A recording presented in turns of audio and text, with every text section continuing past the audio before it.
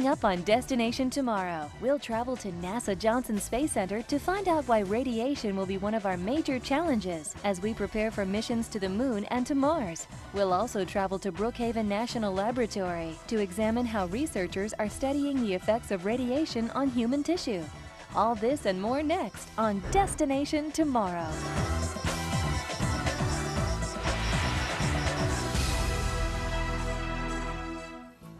Hello everyone, I'm Steele McGonigal. And I'm Kara O'Brien. Welcome to this edition of Destination Tomorrow. On this episode, we'll be focusing on how radiation will affect our efforts to reach destinations like the Moon and Mars. In recent years, NASA researchers have been striving to meet the goal of sending astronaut crews to the Moon, Mars, and beyond. Although there are numerous technological and logistical hurdles to get over, one of the most daunting challenges facing us will be protecting astronauts from harmful radiation. Here on Earth and in low Earth orbit, radiation risks are somewhat mitigated due to the protection provided by our thick atmosphere and our magnetosphere. But outside the protection of Earth, the radiation in space could prove deadly if humans are not properly protected. Even though radiation studies have been going on for years, new questions are being asked in preparation for extended stays in space. Some of the key questions NASA researchers must address include, how can we assure survival and health of humans traveling far from Earth? What technology must we create to enable explorers to go beyond where we've been? And what new opportunities can research bring to enrich the lives of everyone back here on Earth? To help answer these questions, we'll travel to some of the facilities that are allowing us to better understand radiation and the dangers astronauts may face. Up first, correspondent Tonya St. Romain spoke with Mark Weiland of the Space Radiation Analysis Group at NASA Johnson Space Center. This group is working hard to monitor and protect our crews from this dangerous radiation. Here's Tonya to explain. Living and working outside of Earth's atmosphere is a very dangerous proposition. Extreme temperatures, lack of oxygen, and hosts of other risks make space a very hostile environment for humans. But one of the least talked about and most dangerous risks associated with spaceflight is radiation exposure. When astronauts travel outside of Earth's atmosphere, they're routinely exposed to much higher levels of radiation than are typically encountered back here on Earth. For this reason, the Space Radiation Analysis Group, or SRAG, is working to develop tools that will monitor radiation events caused by the sun and other radiation-producing sources. These tools will be used to help us better understand how to keep our crews safe from radiation exposure when traveling outside the Earth's atmosphere. I spoke with Mark Weiland at NASA Johnson Space Center to find out more. Our team here at SRAG is a great group of people who's charged with keeping the radiation as low as possible to the astronauts. And we do this with monitoring, with shielding analyses of new vehicles, and with real-time support and mission control. How is radiation measured in space? We have to use different kinds of monitoring techniques than you use on the ground. If you work in a hospital or a nuclear power plant, they have radiation instrumentation which measures very different types of radiation than we're concerned about in space. So the instruments we use are very different. We also have monitors on unmanned vehicles. The GOES spacecraft, which watches weather on Earth, also has radiation instruments on it that we use. And there's other instruments that are closer to the sun that we look at. We have to measure this radiation because it's very damaging biologically to the crew. We know this from research that shows space radiation can be more harmful to people than radiation here on Earth. And it's also a legal requirement. Astronauts are classified as radiation workers, and so we have to monitor their exposures. We also, by doing this, we know when they approach administrative limits and legal limits, and so that we can take action to prevent them from getting there. Where does radiation in space come from? Actually, it comes in 3 different places when we're in low Earth orbit, like on Space Shuttle or Space Station. We have radiation from our trapped radiation belts, the Van Allen belts. We have radiation that comes from outside our solar system called galactic cosmic radiation. We also have radiation that comes from the sun during big solar particle events. Now, the sun has an 11-year cycle that goes from very minimum amounts of activity to very maximum amounts of activity. And during the maximum amounts of activity, we have lots of solar particle events and solar flares, and we can get radiation from those events. Now, when we're going back to the moon and we're outside of the Earth's protected belts, it's going to be much more dangerous for the crews. We can cause acute effects. The crew can get sick very rapidly, unlike they can on Space Station or Space Shuttle. After about a half-century of human spaceflight, radiation detection and predicting space weather events is still not an exact science. Unfortunately, we cannot accurately determine when large particle ejections, called coronal mass ejections or CMEs, will occur. A large CME can contain billions of tons of matter that can be accelerated to several million miles per hour. At these speeds, particles can reach Earth in a very short period of time. When the particles reach us, they collide with our magnetosphere and create auroras over the polar regions. Although beautiful to watch, the events which lead to this phenomenon can be very damaging and dangerous to astronauts outside the protection of the magnetosphere. In fact, between the Apollo 16 and Apollo 17 moon missions, a large solar particle event occurred. If astronauts had been in space during the event, the doses of radiation they would have been exposed to could have produced severe health effects within a short time. This is one of the main reasons better radiation prediction and monitoring are a focus of study. How much time do you have to predict solar flares? Well, it's actually very difficult to predict space weather. Just as we have a very hard time predicting hurricanes and tornadoes here on Earth, it's very difficult to predict when a solar flare is going to happen. A lot of solar physicists around the world are working on that problem, but right now we don't take action with the crew until we measure an increase in radiation. We are looking at trying to predict when there's an all-clear period. That'll allow us perhaps to do an EVA on the surface of the moon when we know there's a 90% chance we won't have a bad solar flare within the next 2 days. Yeah, the sun has an 11-year cycle, and every 11 years it goes from solar minimum, 5.5 years later to solar maximum, and then back to solar minimum again. During solar minimum, there are very few sunspots, if any, and thus no solar flares. All the solar flares and solar particle events come out of the sunspots. During solar maximum, we have a lot of activity going on with the sun, and we have a lot of solar particle events. So during solar maximum, we're very active in mission control, trying to keep the crew from getting too much radiation from those events. Is there a difference in the sources of radiation in space? There actually is. From solar particle events, we can protect the crew from that type of radiation. From the galactic cosmic radiation, it's very heavy ions, high energy types of particles that we cannot shield against. It would take too much shielding and is cost prohibitive to put that much mass up there. And the reason we try to keep the crew's dose as low as reasonably achievable is because any increase in dose is directly proportional to an increase in the probability that they'll get a fatal cancer. And unlike many of the risks that astronauts are exposed to, and there are many, radiation is one of the few risks that they will carry with them the rest of their life. Do you think our predictive models will change dramatically for future missions? Okay, actually, I think they will get better. I believe that all the science that's being done by all the solar physicists and the space physicists is going to lead to better predictive models. They're doing a lot of great work. They are launching a lot of new missions, and those missions are there to explicitly study the types of physics that will lead to these better models. As we prepare to go back to the moon and Mars, our team here at SRAG is extremely excited to be a part of that effort of keeping astronauts safe. For me and my team to be standing over in mission control when we step foot on the moon again would be one of the greatest achievements of my lifetime. Space radiation is not typically harmful to us on Earth because the Earth's magnetic field extends thousands of miles out into space, helping shield us from the dangerous particles. Up next, we find out how radiation may affect astronauts on longer duration missions. But first, did you know that some astronauts from the Apollo mission through today have reported actually seeing radiation as flashes in their eyes? The flash the astronauts experience is space radiation zipping through their eyes like subatomic bullets. When the radiation strikes the retina, it triggers a false signal that the brain interprets as a flash of light. This is problematic because this radiation kills brain cells and also can trigger long-term problems such as cataracts, which is a clouding of the lens that focuses light on the retina. Research is now underway to help develop probes that can detect signs of cataracts in humans years before they become visible. Eventually, astronauts might carry such a probe with them on space missions, checking their eyes as they go. For many years, NASA has been sending robotic spacecraft to faraway planets like Mars. Some of these missions have included instruments that have given us a basic understanding of the types of radiation we can expect outside the Earth orbit. Even with this knowledge, there is still much to be learned about how the radiation in deep space will affect our astronaut crews. To help increase our knowledge base, a unique facility called the NASA Space Radiation Laboratory is testing living cells with the types of radiation found in space. Our Johnny Alonso traveled to the Brookhaven National Laboratory in Long Island, New York to find out more. Radiation exposure is a very real risk for astronauts. Ailments such as cataracts and many forms of cancer can be directly attributed to high exposure levels. Because most of our recent astronauts have remained in low Earth orbit where the Earth's magnetosphere provides some protection from radiation, exposure has been somewhat limited.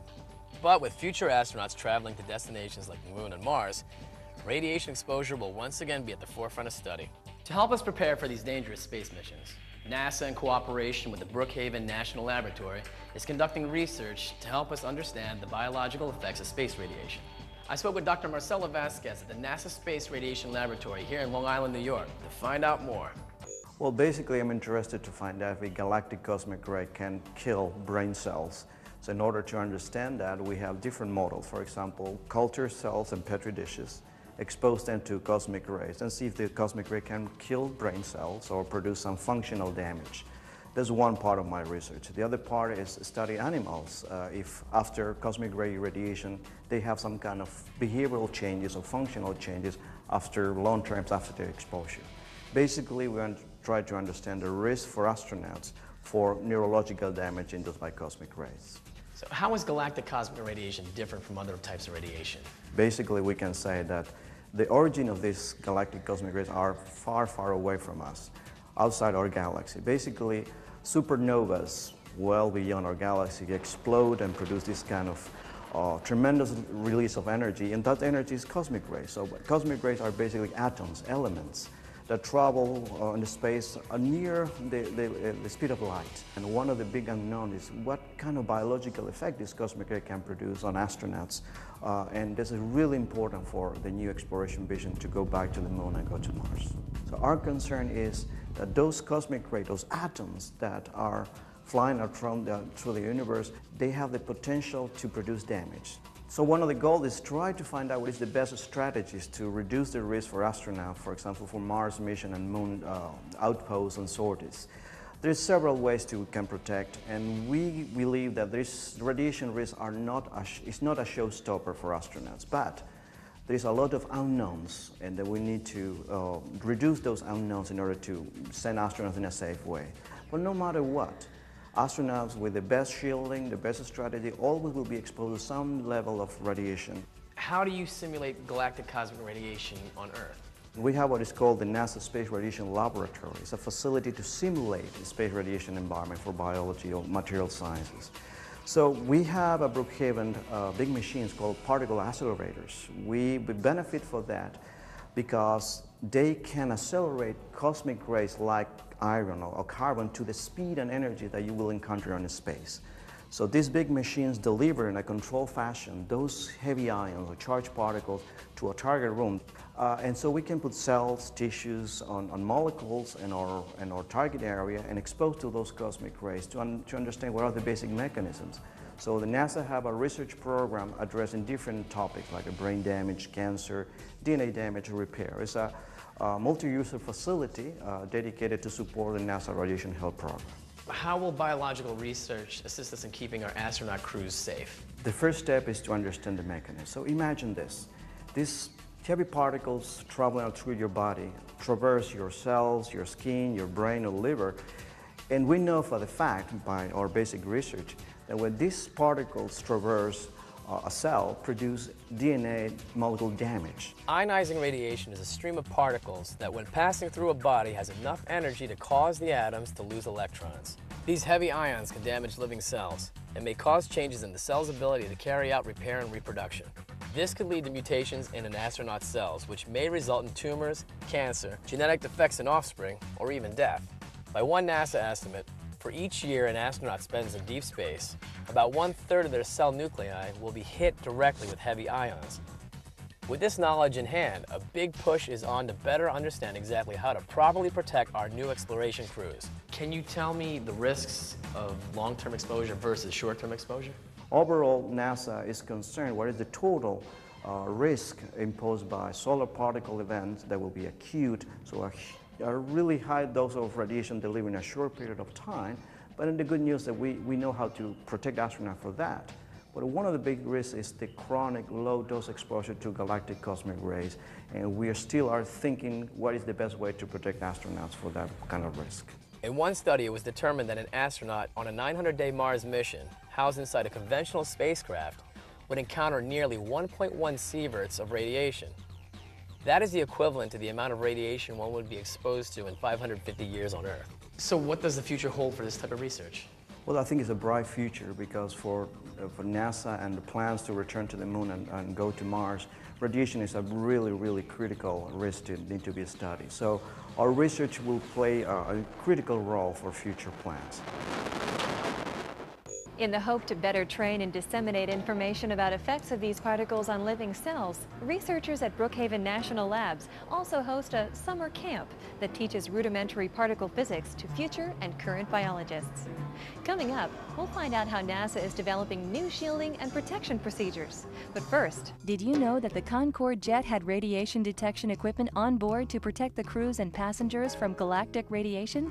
This type of equipment was needed because of the high altitudes the jet flew. Typical commercial aircraft generally fly between 20,000 and 45,000 feet. The Concorde would routinely fly at about 60,000 feet. The Earth's atmosphere offers little protection from radiation at such high altitudes. In the event that high levels are detected, an alert would sound inside the cockpit, allowing the pilots to descend to safer altitudes. Radiation is all around us. In fact, everyone has been exposed to some form of it during their lifetime. Whether from sitting on the beach, having X-rays taken, or even flying in an airplane, radiation exposure is unavoidable. Most of us can take steps to limit our exposure through staying out of the sun, using sunscreen, or just staying away from potentially hazardous risks. Of course, astronauts don't have the same luxury. To help ensure their safety, sophisticated monitoring and shielded systems have been developed by researchers at NASA Johnson Space Center.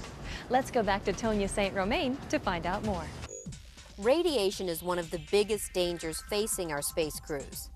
In fact, exposure to it is such a risk that officially, the U.S. Occupational Safety and Health Administration lists all astronauts as radiation workers.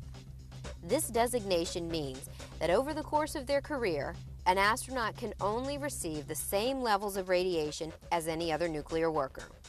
Of course, since radiation does not stay constant in space, monitoring the fluctuating levels can be challenging. Since the end of the Apollo program, researchers have been able to keep close tabs on crew exposures due to the fact that none of our recent crews have traveled outside of the protection of the Earth's magnetosphere. But what will happen when crews begin to travel on longer missions away from the protection of the Earth? To help answer that question, I spoke with Mary Van Balen at NASA Johnson Space Center.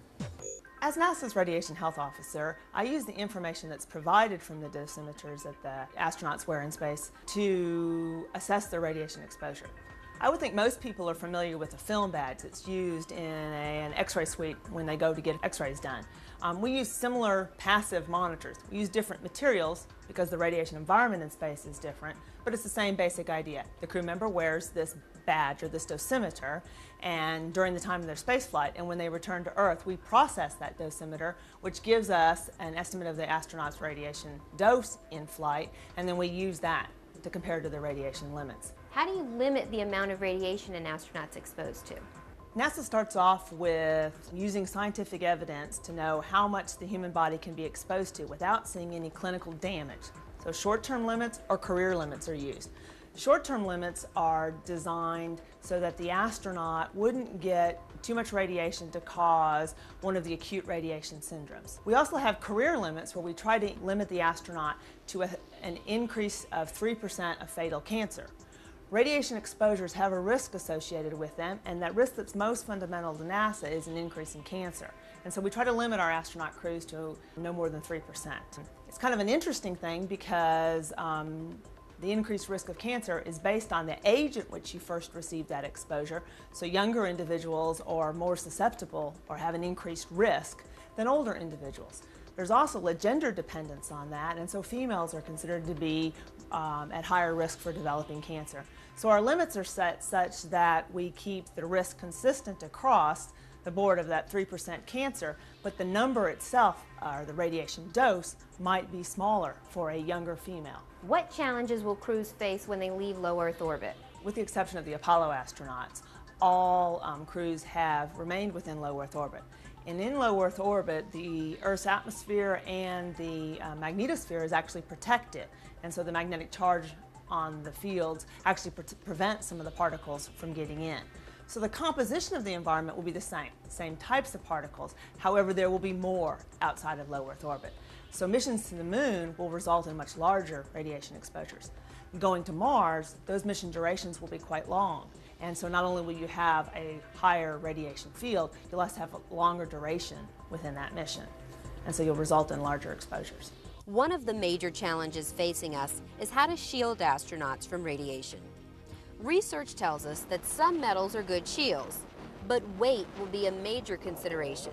For example, in order to keep within weight limits, only thin skins could be applied to a craft, which will allow too much radiation into living quarters. But adding thick layers of radiation blocking material could make the craft much too heavy. An added concern is, once the atoms inside the metal skin are hit by incoming particles, they would bounce around like billiard balls, causing secondary particle shedding, which could in fact be as dangerous to crews as the original radiation. One solution currently being discussed is the use of hydrogen-rich plastics such as polyethylene, which is the same material found in garbage bags. Hydrogen is a good radiation-blocking element, and some hydrogen-rich plastics can be formed into lightweight, strong shields that are about 10 times stronger than aluminum. This is just one of the innovative designs that are currently being reviewed for use in space. The whole goal in the long run is to have our astronaut crews be as healthy as possible throughout the entire mission. Not just survive the mission, but be as healthy and thrive during the mission. Another tool researchers are using to help monitor radiation is something called the phantom torso. This is a simulated human torso that houses real bones and plastic organs that measure the amount of radiation to which an astronaut is exposed while in space.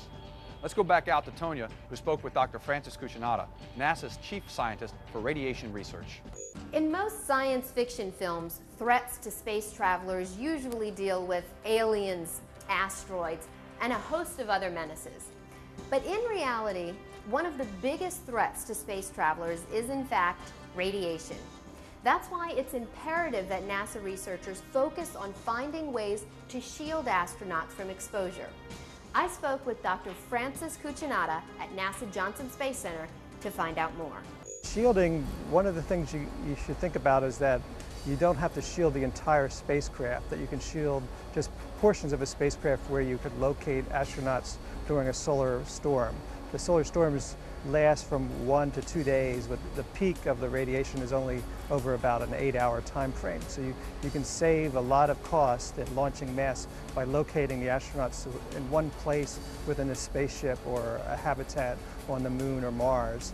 And then in that localized region we can have extra shielding, and there we can also use better materials. So the materials like aluminum are a typical spacecraft material. They're very sturdy, easy to use, but they're not the best materials for shielding. So in these localized areas of a spacecraft, we would plan on using a material with a lot of hydrogen in it.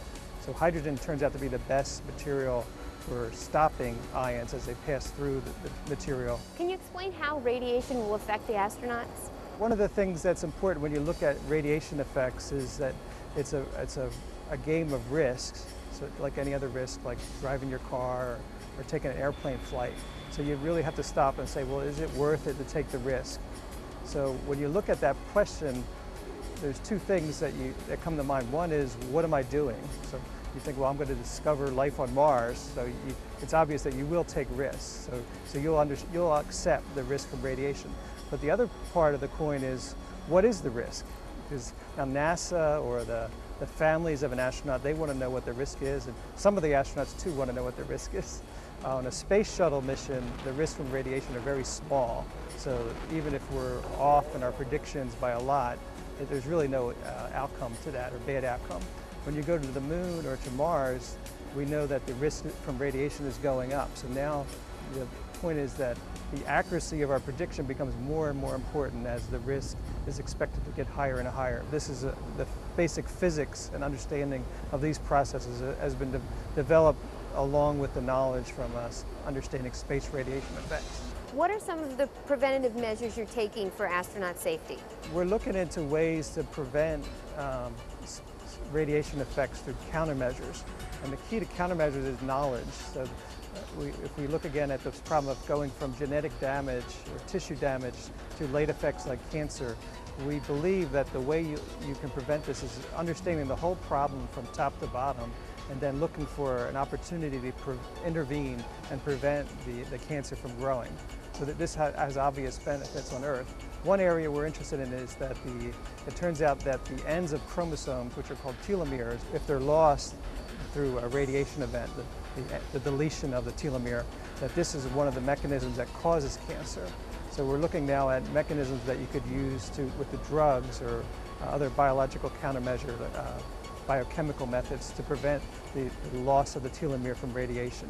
But telomere loss is not only occurring with radiation damage, it's also occurring from cigarette smoking and poor diet. So there's a whole bunch of other areas where protection of telomere damage it would be applicable on Earth. How do you not get frustrated dealing with so many unknowns in your research? Well, that's the most fun part of the job, is that you're doing something that's unknown, it's new, so it's sort of like discovering, the voyage of discovery, like going into space, that you're trying to look at what's really happening to people when they're exposed to radiation at the very most basic level. You have to really go down to DNA, the physical interactions of radiation with DNA, and how DNA, when it's changed, leads to disease. So these are really basic science questions, and we've come to understanding that that's the only way we really can protect the astronauts, because if you use a method that's empirical, meaning there's a lot of assumptions and things that you really don't know, but you'll just skip over that you can actually make very life-threatening mistakes in the end. So you really need to go to this very basic approach and understand the whole problem from top to bottom. That's it for this episode of NASA's Destination Tomorrow. Thanks for joining us. I'm Steele McGonigal. And I'm Kara O'Brien. For all of us here at NASA, we'll see you next time.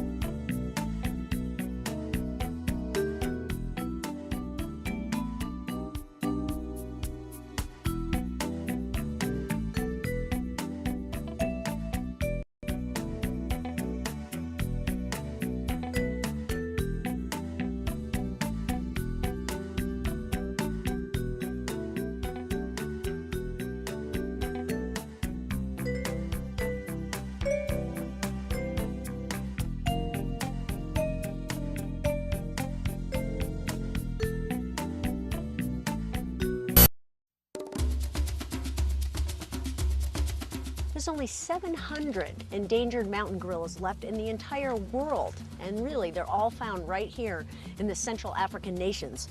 But there's about 360 of them in the mountain ranges which we're in right now. So we're on our way to find 14 of them.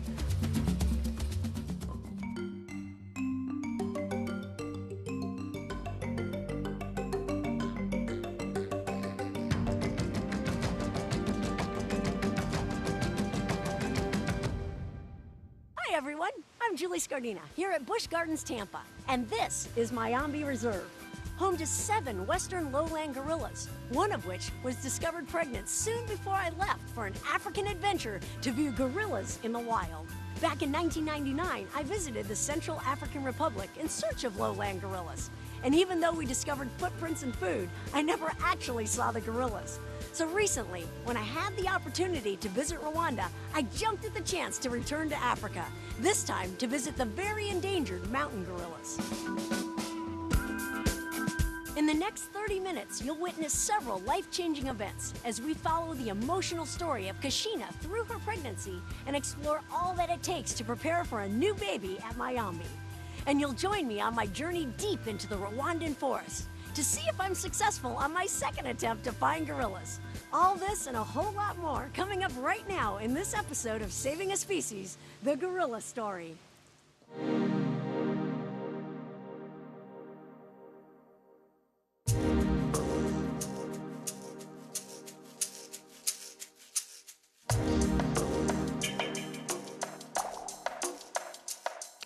Since Busch Gardens Mayombe is such a beautiful habitat, you'd think it would be the perfect romantic setting for gorillas, right? Well, sometimes it's as much about chemistry.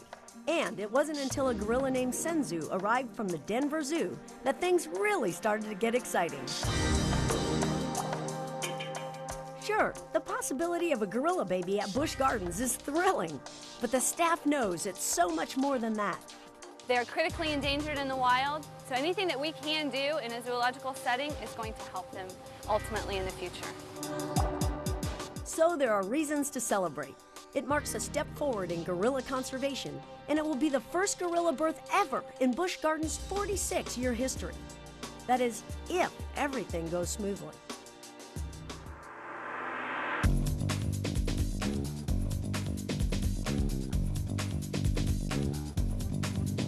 In the medical area behind the scenes at Mayombe, Dr. Ray Ball leads Kashina's extraordinary veterinary team. They're all aware that a gorilla birth in a zoological park is quite remarkable. It's not a very common event at all, and so it's quite noteworthy in general for the species, and it is our first here at Busch Gardens, so we're all very excited and anxious to see this come out well. The gestation period, or length of pregnancy for a gorilla, lasts 8 to 8.5 months. Adult female gorillas, although smaller than males, are still big, weighing on the average of around 200 pounds. Plus, they're strong. From the very beginning, Kashina and her keepers work with each other to make sure Kashina stays healthy and comfortable, while both she and the staff remain safe. We first saw some breeding with Kashina around April 11th, and 2 weeks after that we followed up with an over-the-counter pregnancy test that you would find at just a regular local pharmacy. After that, we verified it a couple more times, and then we started the ultrasound training. Kashina's ultrasounds are done on a completely voluntary basis. On cue, she climbs the mesh and presents herself for these important medical exams. One thing Dr. Ball may be able to tell from the ultrasound is whether or not Kashina will be able to deliver the baby naturally. If there are complications, she might need a surgical operation to deliver the baby. And just like in humans, it's called a cesarean or C-section.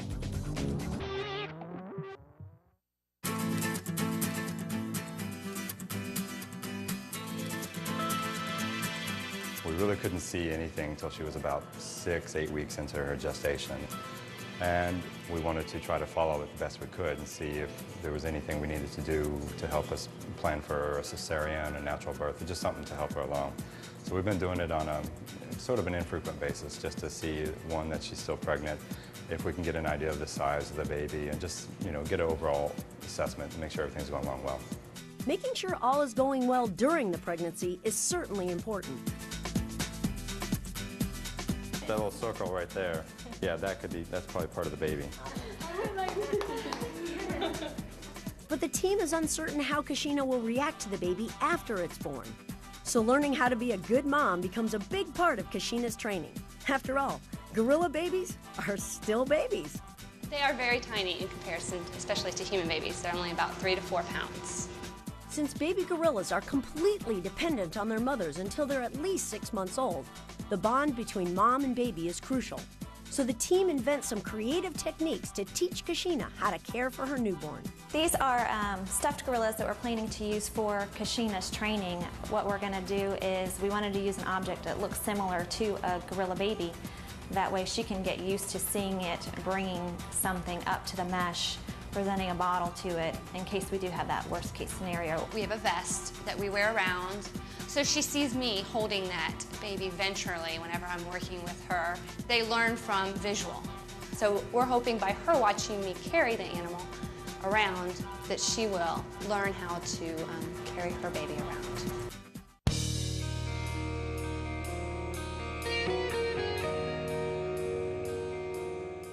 But what if Kashina doesn't respond to her baby? Then the team would switch to plan B. Of course, we would hope that Kashina is a great mom and does everything that she needs to do and raises it wonderfully. Worst case scenario would be she's not interested in it at all, and then we would have to step in and start caring for it until we were able to put it back with her. There's a lot of preparation for after the baby's born, but first we have to get through the pregnancy.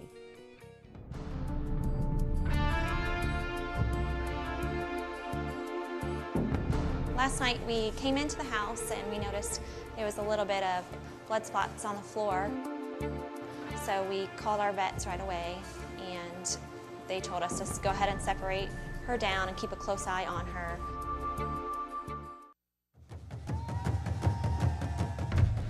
Well, we've been hiking now for about an hour. Have seen some signs, a little poop back there on the road, but the guides are going up forward and to see if they can find exactly where the gorillas are. So we're keeping our fingers crossed. Stay with us.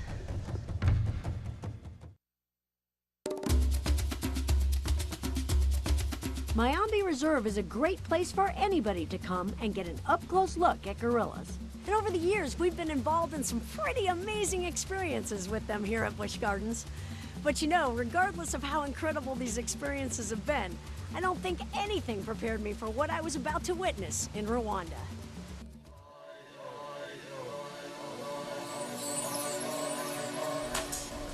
Gorilla poop. Great sign that the gorillas have been here. And definitely they're vegetarians. Gorillas are members of the great ape family, which is comprised of 2 primary species, eastern gorillas and western gorillas.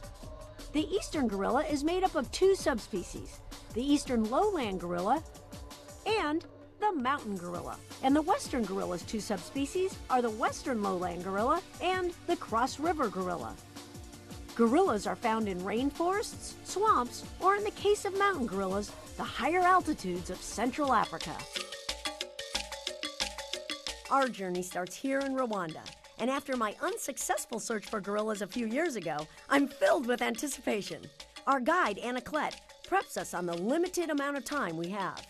The maximum time we have to spend with the gorillas is only 1 hour. This is because we want to give them time to deal with their daily or usual activities, like looking for food. If they need to populate, they will have time, because these gorillas, they are used to people. They can even stay with us the whole day. They don't mind. But staying with people the whole day will not be good for them, because they will forget what they have to do, which is not good for their conservation. So we head into the forest to look for gorillas. But I just have one minor concern. Will we see stinging nettles on the way, or not until we kind of get right near the gorillas?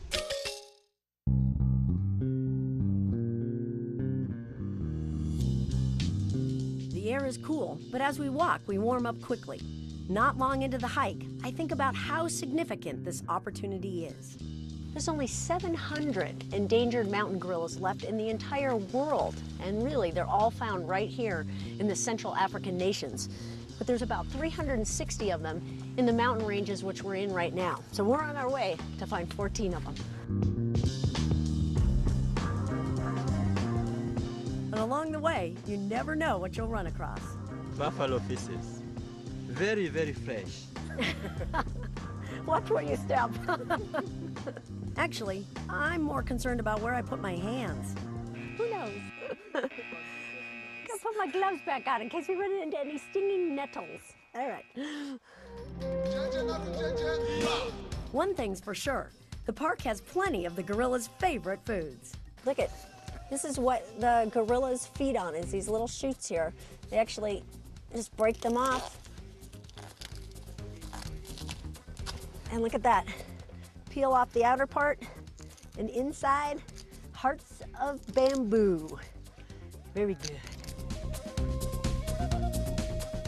Mostly what they want is this part. It's like a sugar cane. Heart of bamboo? Let me try it. Bamboo, yeah. The gorillas know what's going on. I tell you, that's good stuff. Like in Okay, this I'll share. area, there are so many bamboo. That's good.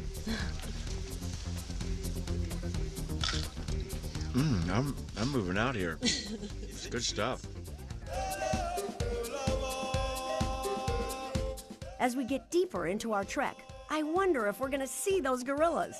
And I wonder about something else. We need gloves for the nettles? Yes. Okay, keep them on. I guess I'm just thinking about the nettles there.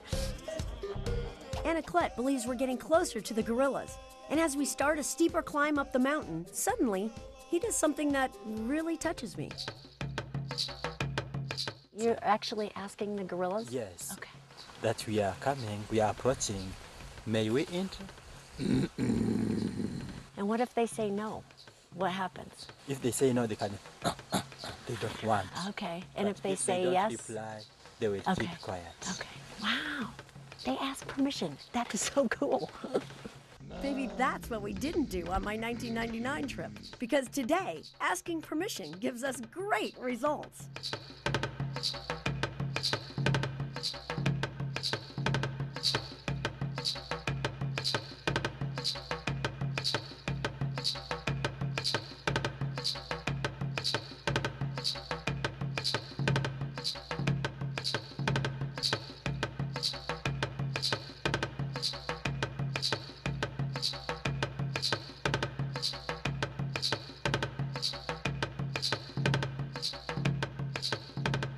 This is absolutely amazing. We didn't really have to hike that far. The gorillas are on the edge of the bamboo forest, and they're sitting right out in the open, which isn't very common at all. Normally, people are having to hike for hours. They're having to go through the bamboo forest, through the stinging nettles, and the gorillas are right here in front of us. Our whole group is just amazed. This is better than I ever expected.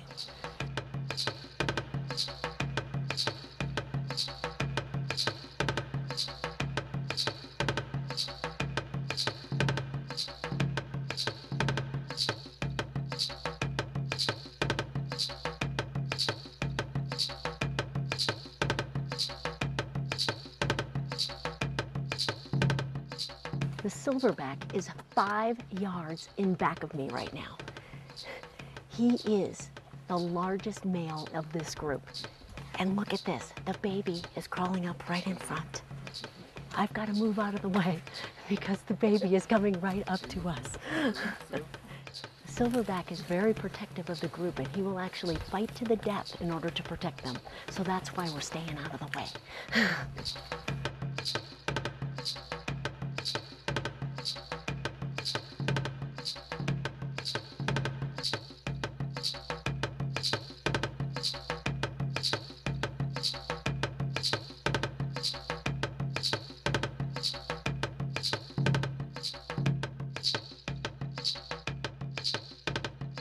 The biggest and strongest gorilla actually becomes the silverback, the leader of the group. and he wasn't really hanging out too much with the rest of the group. We saw him walk by once, but he was still on the lookout when the others were resting. And what's most interesting is he was the first one to take off, so he led the group out. They just got up and followed without too much communication. They knew it was time, and the really interesting thing is this guy here. He's the assistant to the leader, and he stays behind to make sure everybody is gone and that everything is safe. You got the leader in the front and the assistant in the back. What a system.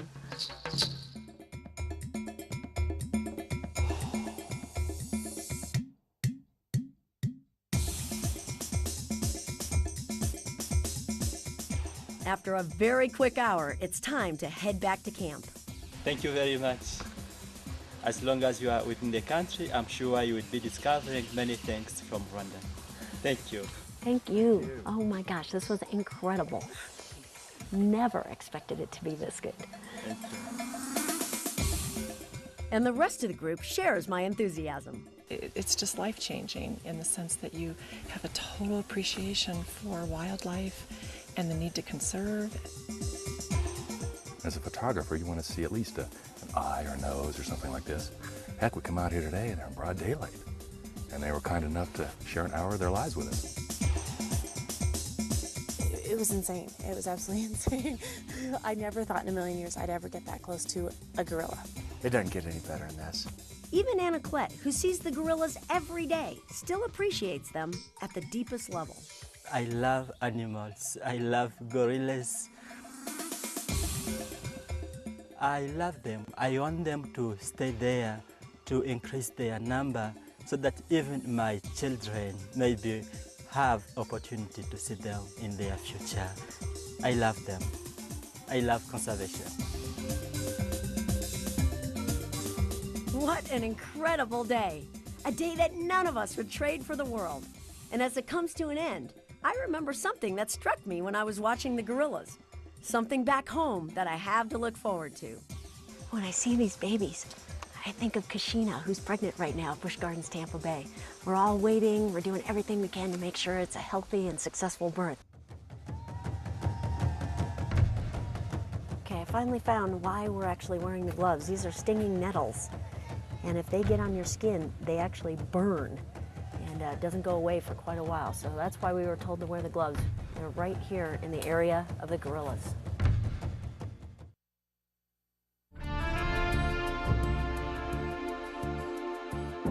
As Kashina nears her expected delivery date, the team notices signs that there may be a problem. Her veterinary staff responds immediately under the direction of Busch Gardens vet, Dr. Ball. Suddenly, the moment the team has been waiting for is now filled with apprehension and concern as the scene unfolds minute by minute.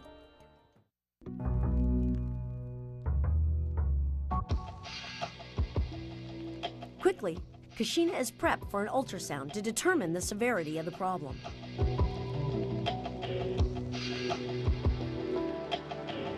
I think that's the heart. I'm not seeing any movement at all, guys. I'm not seeing the baby move. But then there's movement.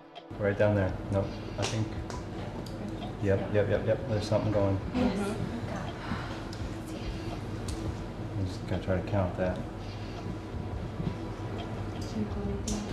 Somebody give me a start. Stop it. 5 seconds. 10 seconds. 15 seconds. I had 30. What's mom's? 135. And 120. We got a disparity there, so I think that's not good. At this moment, based on his assessment, Dr. Ball decides to do a cesarean section. A decision that will hopefully save Kashina and her baby.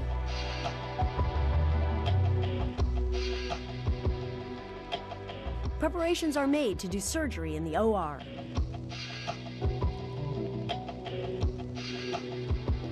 Since gorilla births are so similar to human births, a local OB/GYN, Dr. Lynch, had been consulting throughout Kashina's pregnancy. So now she joins the surgical team as they work to deliver the baby.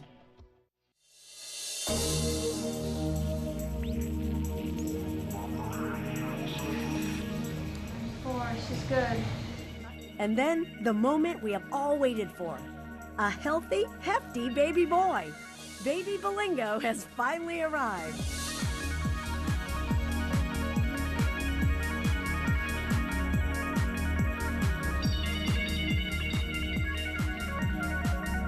The team is elated as mom starts on her course of recuperation and baby starts a whole new life. I know it happens all the time on a daily basis all over the world. Babies are born, gorillas are born, chimps are born, but to just be there and be able to witness the C-section and have this baby, almost 5-pound gorilla, come out, and he was alive and everything was going to be okay. It was just very, very hard to explain, other than just the most exciting thing I think I've ever done, even giving birth to my own children. One major hurdle is overcome, but another is on the horizon. Remember all the training that went into preparing Kashina to be a good mom? Well, we hope it works, but only time will tell.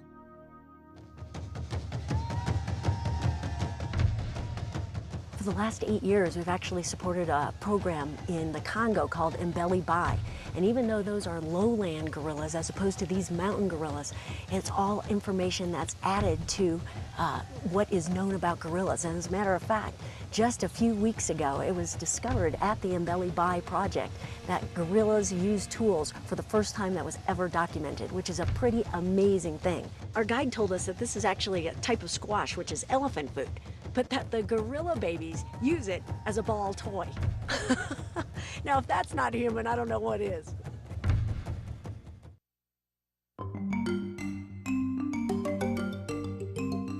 So just how big is it to have baby Belingo born at Busch Gardens?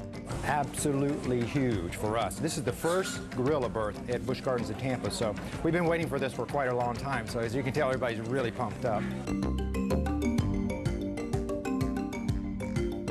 We've had the veterinary staff and the zoological keeping staff, the animal care staff probably involved with it the whole time. So finally, we get to see the baby, and the baby's here, and it's nice and healthy, and we couldn't be happier.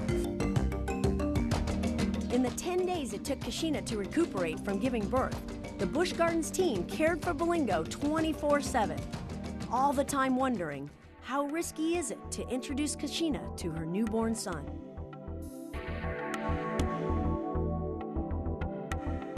We felt it was definitely important to take that chance, because that is the most important thing, that he is raised by her and not by us, even for a few months. Knowing how significant the mother-baby bond is, it was important to reunite Kashina with Belingo. This introduction was thought through as carefully as every other step of this entire process. We fed him a bottle. We had the black fur vest that he was used to clinging onto. He was quite content. He didn't cry at all. We secured the bedroom, and then we opened the door, and she immediately, without any hesitation, came over, kind of picked him up off that rug, threw that rug aside, and she took off into a corner with him and was holding him and kissing him and grumbling and happy singing with him immediately. And we just did the observations, and she's not put him down since.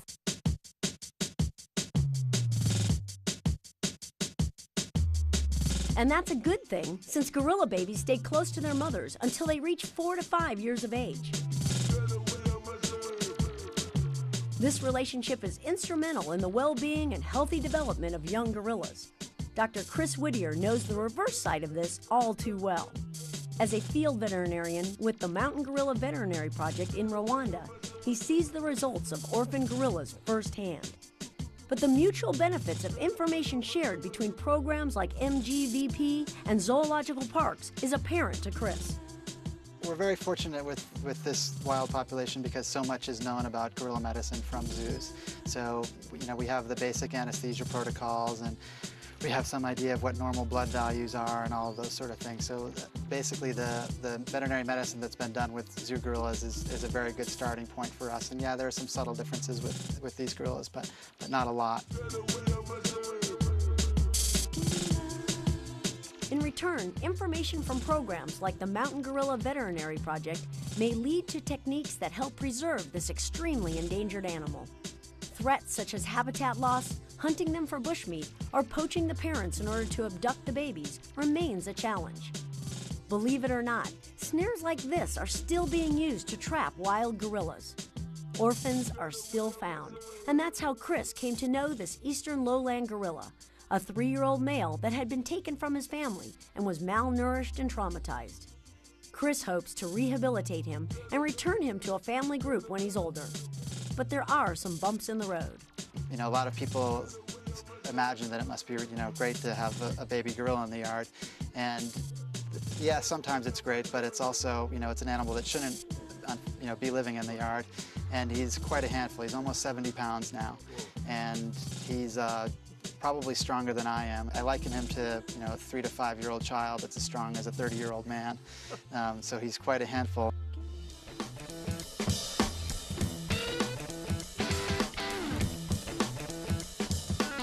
But there is some good news. Increased security in African parks has reduced poaching. Ecotourism, native education, and government support have all helped to increase awareness of the gorilla's plight. And as people become more aware, they become more involved. And that's the answer to saving endangered species.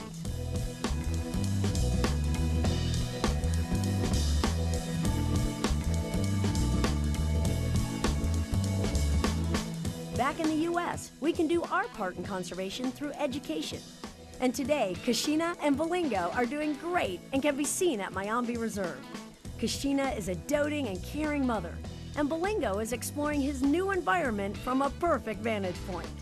They play a big role in educating guests about gorillas, and what we learned from Bolingo's success story can be shared to help other zoological parks. I am in the middle of working on a paper to hopefully present at the AZA conference, and we want to talk about what worked for us with Kashina. So hopefully other facilities can take what we've used with her, and maybe if they need the same situation, they can use some of the same things. From Africa to America, we work together to save one species, because all of them are crucial to the health of our planet. I think it's safe to say that if the gorillas weren't part of this forest, there would be much less interest in protecting it for the other animals, and the whole ecosystem would suffer.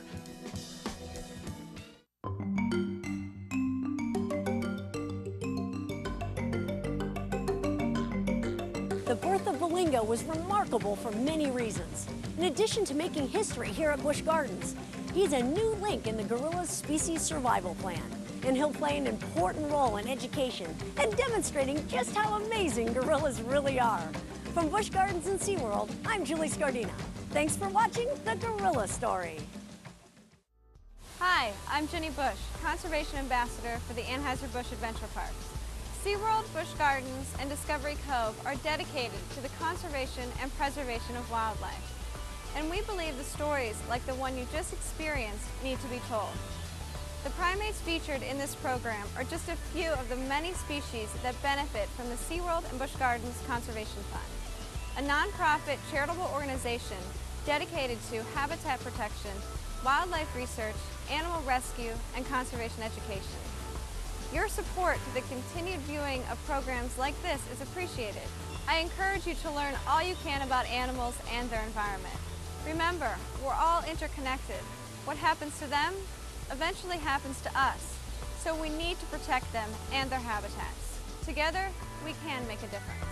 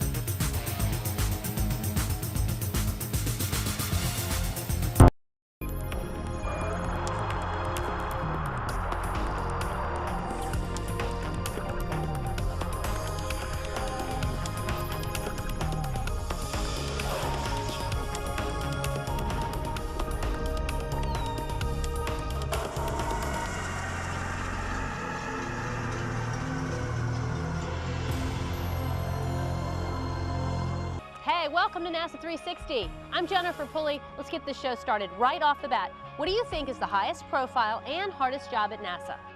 Well, hands down, it has to be being a member of the astronaut corps, right? I mean, come on, definitely.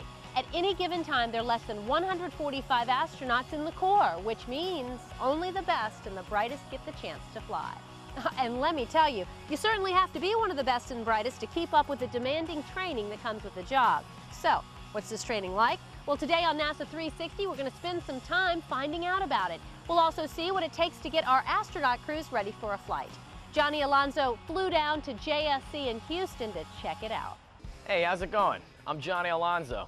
Today I'm at the NASA Johnson Space Center here in Houston, Texas. Now, if you know anything about NASA, then you pretty much know that some of the most important testing at NASA happens here. Some of the coolest training facilities in the world are located right here. So today, let's talk about some of the facilities and some of the people that train here, all right? Let's go. But first, let's think about this. Even though we all know that astronauts are some of the smartest and best trained people around, we only measure their success when they're in space and tend to overlook their training years. But let me tell you something. Astronauts train for years, way before they ever get into space. Why? Well, the answer's pretty obvious. If you add up all the costs of getting a craft into space and everything else that goes along with it, guys, that adds up to a lot of coin. And money's only a small consideration compared to NASA's #1 concern, crew safety. So yeah, we definitely want the best people in the world in charge of our spacecraft. So how do they do it? You know, train for space missions. Well, astronauts can't learn on the job, right? They gotta learn everything backwards and forwards before they get into space. So that means lots of practice and realistic mock-ups and simulators. A ton of that testing takes place right here in the Space Vehicle Mock-up Facility. But around here, most people just call it Building 9. Building 9 is where astronauts, engineers, and others learn everything they need to know to help them operate equipment during a mission. This facility houses Space Shuttle Orbiter trainers, an International Space Station trainer, a partial gravity simulator, the new Orion crew capsule trainer, and much more. I met up with astronaut Al Drew to tell me more about Building 9. Okay, so this is Building 9, Johnson Space Center. Right. These are we have 1-to-1 scale mock-ups of everything we have flying in space. Okay. It looks like an oversized, child's playpen. With these things like toys strewn every which way. Right. You've got the robotics training down at this end of the building.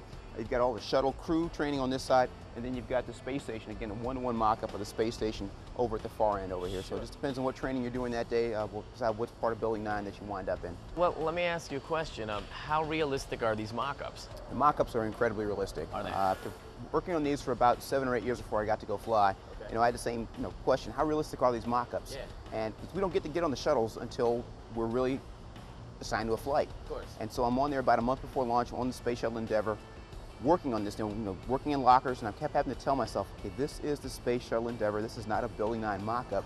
So treat it with more respect than we do the mock-ups over in Building 9. Really? Don't scratch the paint on them. So, I mean, we have all the Space Shuttle mock-ups here, right? But when the Space Shuttle ends, I mean, how will this building be used? Okay, well, obviously take out the Space Shuttle mock-ups, but this whole other third of the building over the far third that you're looking at back there still has a space station mock-up. Oh. And of course the space station will be flying well into the next decade. Right. We also have the Constellation program, the crew exploration vehicle. Those will, instead of becoming developmental engineering simulators, they'll become training simulators, and we'll be right back in here with our Constellation vehicles, which is going to be more like an Apollo capsule, because where it was going, there weren't a lot of runways on places like the Moon and Mars. So we can come down on jets or just under parachute back here to Earth. And the whole thing is to have a dress rehearsal to get ourselves smart about being on another heavenly body again, because think about it, it's been 72 was the last time we had any person leave any boot prints on the Moon. It's going to take decades to get there, so our first step is to go to the space station with this new capsule. Once that's done, we'll eventually push off and go to the Moon, explore the Moon, and hopefully stay there. It's like we're doing with the space station. We'll have continuous presence on the Moon, like we've had a continuous presence in space since 2000. Once we've gotten smart about working and living on other planets and dealing with different gravity levels and travel, eventually, who knows, 15, 20, 25 years from now, building that body of knowledge that doesn't exist right now to go push out to Mars.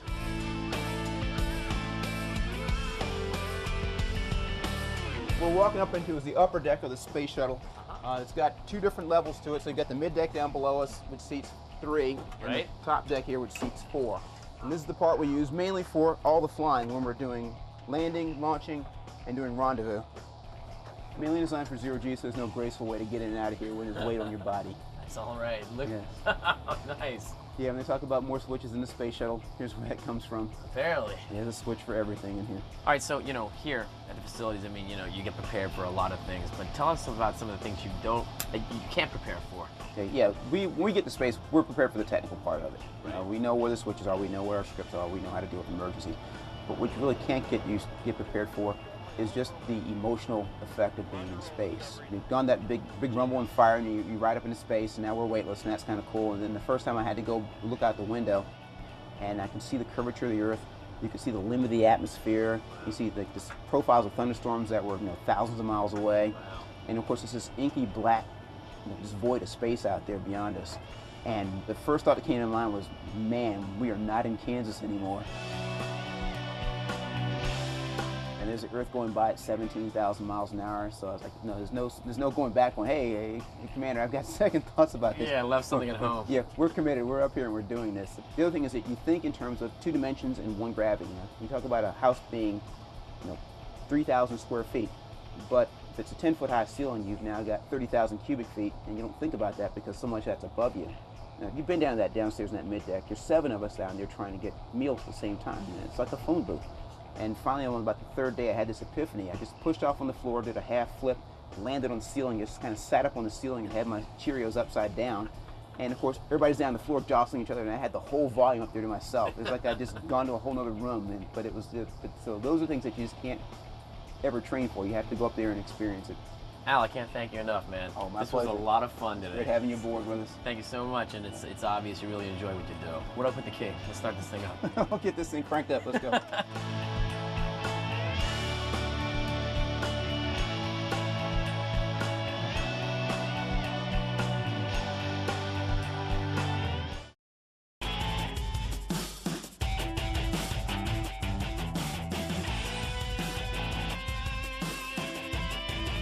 All right, so Johnny just spoke with astronaut Al Drew about some of the training that goes on in Building 9 at JSC.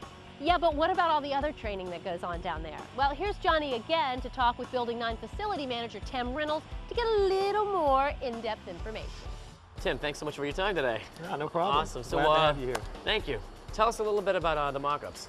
Well, this is the space station mock-up and training facility, and we have the entire space station built inside of our building where we train the crews. Okay. And we don't really care much about the outside because we're concerned with the inside. I'm sure you guys have seen our big swimming pool. That's where we do the spacewalks on the exterior. Yes. Okay, well, all we care about here is intervehicular training. So we have the Russian segment over here, which are these large white cylinders that you see.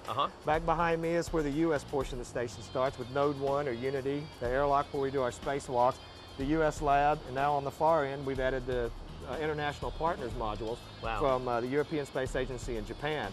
So as far as the modules, the station's pretty much finished now, and all we're doing now is re-equipping the inside and all the new portions of it with all the equipment and the racks and stuff that they'll use for the next, hopefully 8 to 10 years of exploration in space, and got to keep them trained. And are astronauts training in these right now? Yes, absolutely. Every day we do between 12 and 22 training classes a day in the whole facility with shuttle and station. Really? Yes. Full-time active. We stay busy.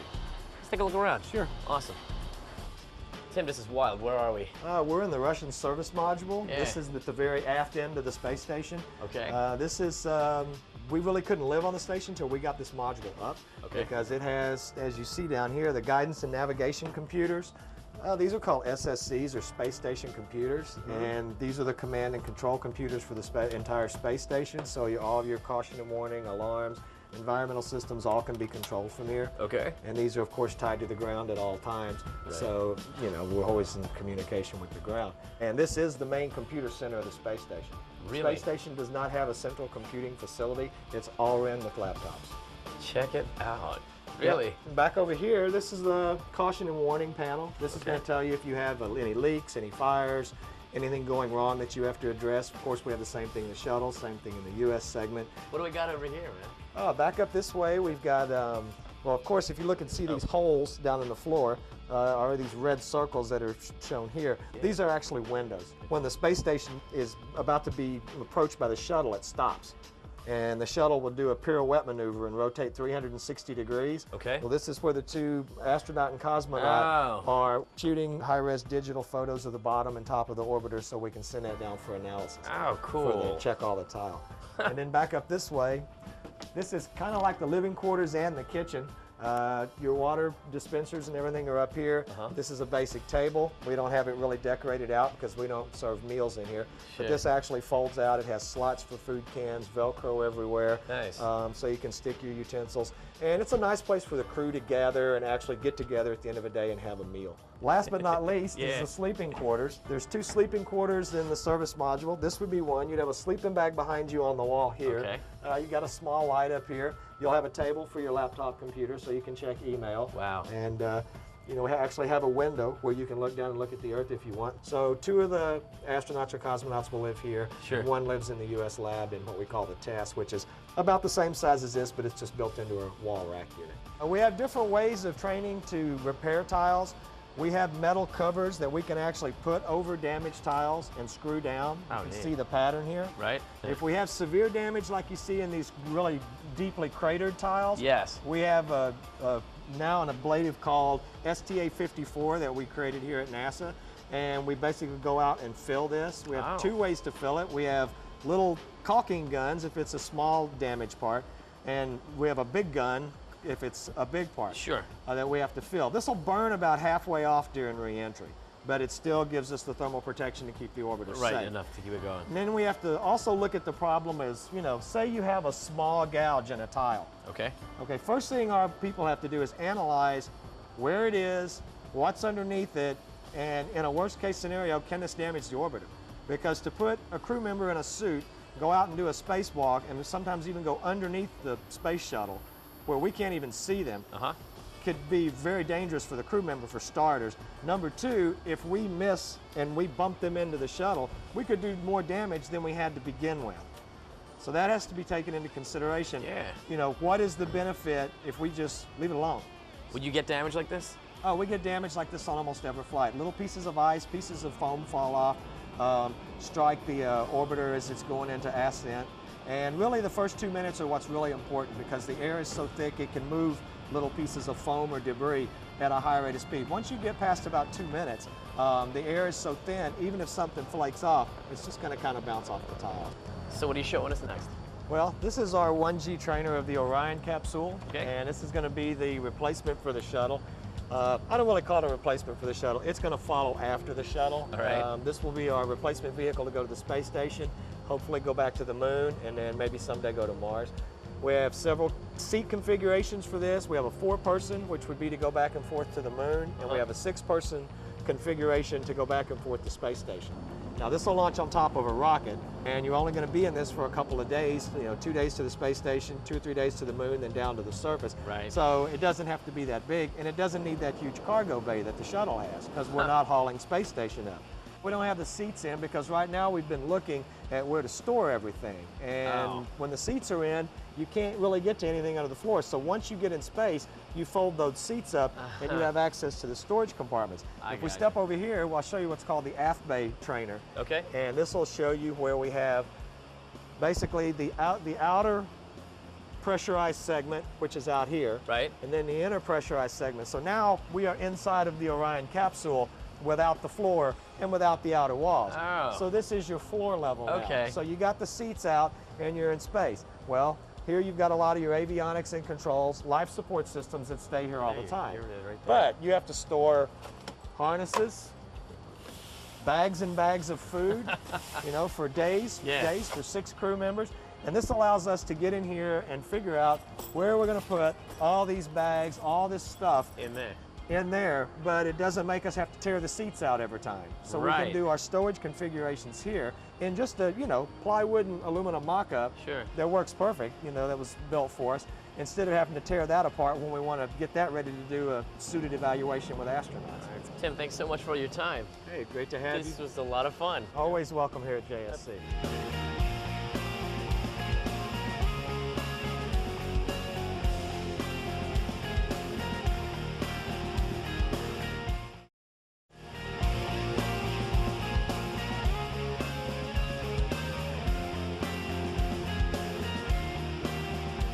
Okay, so let's talk about how astronauts train for weightlessness. All right, I'm hanging out here on Earth and I'm experiencing 1G, which is normal for everyone. It's just basic Earth gravity. But when astronauts travel in space, they're weightless, right? Well, not exactly. If anything, they're in a constant state of free fall. Here, let me try to break it down for you.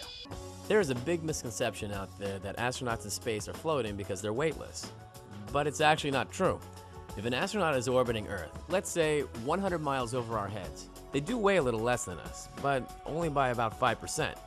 That means if an astronaut weighs 100 pounds on Earth, they would weigh about 95 pounds in orbit. So why do they seem weightless? Well, the answer is pretty simple.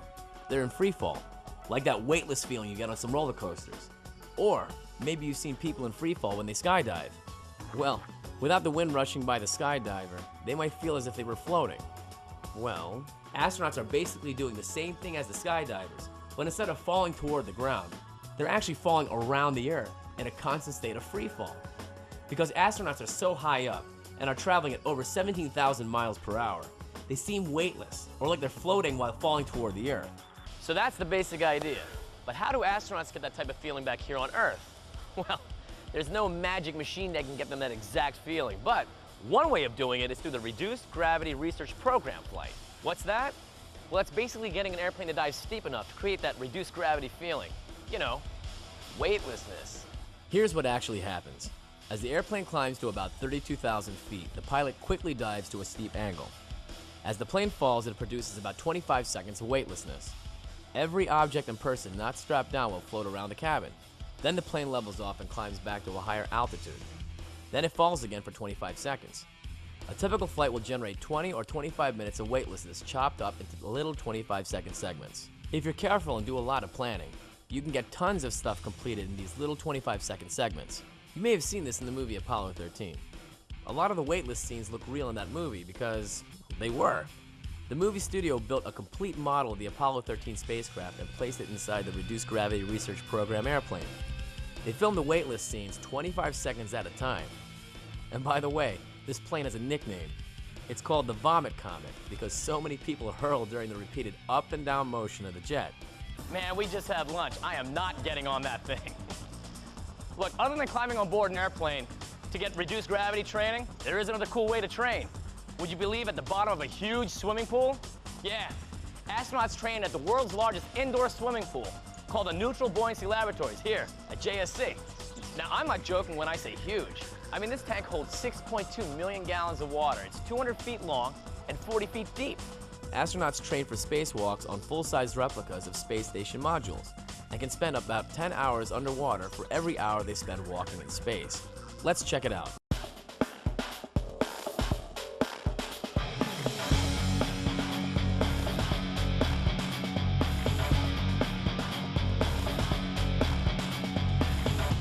What our goal here is to take whatever test subject we have, make them neutrally buoyant so that wherever we put them in that pool, they're going to stay in that position. They're not going to float up, they're not going to float down, and they're not going to pitch up and they're not going to pitch down or roll to the side. So we actually have a process that we go through here. When we put the astronauts in, we allow them to pull themselves to the bottom. We're going to put them in a horizontal position, and we're going to put foam and weights in various parts of the spacesuit so that he is neutrally buoyant. So whenever we stick him at a 45-degree angle, canted 45 degrees, he's going to stay there, just like he was in space. Let me ask you something. Obviously, it's a space station, right? What else do you have here besides that? Well, we have a space station mock-up, and you'll see that our pool's not quite big enough to hold the whole space station. That's how big this spacecraft is. Huge. We also have in here, we have the space shuttle. The space shuttle is right down here in the corner. You can see that's the payload bay of the shuttle. We don't care about any of the pressurized parts of the shuttle because we're going to concentrate on those parts that are used for spacewalks, and that's the payload bay. Well, let me ask you then, so if someone was wearing a spacesuit in the water, I mean, is it exactly the spacesuit that they would have up in space? It's very similar. They're downgraded spacesuits. We're not going to have all the electronics that they have in what they call the bliss or the backpack of the spacesuit. We're going to have mock-ups of those.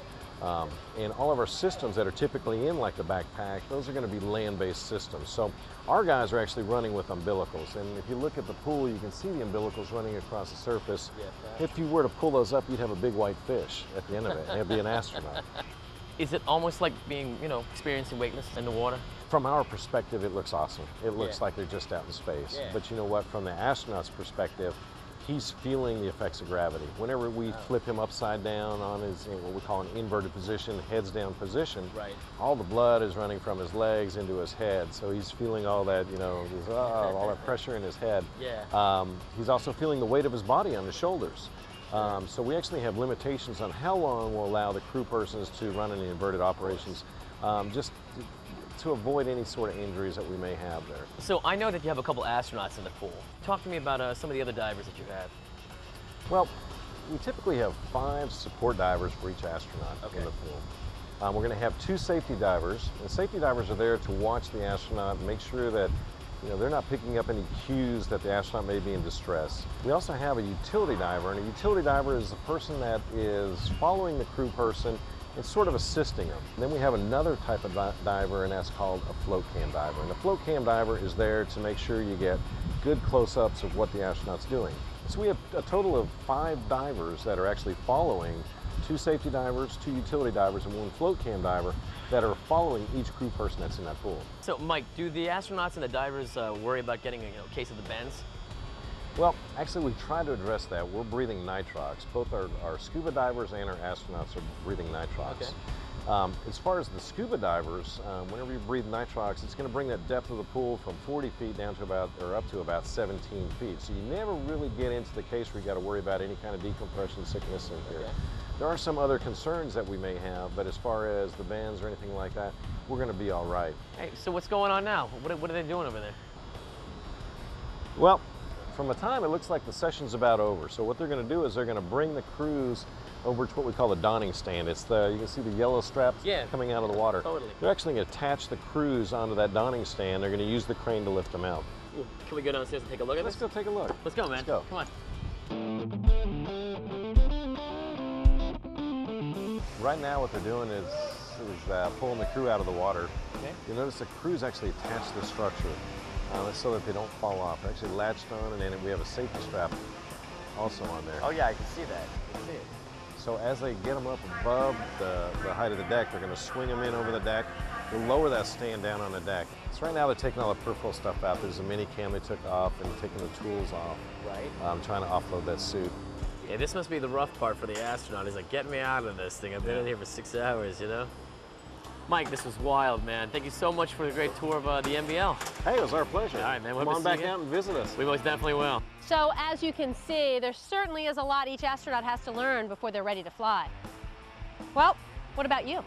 Are you up for the task? You know, NASA's always looking for qualified applicants. That's it for this episode. For Johnny Alonso, I'm Jennifer Pulley. I'll catch you next time on NASA 360.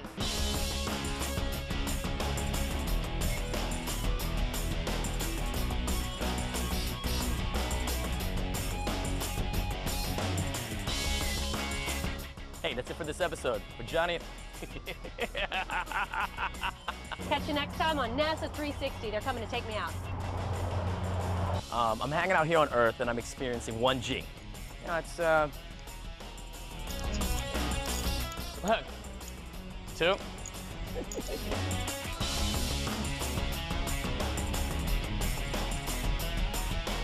So Mike, tell me, I mean, there's a lot going on here. What's going on in this pool? I've already told you twice what's going on. They're weightless, right? Well, not really. What, you don't get me? What, you don't understand? Hey, how's it going? I'm Johnny Alonso. 2? Which is, you know.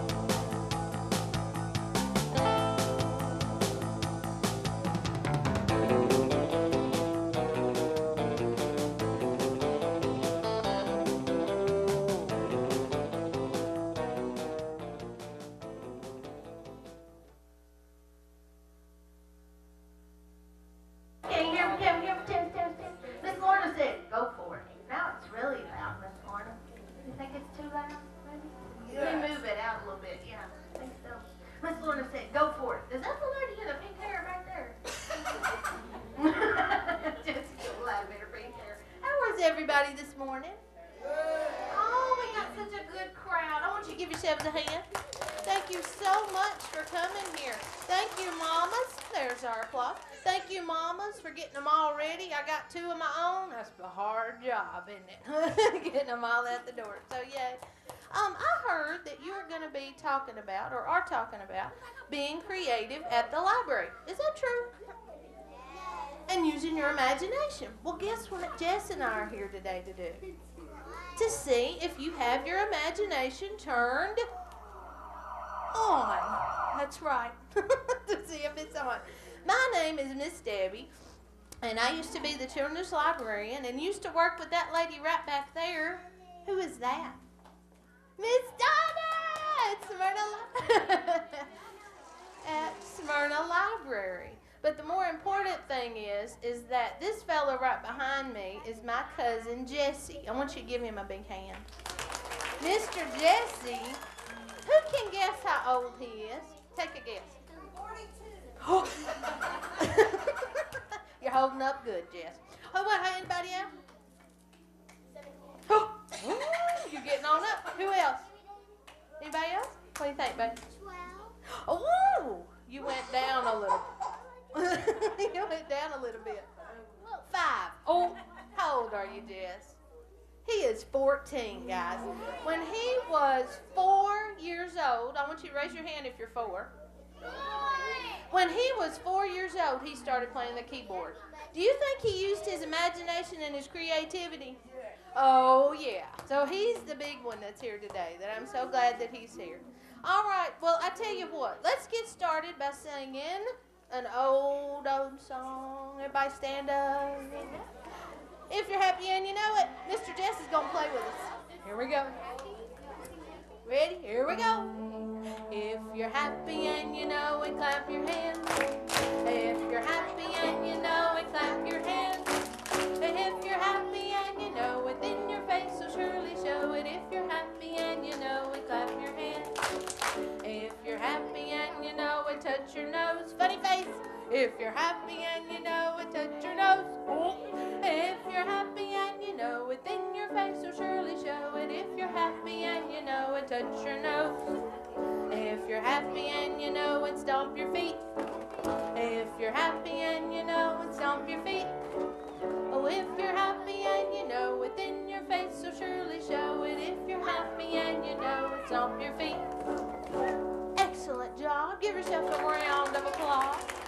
Have a seat. 1, 2, 3, 4. Bottoms on the floor. I even see some friends from Smyrna out there. I see Miss Allison. I see all my friends. I'm so glad you're here today.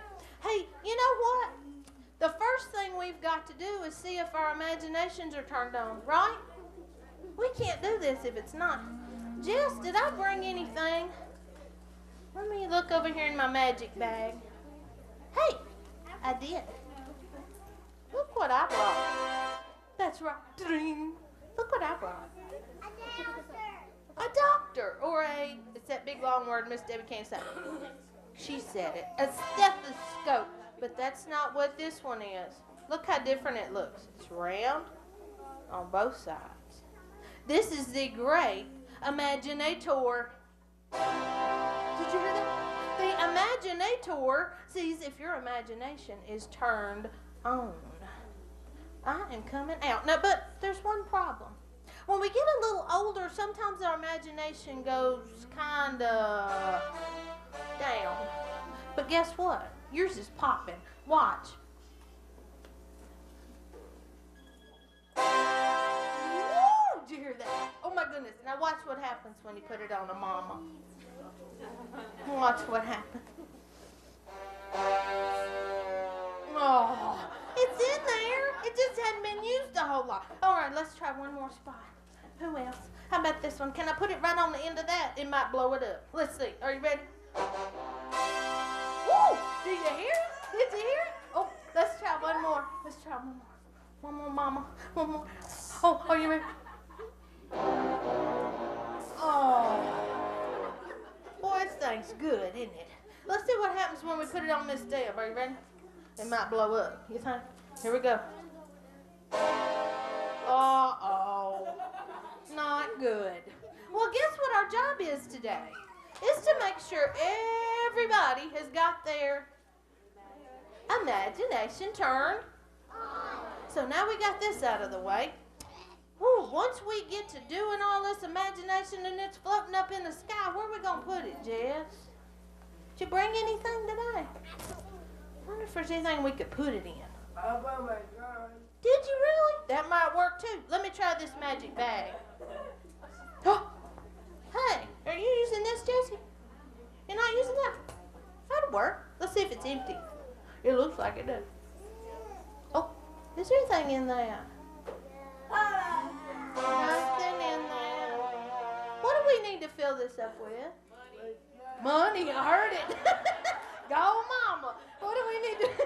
What else can we fill it up with? Water or imagination. Are you ready? We got to turn it on. Are you ready? You gonna help me? Now we're gonna say an old saying. Are you ready? I like to read it, read it. I like to read it, read it. I like to read it. I like to read it, read it. I like to read it, read it. I like to read it. Oh. Oh no. It's hot. It's getting hot. Ooh. Ooh.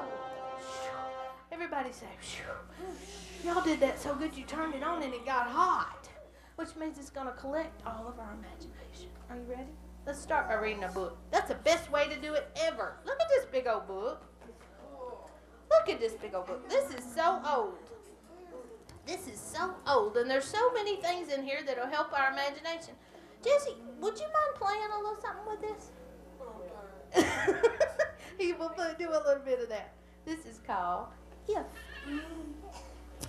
What if zebras had stars and stripes? Wouldn't that be cool?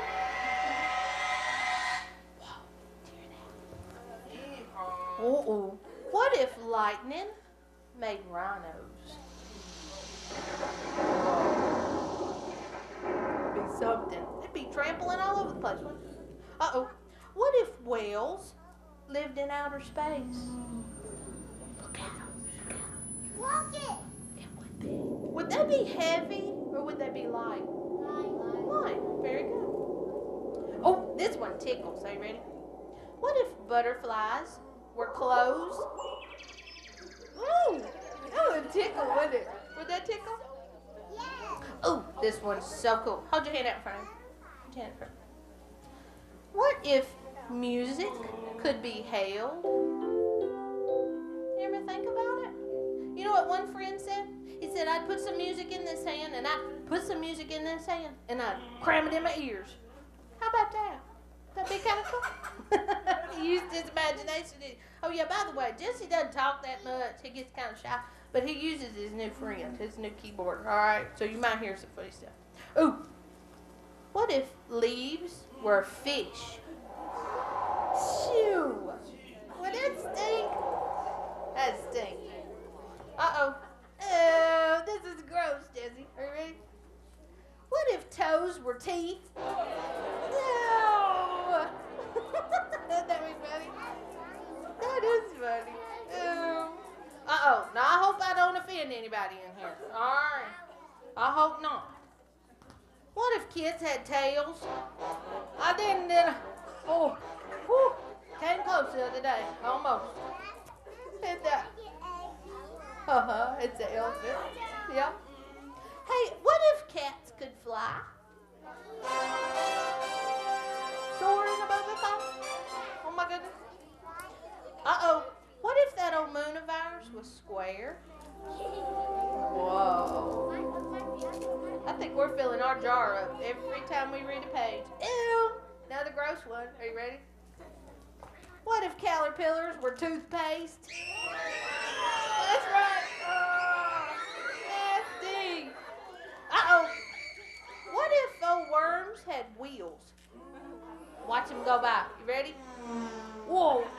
Whoa. Did you see that fast worm? Oh, no. See, there'd be all that going on. Gotta call the insurance, huh? Well, the very last one says, what if ants could count? Right. You say, hey, ant, how old am I? And he tell you, Michael. Give yourselves a hand. You are great listeners. I love it, I love it, I love it. Well, no sounds. You know what? Mr. Jesse wants to make his sounds again. So let's do something. Let's have Mr. Jesse make some sounds on his new toy, and we'll figure out what they are. Maybe we'll make 100. You think? Let's make 100. Hold your hand up in front of you. Ready? Go, Jess. What is it? It's a heartbeat. Is that right?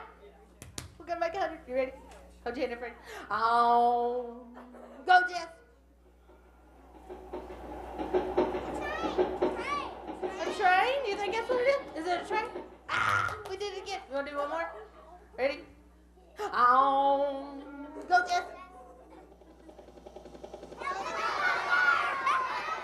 Is that a helicopter? Yay! Give yourselves a hand. You made 100.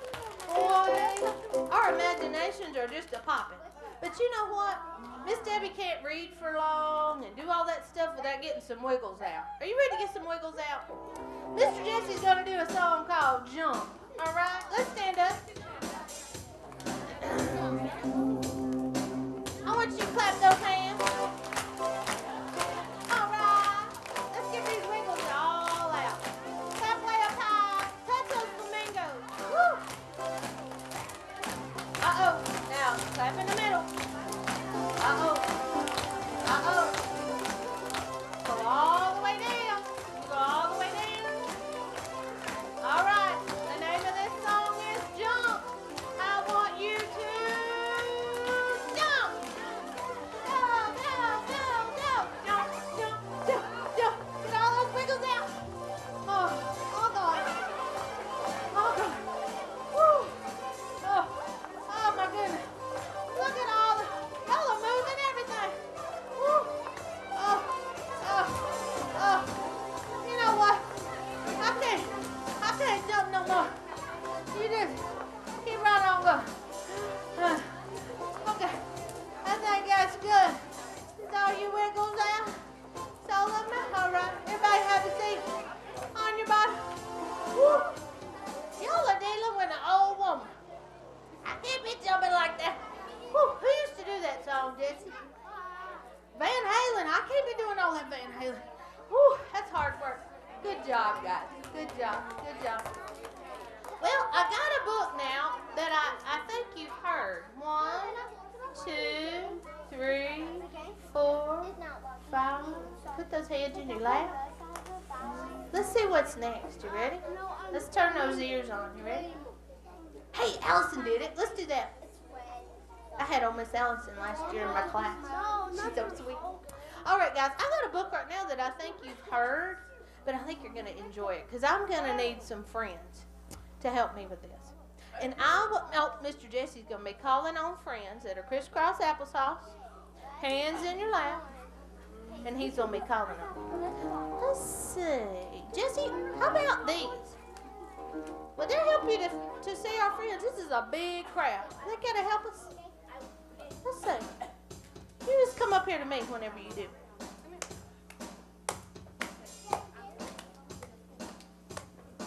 Get out of his way. I see a guy in a blue shirt. Guy in a blue shirt right there with the green collar on. Come stand with me, buddy. That's you. Looking around. It's you, sweetheart. Come here. Come here. You want to help me stand? Stand right here. Will you stand right here?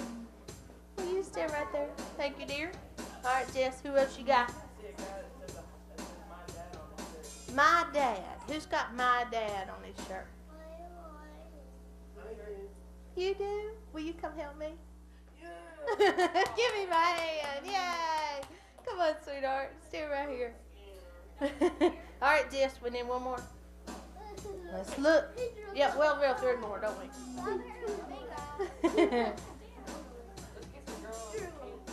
The girl in the pink. Holding a little girl in her lap. Okay. Come on up, sweetheart. He can stand right here if he wants to. I know it. Look at my rock star I got up here. I'm so tickled. All right. Stand right here, baby. Stand right there. All right. Who else, Jess? Blonde hair and a red shirt. Where's blonde? Oh, I see ya. Come here, big man. Come here and help me stand. He's like, I don't want to do that. Why are you calling up? Come here, baby. Stay right here. Stay right here. Oh, that's 1, 2, 3, 4. We need one more, Jesse. He's looking. He's looking. Oh.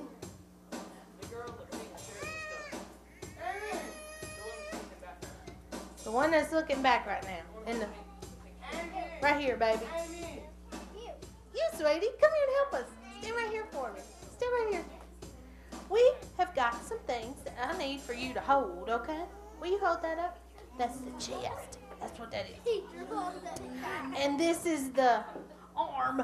Will you hold that up on your arm for me? Oh, he rocks. Good deal. Let's see what else I got in here. There. There's a hand. Can you do the... Oh, you already got red on. The head. Can you hold that up for me? And let's do one more. Oh, this is the funny part. What? Everybody say that. What? Oh, my goodness. Will you hold that up? All right. Let's see what this book's all about. This is called I Ain't Gonna Paint No More. And they're going to hold up different parts that this little boy paints.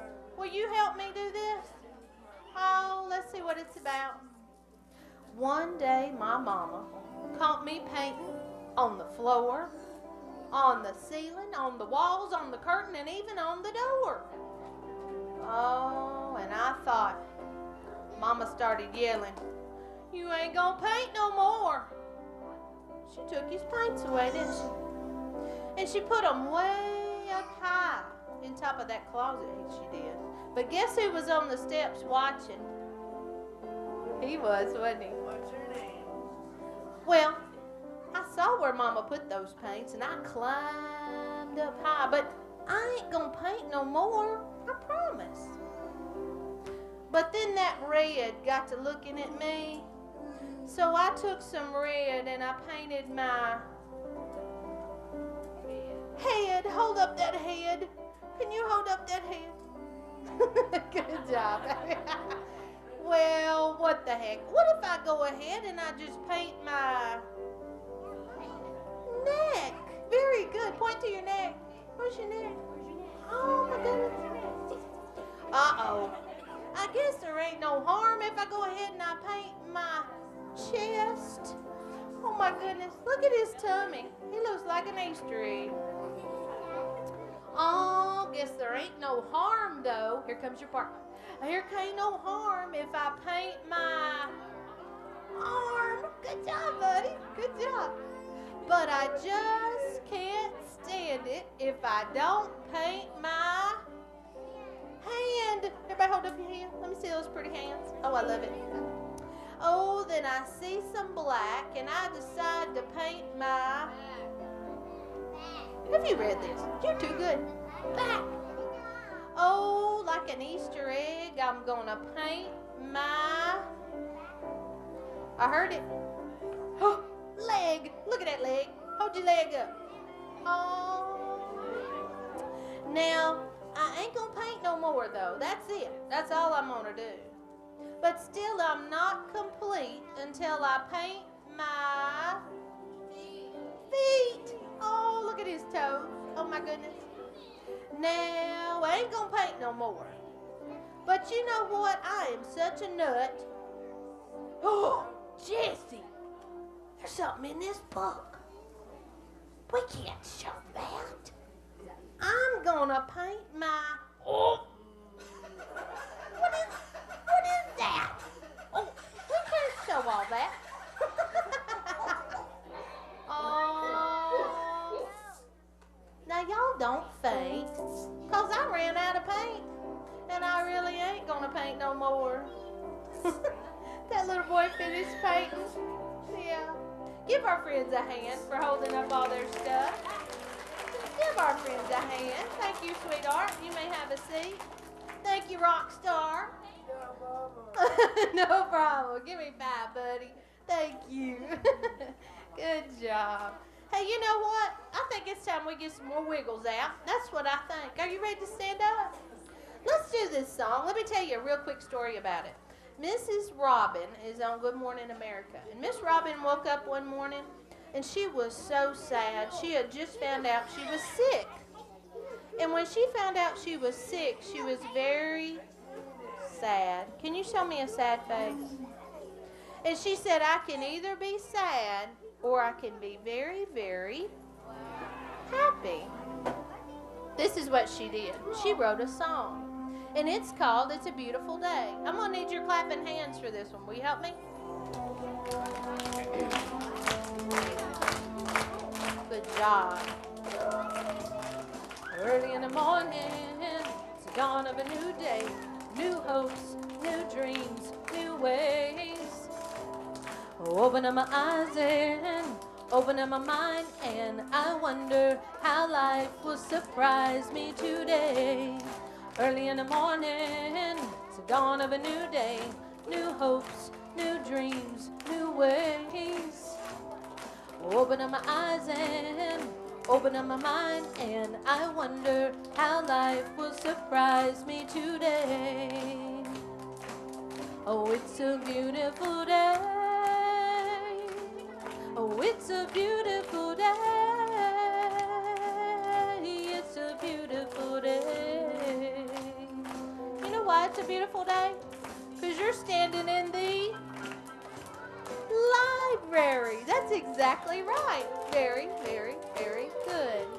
1, 2, 3, 4 bottoms on the floor. Good job. It is always a beautiful day. When you come to the library, this is the best place to turn on your imagination. That's exactly right. Well, Miss Debbie brought one more book. Oh, Miss Lorna, can they count their books that I've read today on there? Did you hear that? We're already 3 up for the day. Cool. This is more for the mamas than it is for us. I had to bring one for us. This is called The Dot. Here we go. This is, you've heard it, hadn't you? I know it. This is all about our creativity and the things that we can create. Let's see what Vanessa does. Art class was all over with, and Vanessa sat glued in her chair. That paper was all empty. Well, her teacher leaned over and she looked at that blank piece of paper and she said, "Oh, you got a polar bear in a snowstorm." Well, Vanessa had a mean look on her face. Can you show me a mean look? Ooh, scary. She said, "Very funny, teacher." She said, "Well, just make a mark and see where it takes you." So Vanessa grabbed her marker. Can you grab your marker with me? She grabbed that marker and she jabbed it right down on that paper. She said, there you go." Well, the teacher took that paper and she said, "Perfect. Now sign it. Will you sign that for me?" Vanessa said, "There's one thing that's true. I may not can draw, but I sure can write my name. So let's take our pencil." And she scribbled her name real fast on there. She said, "There." You think Vanessa was being very nice? Well, the next day she walked into art class, and there was her dot hanging on the wall. But this time it was in this old shiny frame, and she crossed her arms over her. Can you do that? Make that mean face. She said, "Huh, I can make a better dot than that." So she opened up her never-before-opened paints because, you know, she couldn't draw. And she started making dots. And she even made dots where there weren't any paint at all. Look at there. Well, she even got so good that at school they had an art show. And they put all that art up in the hallway. And a little boy walked up to Vanessa and he said, "You are such a good painter. I wish I could do that." She said, "I bet you can. You just got to try. That's all you got to do." He said, "Oh, no. I can't even make a straight line with a ruler." That's pretty bad, isn't it? That's hard, isn't it, Allison? Ooh. Well, Vanessa smiled, and she handed him a pencil. Everybody grab your pencil. And she picked it up, and he did a little squiggly line. Make a squiggly line with me. Squiggly line across that paper. Oh, Vanessa looked at his paper and she said,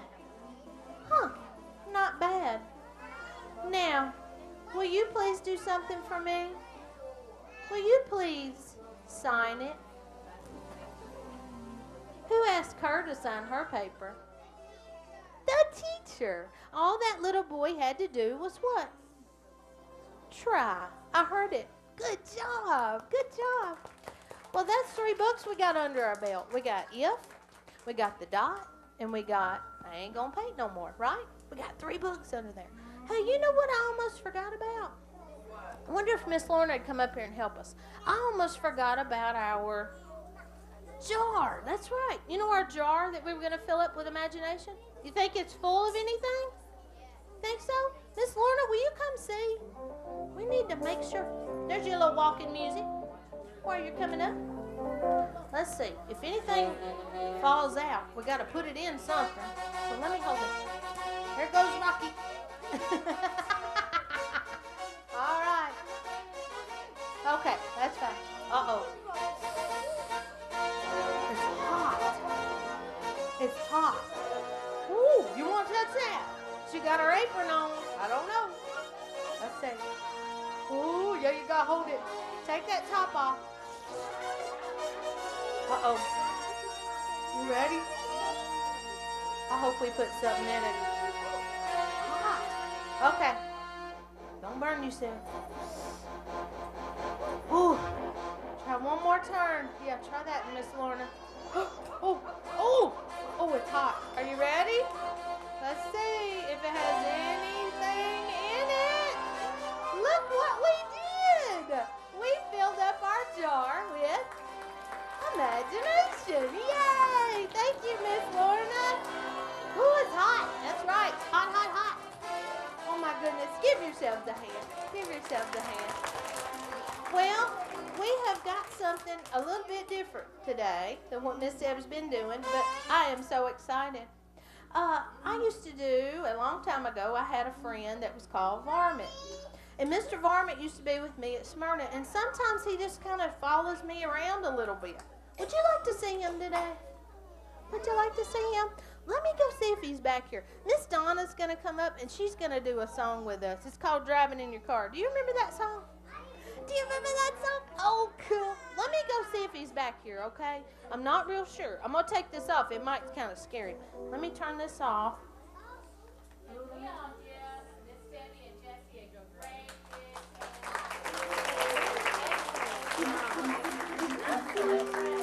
the imagination that you all created. How are you? All right, let's do this all together.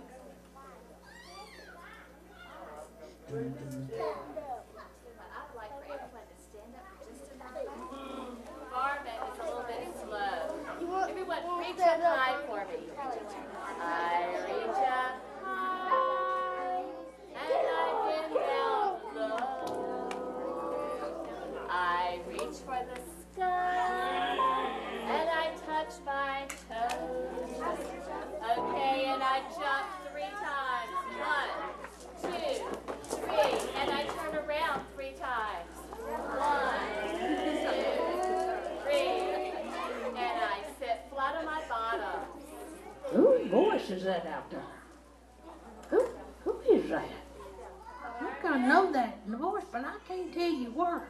Oh, Varmint. It knows my name too. What's going on?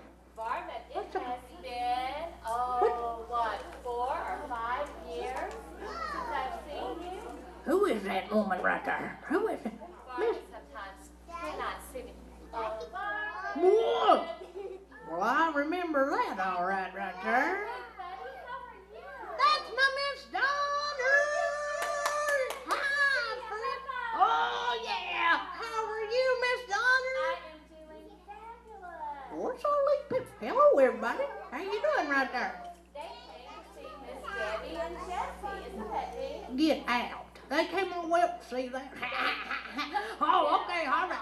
Well, I know it. Miss Debbie has a beautiful voice, and you know that. Well, get out of here. Well, how you been right there? I've been doing wonderful. Since the last time I've seen you, I've had 2 grandchildren. My goodness. And wait, you're really going to get this one. What? I got married. Can you believe Donner. Get up here. I can't. My heart's broken. It fell in the floor right there. I'm sure Now you said I was it. You said I was all of it right there. Well, you are it, and you are all of it. You're just the shorter version. Oh, I got you now. All right, listen. We've What? got to let these friends get on with their day. That's true. But we've got to go driving in our car. Can we do it, Miss Donner? Would you guys like to go driving in your car today? Oh, let me get my stuff together. All right. All right. We'll go driving in the car. How many of you walked to the library today? Raise your hand. Excellent. How many of you rode a bicycle? Oh, yeah. How many of you came in a car? How about a van? How about a truck? Did anyone fly here in an airplane? Well, I'm going home with them. I'm impressed. So one way or the other, you were going to get to the library, and that's a good thing. All right, I'm ready there, Miss Donner. Here we go. I'm going to need you all to help sing along. So if you will stand up, because we get a little jazzy and we get a little dancey with the song. All right, we're ready, Miss Florida. There's our music, Miss Donner. No, I'm going to go right there. You know what would be lots of fun? Go out. Get a car seat. Not play harness. Come on. I'm a movie star, driving in my car. I'm driving in my car, driving far. I'm a movie star, driving in my car. You know what would be really cool if we put on our really fashionable cool sunglasses? Come on, let's do it. I've got my They fall off of me right there. I'm driving in my car, driving far. I'm a movie star, driving in my car. I'm driving in my car, driving far. I'm a movie star, driving in my car. You know, all the movie stars that we Hey, I got a scarf right there. Scarves that they wrap around their necks and let fly out in the wind. How about that? Scarves on Like this right there? I've got my scarf round my neck. Isn't that? She's hard right there. I'm driving in my car, driving far. I'm a movie star, driving in my car. We hit a bump.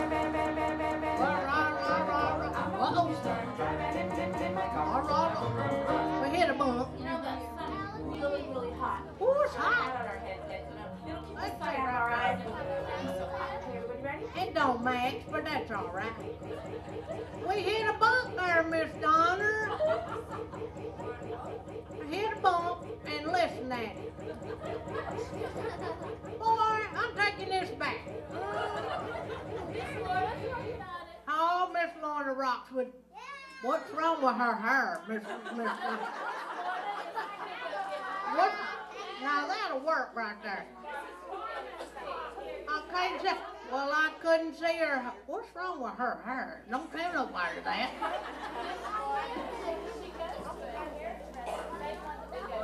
Yeah. Well, I think that job done bad right there, Miss. Yeah. What's that boy right there do? Where'd he go? See up there? Hey, you. What do you do with that big thing? Hey, Jessie, can you play some more music so we can dance around while Miss Florida gets her CD? Don't lose your hair, Miss Warner. Oh, listen to this. Get out. That's good right there with your music. Oh, he knows what we like. Oh, no, can't do it. Can't do it. Sing it, Janet, sing it right there.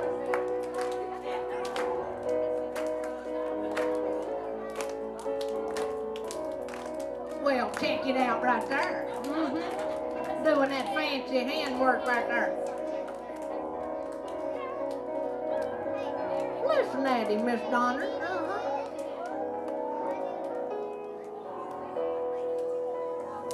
I see it right now. I'm in a music video, ain't I? Y'all just didn't tell me. Yep. That's right. ESPN and all that.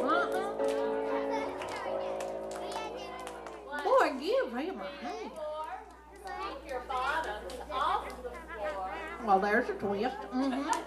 Yeah. We are getting ready to go driving in our car.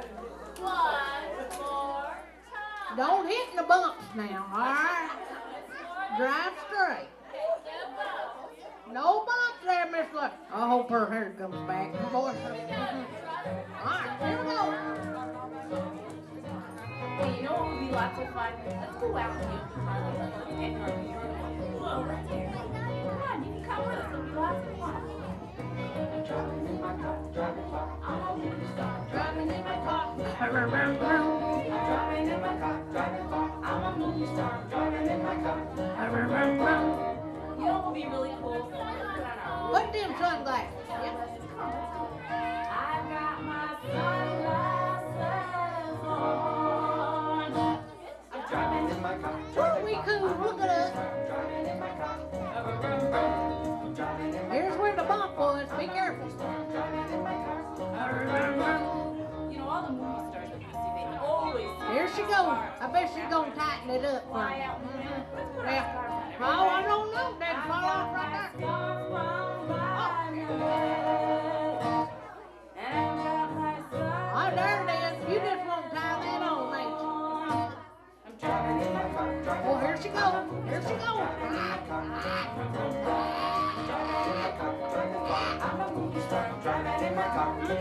You know, the sun is really, It's really hot. Let's put a hat on our heads and it'll keep the sun out of our eyes. Yeah, that'd be good right there. I've got my hat on my head. Ain't no hairs right there, Miss I've got my scarf around my neck. And I've got my sunglasses on. I'm driving in my car. You're too cool. I'm driving in my car. I'm driving in my car. Driving far. I'm a movie star. Driving in my car.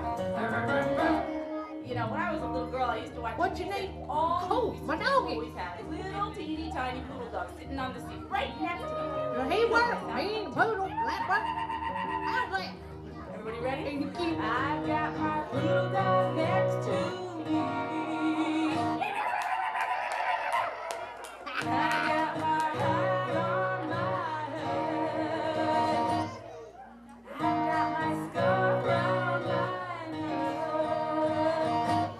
And I got my sunglasses on. I'm driving in my car. I'm a movie star. I'm driving in my car. I'm driving in my car. Driving far. I'm a movie star. I'm driving in my car. No, it wouldn't be the same if we didn't have really Music. that we can look into. Let's put the radio on. I've got the radio turned on. Hey, that's little Leonard Skinner right there, Miss Donner. Oh, that's so That's cool. good. Can you Look, dig pretty it? much. Oh, it's so groovy. Let's dance. Oh, yeah. I've got my poodle dog next to me. I've got my hat on my head. I've got my scarf around my neck. And I've got my sunglasses on. What's the hole? I'm a movie star. I'm driving in my car. I'm driving in my car. Driving far. I'm a movie star. I'm driving in my car. I'm driving in my car. Driving far. I'm a movie star. I'm driving in my car. I'm driving in my car. Driving far. I'm a movie star. I'm driving in my car.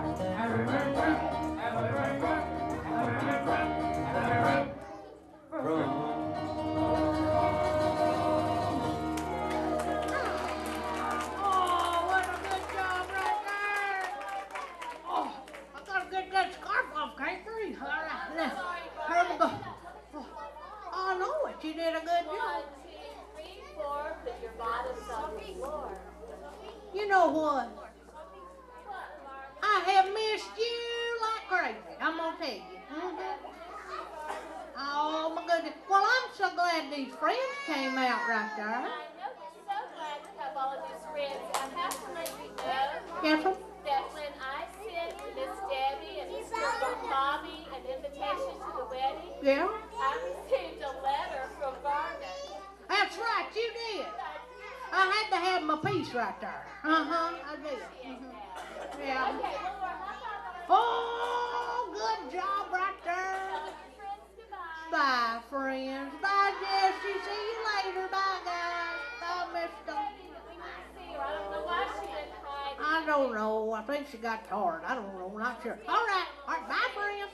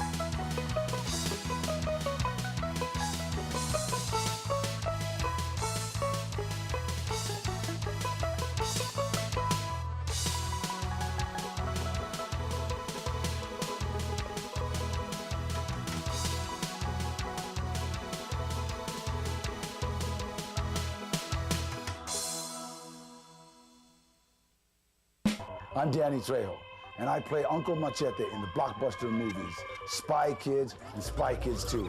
As super spies, the Spy Kids have to use all kinds of exciting gizmos and gadgets to help save the world.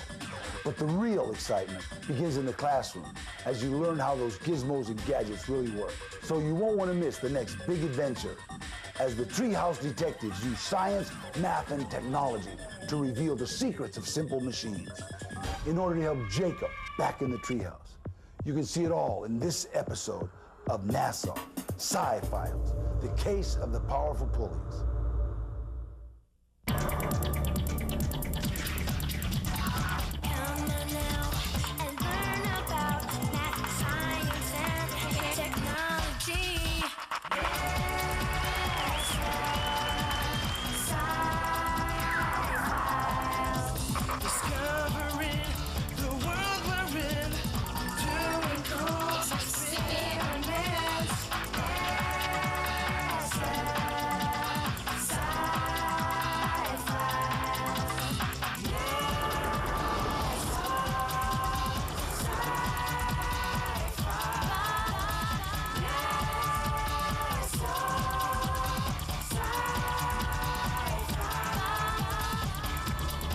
Don't forget to answer the following questions.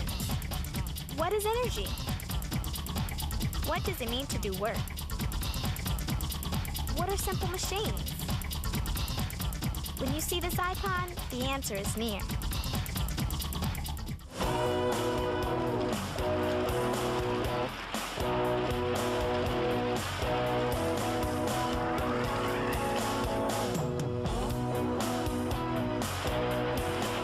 Check this out.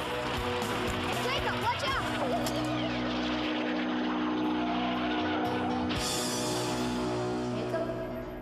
Jacob? You got gaffed. The doctor says I'll have to wear this cast for 6 to 8 weeks. I'm sure it's tough getting around in a cast.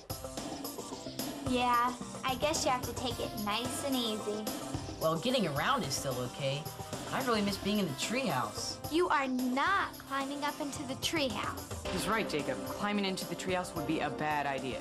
I'm not going to climb into the treehouse, but you guys don't know what it's like being stuck in this cast. The treehouse is like my second home. Maybe we can figure out a way to get you back into the treehouse without climbing the ladder. You might be onto something, Bianca. Stop joking, you guys. You're getting my hopes up. We're not joking. After all, we are the treehouse detectives. It might take a little while, but we can solve the problem. I can't wait to get back into the treehouse. Don't worry, Jacob. I'm sure we'll have you back in the treehouse in no time at all. This problem may be tougher than we thought. Let's brainstorm. Maybe we could use a rope to pull Jacob up. Or maybe a trampoline. A trampoline? That's silly. Remember, there's no criticism when you brainstorm. What about lowering the treehouse? Or we could carry him up. How much does Jacob weigh? Probably about 90 pounds. Well, that's not too much. Then let's try my idea of lifting him with a rope. Let's give it a try. Can we do this later this afternoon? Bianca and I are going to Sandy Bottom Nature Park with my sister's Girl Scout troop. Dr. D's doing some physics experiments. Sure. See you this afternoon. Bye. It takes energy to do work. Energy comes in a variety of forms. The powder in this funnel has potential energy. it's changed into heat energy when I blow it through this flame.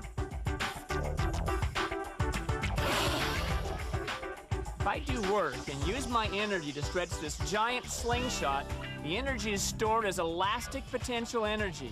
Then when I let go, the energy is changed into energy of motion, or kinetic energy. Finally, plexiglass did the work to stop the tomato. It takes a lot of work to lift this 25-kilogram anvil. I have to overcome the pull of gravity. The anvil now has a lot of gravitational potential energy. This poor cantaloupe will be smashed when I release the energy by letting go.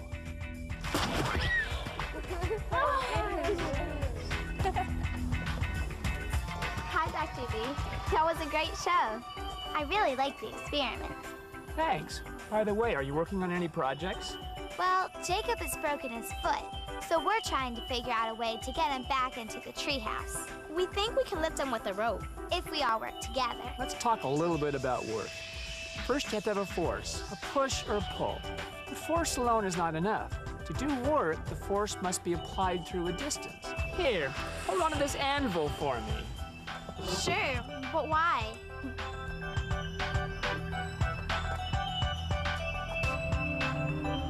Getting tired yet? You bet. Because you haven't moved the anvil, you haven't done any work. Doing work and getting tired are not necessarily the same thing. Can we put this thing down? Of course. Now with the slingshot, I did work when I pulled on the strap and moved it back about 1 meter. I let go of the strap, the slingshot did work on the tomato when it pushed it forward and sped it up. I love the splat. Now with the 25-kilogram anvil, I had to supply a force of about 55 pounds, going against gravity as I picked it up. The higher I lifted the anvil, the more work I did, and the more gravitational energy the anvil had. Then the anvil must have had a lot of energy, because it sure crushed the cantaloupe. But Jacob is heavier than 55 pounds. Does that mean it would take more work to lift him? Yes, that's right. Since work is equal to force times distance, increasing either the force or the distance will require more work. You said it took energy to do work. So where did the energy come from to lift the anvil? The energy came from the cornflakes that I had for breakfast this morning. The corn got its energy from the sun. It's gonna take a lot of energy to lift Jacob into the treehouse. I think it's gonna take all our energy to do the job. Thanks, Dr. D. You're welcome. Bye. Bye-bye. Wow. Exactly 3.5 meters. It's harder than I thought. My dad had some rope that we can use to lift Jacob. Great, let's lower it down. Maybe we could attach it to the test dummy down below. KSNN is coming on. Good morning, everyone. I'm Ted Toombs. Our top story, Kids Science News Network is getting a facelift. The next time you see me, I'll be in the new and improved KSNN studio. Yeah, okay, let's get him out of here. Hey, stop that. Cut it out. Put me down. I'm with Patio Furniture, the studio construction supervisor. Patty, what can you tell us about the redesign? We're taking out all of the old stuff and replacing it with new stuff, I am. We're going totally techno here. We'll have the digital interactive weatherboard over there, the remote satellite. Hey, watch it with that new skunk. Sports super slow motion system over here. And the new, careful with that dynamite. Hyperspeed wire service feeds in that corner. Well, things are certainly changing around here. Be sure to join Patty and the KSNN news crew to learn more about our jobs and why we love them at the upcoming Career Day. Until next time, I am listening for KSNN. The new studio should be awesome. You bet. Is anyone going to Career Day? Actually, I'm working on a presentation for Career Day. Aren't you a little young to be thinking about a career? You're never too young to do research. That's true. My mom works for SWEET. I've always been interested in engineering. Well, what's SWEET? SWEET stands for the Society of Women Engineers. I don't know what I want to be when I grow up, but it's important to know what's out there. You're right. Maybe we can help you with your presentation. Don't forget, we have an engineering problem of our own. That's true. I've been thinking about our hypothesis. We could use a rope to pull Jacob back into the treehouse. Well, I better go attach the rope to our test dummy. We were wondering what all the sandbags were doing at the bottom of the tree. They look heavy. Are you sure you can lift them? It weighs about 90 pounds, which is almost 41 kilograms. If we can lift it, Jacob should be no problem. Okay, we're all set down below. Well, let's get started. Are you ready to pull? Yep, on the count of 3. 1, 2, 3. Can you two give us a hand? Thanks. Wow, it's still hard to pull. Are you sure this is only 41 kilograms? This isn't working. Okay, let's lower him down. That didn't work like I thought it would. We need a new hypothesis. You're right. We didn't think through the problem very carefully. I guess we jumped to a conclusion too quickly. We can do this. We just need to get organized and get back to the basics. The problem board. Okay, what do we know? We know we need to get Jacob into the treehouse. And that it's too hard to pull him up with a rope. Dr. G told us that work requires force applied over a distance, and that takes energy. So, what do we need to know? We need to know an easier way to get Jacob up into the treehouse. Right. There must be a machine that could help, like an elevator or a crane. An elevator sounds great. I'm not sure what the power source is, but they are made to lift people. Maybe we could build a small elevator in the treehouse. If we found a way to power the elevator, we could easily lift Jacob. I think we need to learn more about elevators. I'll check the internet. I'll see if I have something in my book bag. Yes, and check it out. Elisha Graves Otis invented the elevator in 1853 after developing a safety device for a lift platform. I didn't know elevators were that old. Guys, Otis Elevator has a website. I wonder if it's the same Otis. I bet it is. It says here that they design and install elevators all around the world. I'll email them and see if they can help. While you're on the internet, print out an extra Get Up and Go sheet. You can go to the NASA Sci-Files website to do research and print out your own Get Up and Go sheet.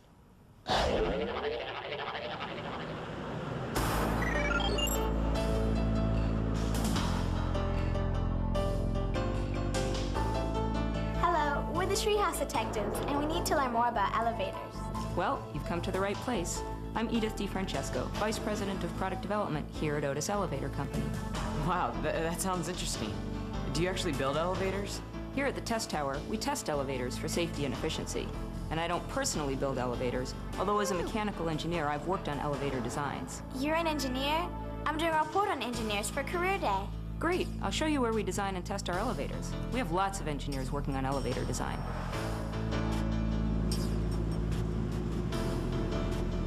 This is our test tower. After we design the elevators, we bring them here to test them, to see how they will work when they're installed. How do elevators work? Elevators are driven by electric motors, and on the motor shaft is a pulley called a sheave.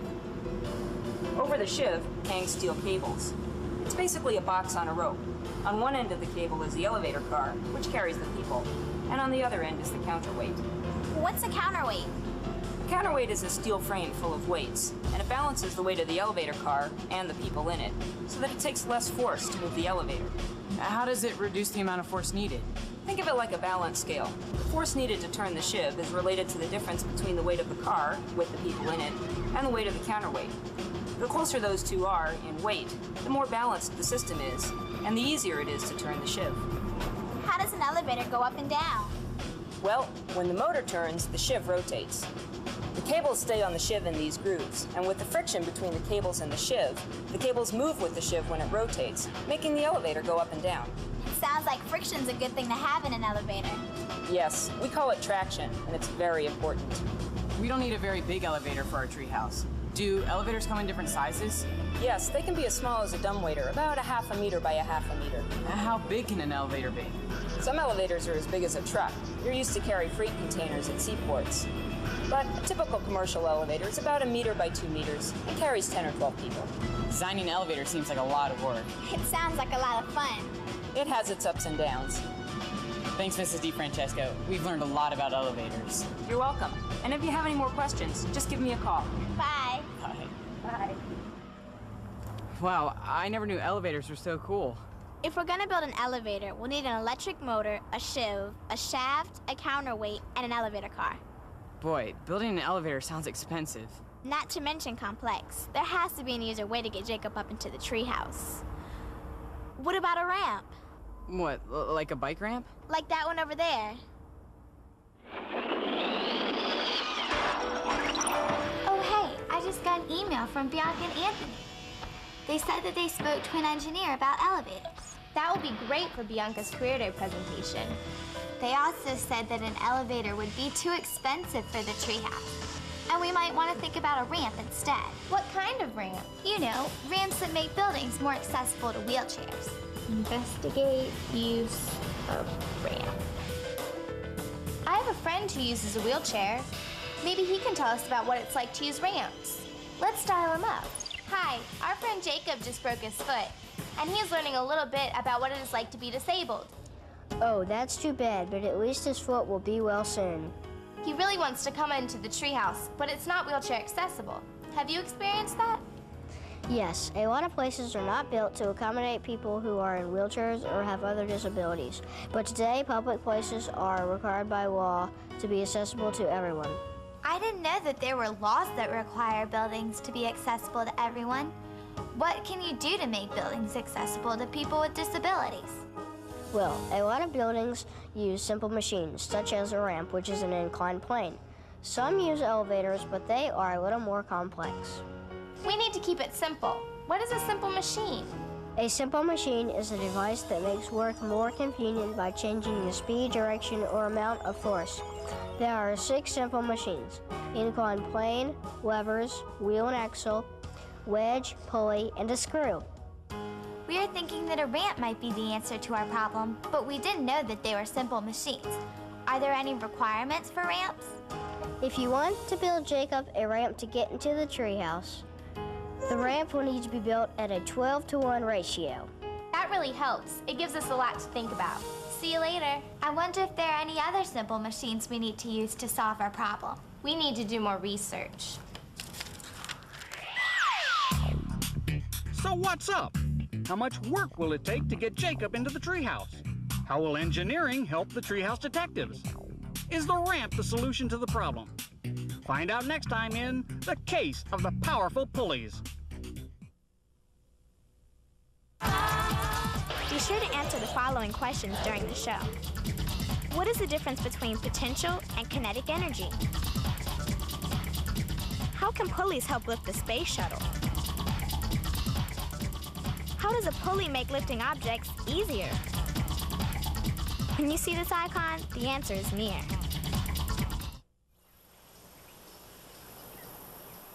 Wow, 3.5 meters is much higher than I thought. Yes, this will be some inclined plane. Let's see. If the inclined plane is 3.5 meters high, at a 12-to-1 ratio, that would be...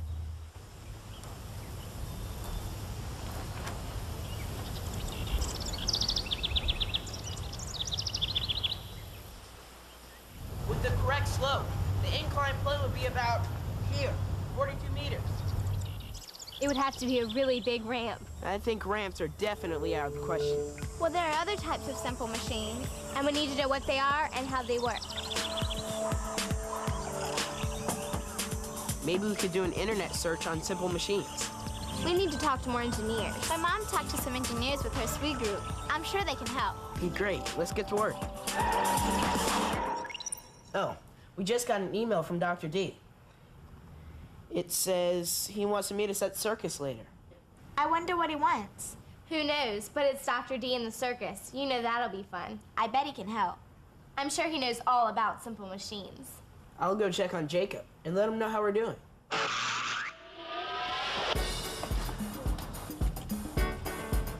Look, Dr. D's bouncing up on that big ball. I hope he doesn't fall off. Hi, Dr. D. It looks like you're having a great time. Right there.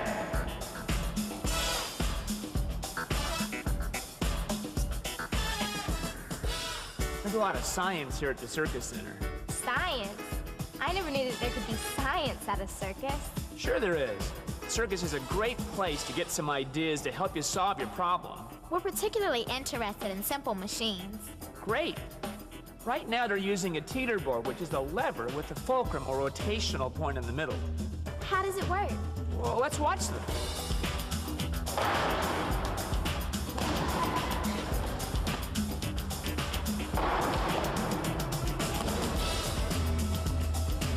That was pretty neat. I noticed that 2 men jumped on the board, but only one flew into the air. Those 2 men that jumped are called pitchers. The one that flew up in the air is called a flyer. I should have guessed that one. After the pitchers jump, they have a lot of potential energy. It looked like the flyer went at least twice as high as the pitchers. Exactly. 2 men have the same energy as 1 man twice as high. The flyer also helps by pushing off the board. So the lever didn't create any energy. That's right. The lever changes the downward motion of the pitchers to the upward motion of the flyers. Correct. It's not magic. The teeter board just lets them transfer energy from the pitchers to the flyers. How would you like to experience the flying trapeze? That would be so cool. Now, what does the flying trapeze have to do with energy? When you are way up there on the platform waiting, you have a lot of potential energy. Then when you grab the trapeze and swing down, you build up kinetic energy. And when you swing back again, you lose kinetic energy and pick up potential energy. Very good. So energy isn't being transferred like on the teeter board. It's just changing from potential energy to kinetic energy and then back again. That's why it's the acrobats on the aerial hoop. These guys are really something. Someone will have to do a lot of work to lift the hoop and the acrobat together. It looks really easy to pull them up. What are they using with the rope? It looks like they're using pulleys attached to the rope. I think this just might be the thing we need to pull Jacob up into the treehouse. This is great. We're making some real progress. Thanks, Dr. D. You're welcome. Let's see about trapeze training.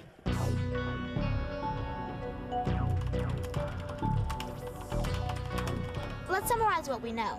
We know the work is force times distance, and that it takes energy to do work. We know that levers change a downward motion to an upward motion. And that energy changes from potential energy to kinetic energy. And we also know that pulleys lift large objects more easily. Okay, so what do we need to know? We need to know more about pulleys. I'll bet NASA uses pulleys. I'll email my mom and see if she's found any engineers that we can talk to. And don't forget to email Anthony and tell him what we've learned. We're making progress. That's a great idea. And we gotta go because we don't want to miss our trapeze class. For the board, and I'm going to pretend like this is lying here. Let it go.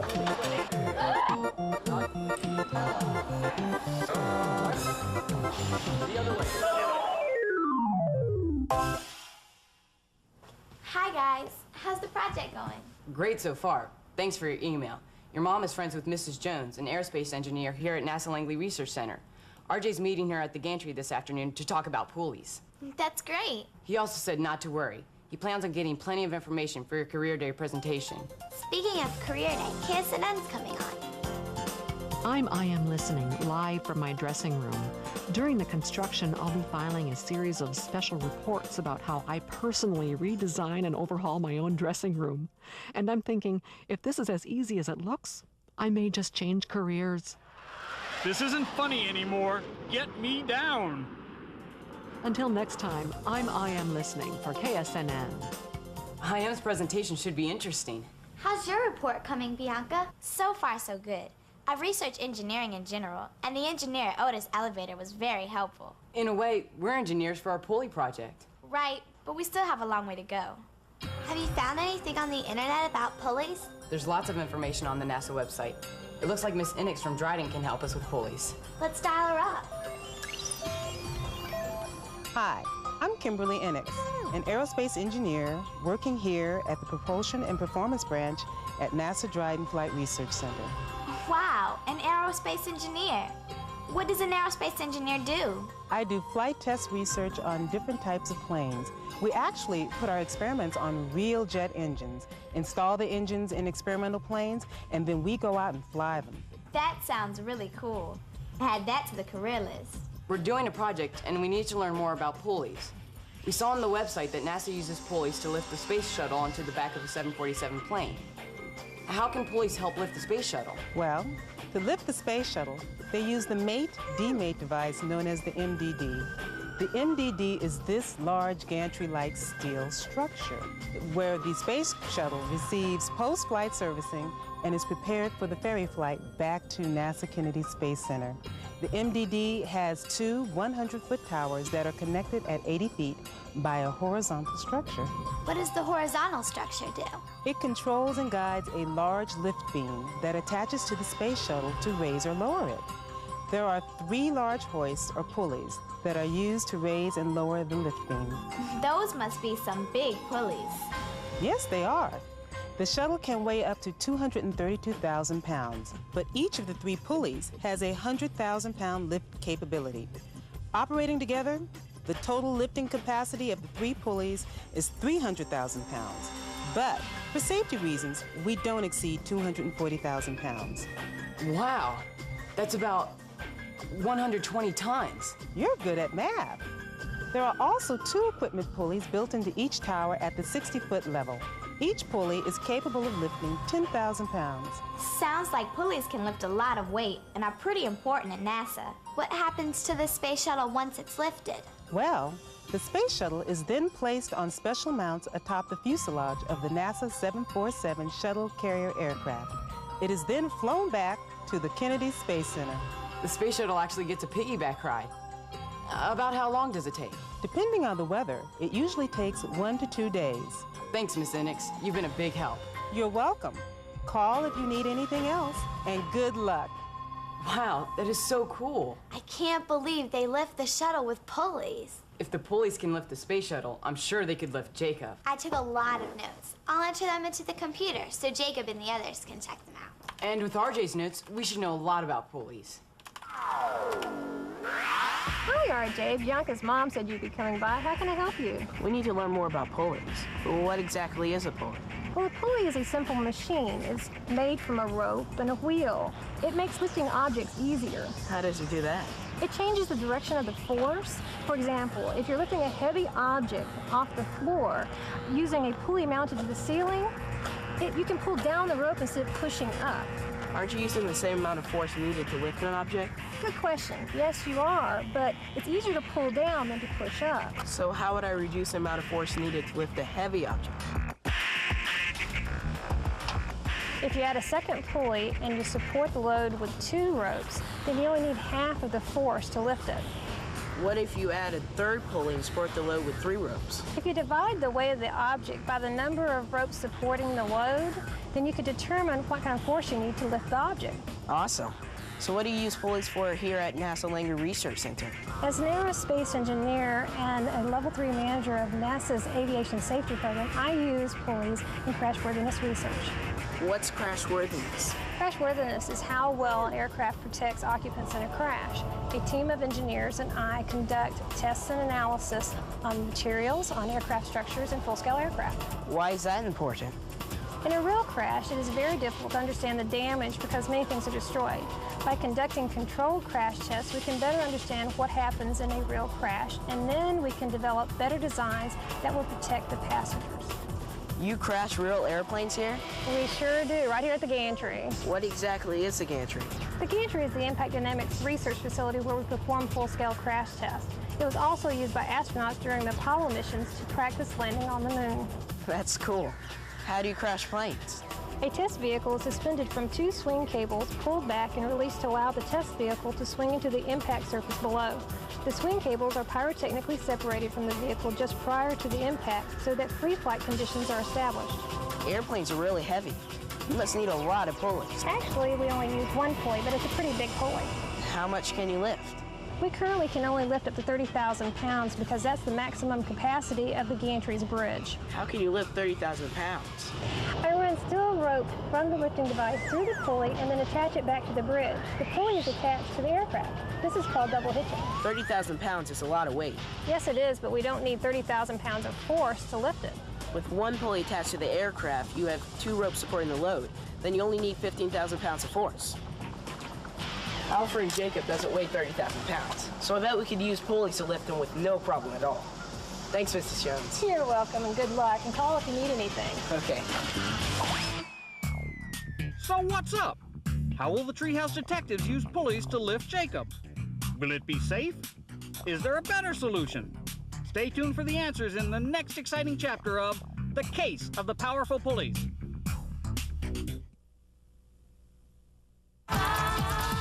Look for the answers to the following questions. How can you determine how much mass is needed to lift a load? What should the Treehouse detectives consider to safely lift Jacob? What are human factors? When you see this icon, the answer is near. And because pulleys reduce the amount of force needed. They're inexpensive, easy to set up, and operate. You must construct a pulley system. A pulley system is definitely the way to go. Okay, so we know we need to use pulleys to lift Jacob up into the treehouse. But how many do we need? I checked with the NASA Sci-Fi Kids Club from Raleigh, North Carolina. I'll see if we can talk to them. Don't forget, we have to design the entire apparatus. I don't know about an apparatus, but a lift chair and a pulley system should be nice. Okay, fine. But seriously, we still need to design and build the lift chair. And the pulley system. Right, but we need to test both before we try and lift Jacob. Guys, the Sci-Fi Kids Club, check it out. Hi, I'm Katie, in Mrs. Nowell's 4th grade class at A.B. Combs Elementary School in Raleigh, North Carolina. Hi, how may I help you? Hi, we heard that you were working on an experiment to learn more about pulleys. That's right, we wanted to find out how pulleys work. Can you tell us about your experiment? Sure. First, each group was given 500-gram mass, 2 double pulleys, a cup, some string, and some pennies. We hooked the 500-gram mass to the bottom of the pulley system that we constructed. Their combined mass is called a load. What did you do with the pennies? We kept adding pennies to the cup until the load was lifted.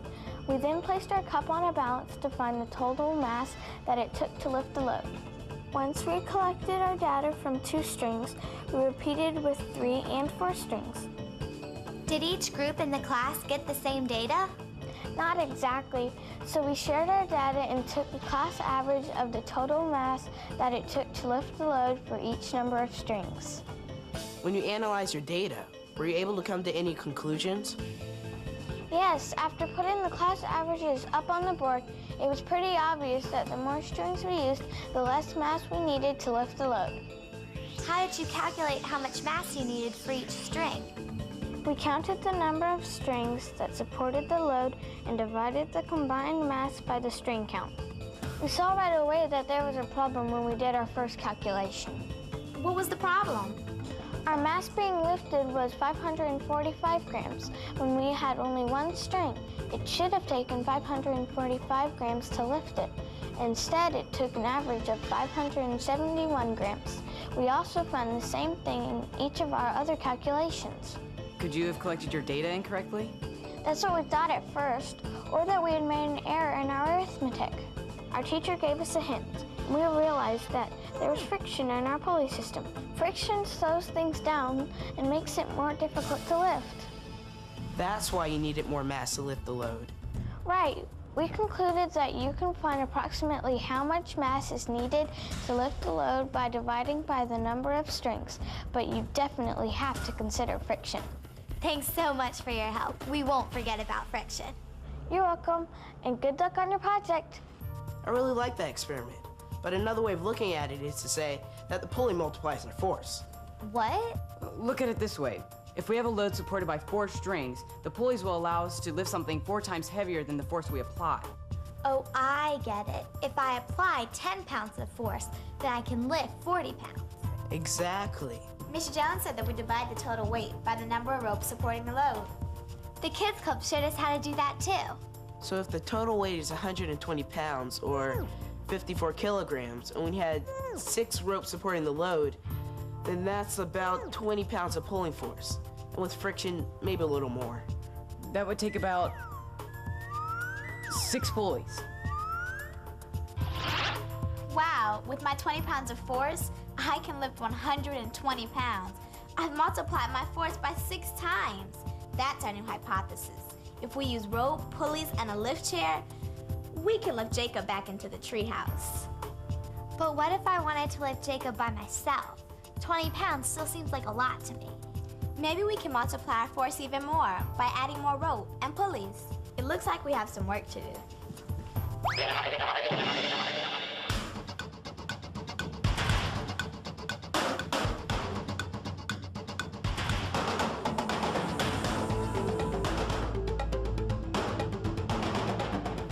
Okay, we're about ready to test. Wait. We have a 3 pulley system. I wish we'd found 6 pulleys. Do you think our hypothesis will still work? It should. With 3 pulleys, we'll need more force, but I think we can do it. And the test weight is 120 pounds. Okay, RJ, I think we're ready. Ready up here. Okay, we're ready to go. According to my calculations, 120 pounds divided by 3 supporting ropes equals about 40 pounds of pulling force. Don't forget friction. Okay, 45. but we definitely need to pull together. Okay, everybody ready? 1, 2, 3, pull.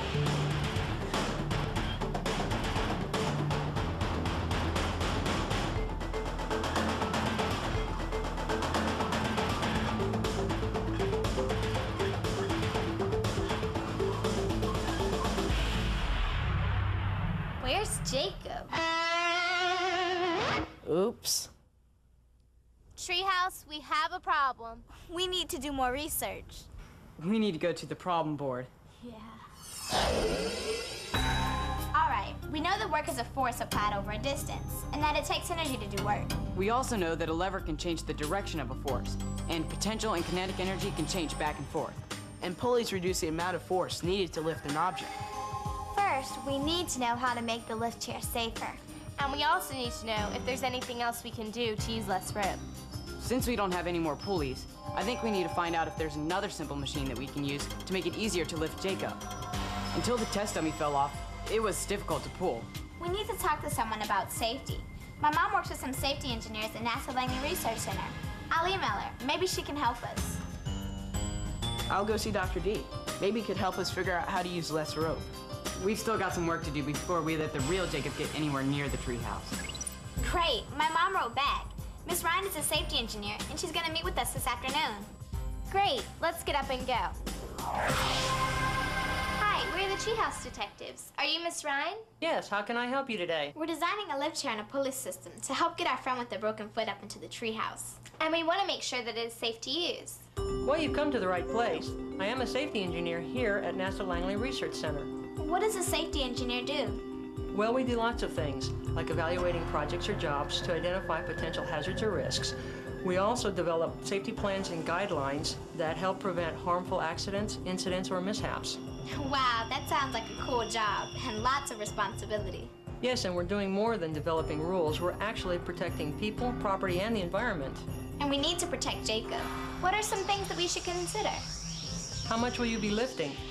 About 120 pounds. You'll need to know if there's a load limit on the ropes, pulleys, or anything else you will be using in the lifting process. We hadn't thought of that. How do you figure out the load limit? Most of the time, it's printed on the packaging of a product. If not, look for the manufacturer and contact them directly. We will definitely do that. Is there a safety catch on your pulley system? No, I don't think so.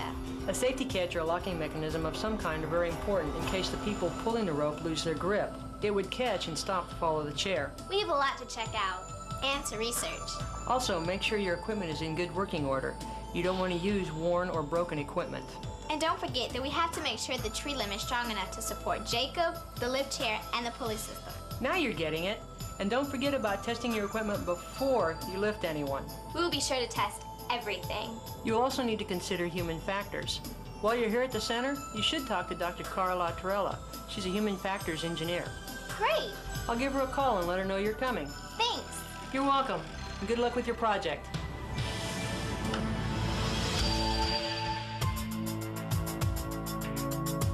Oh, hi, Catherine. Laura Ryan said you'd be stopping by. Have a seat. How may I help you?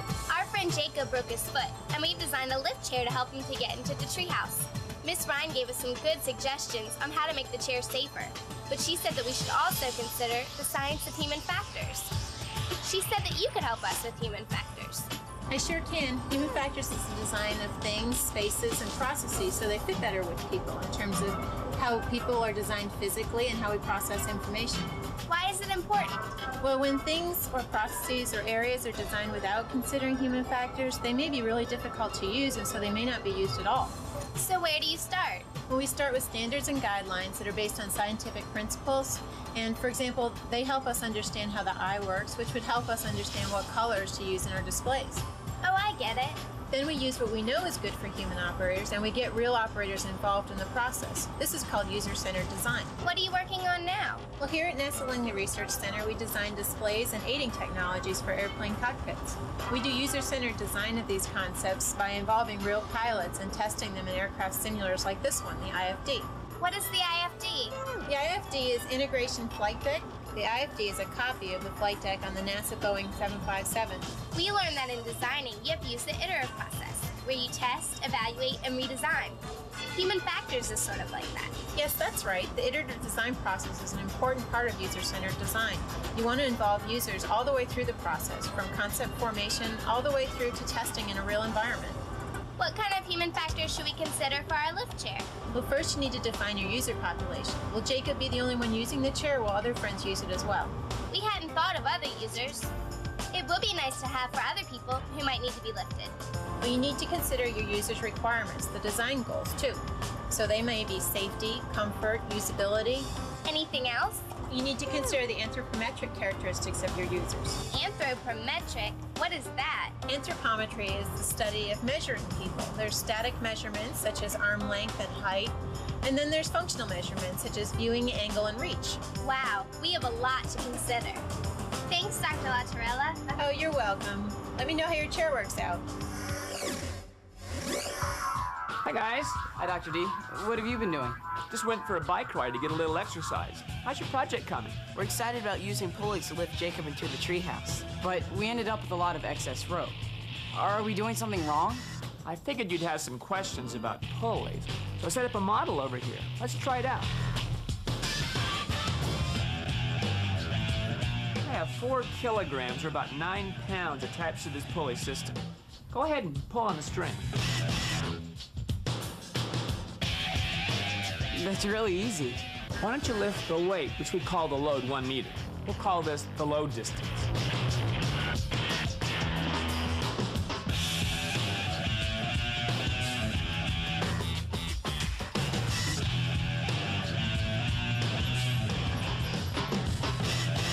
Wait a minute, Anthony. Where did all this string come from? I don't know. What's wrong? Nothing's wrong. Let me explain. Simple machines allow you to multiply your force. In this case, you can lift an object 8 times as heavy as your force. Right. We learned from the Sci-Fi's Kids Club that you count the number of strings supporting the load. I count 8 strings, and that's why we can multiply our force 8 times. Very good, but there is a trade-off. What do you mean? Remember that work is equal to force times distance. Okay. With simple machines like pulleys, you can multiply your force, but not the work. So in this case, you've multiplied your force 8 times. But how much string did you have to pull in? We'll call this your distance. 8 meters. That means our distance is 8 times the load distance.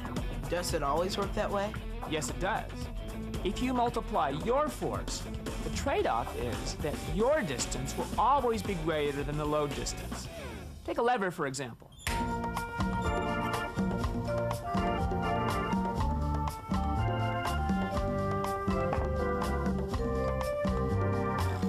Why don't I stand over here, have you try to lift me up by pushing over there. Try it with just one hand. Okay.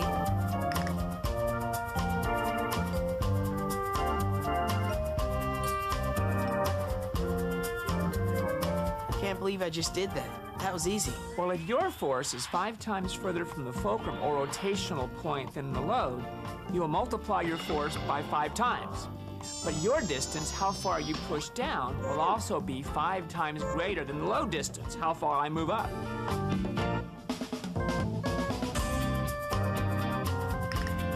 This is really cool. So if simple machines don't allow us to do less work or need less energy, why do we use them? I guess it's because they make the work easier. Excellent. We still need to make our work easier. Right now, we've multiplied our force 3 times by using 3 pulleys. But that isn't enough to easily lift the load of 120 pounds. But if we add more pulleys to multiply the force even more, that means that we have to pull in a lot more rope. Wow, maybe we need to use a different kind of simple machine. Well, don't scrap your pulley idea. You might want to consider combining other simple machines with your pulley system. You mean like use a lever with our pulley system? Well, that's a possibility. Another one is a wheel and axle. Take my bike, for example. This could also be called a crank and axle. This wheel with the chain attached is the axle. It's attached to this crank with the pedal. To find out how this machine multiplies the force, all we have to do is divide the radius of the crank by the radius of the axle. RJ, would you make the measurements, please?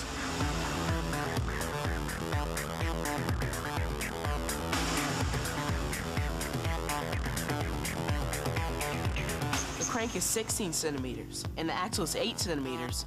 So that means the machine multiplies the force by 2. That's great.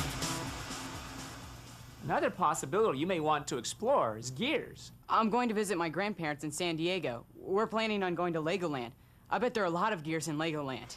I'll send him an email and see if I can speak with someone about gears. Great. Bye, Dr. D. Thanks. Bye. So what's up? Will the Treehouse Detectives be able to make the lift chair safe? How will human factors change the design of the lift chair? What other simple machines can the Treehouse Detectives use to help them lift Jacob? Find out in the conclusion of The Case of the Powerful Pulleys. Answer these final questions and help solve the case of the powerful pulleys.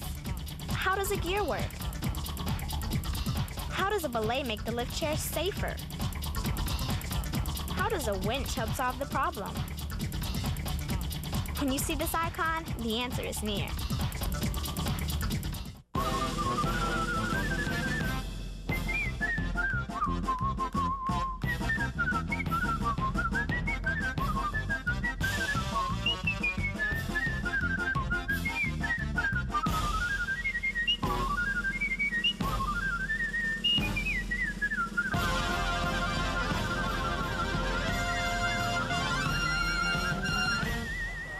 Hello, Mrs. Savell.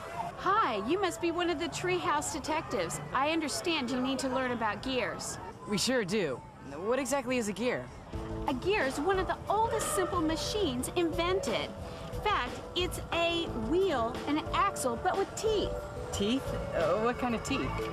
I'll use these Lego gears to show you. That's cool. Gears work when the teeth of one gear mesh with the teeth of another. The first gear is called the driver, or the primary gear.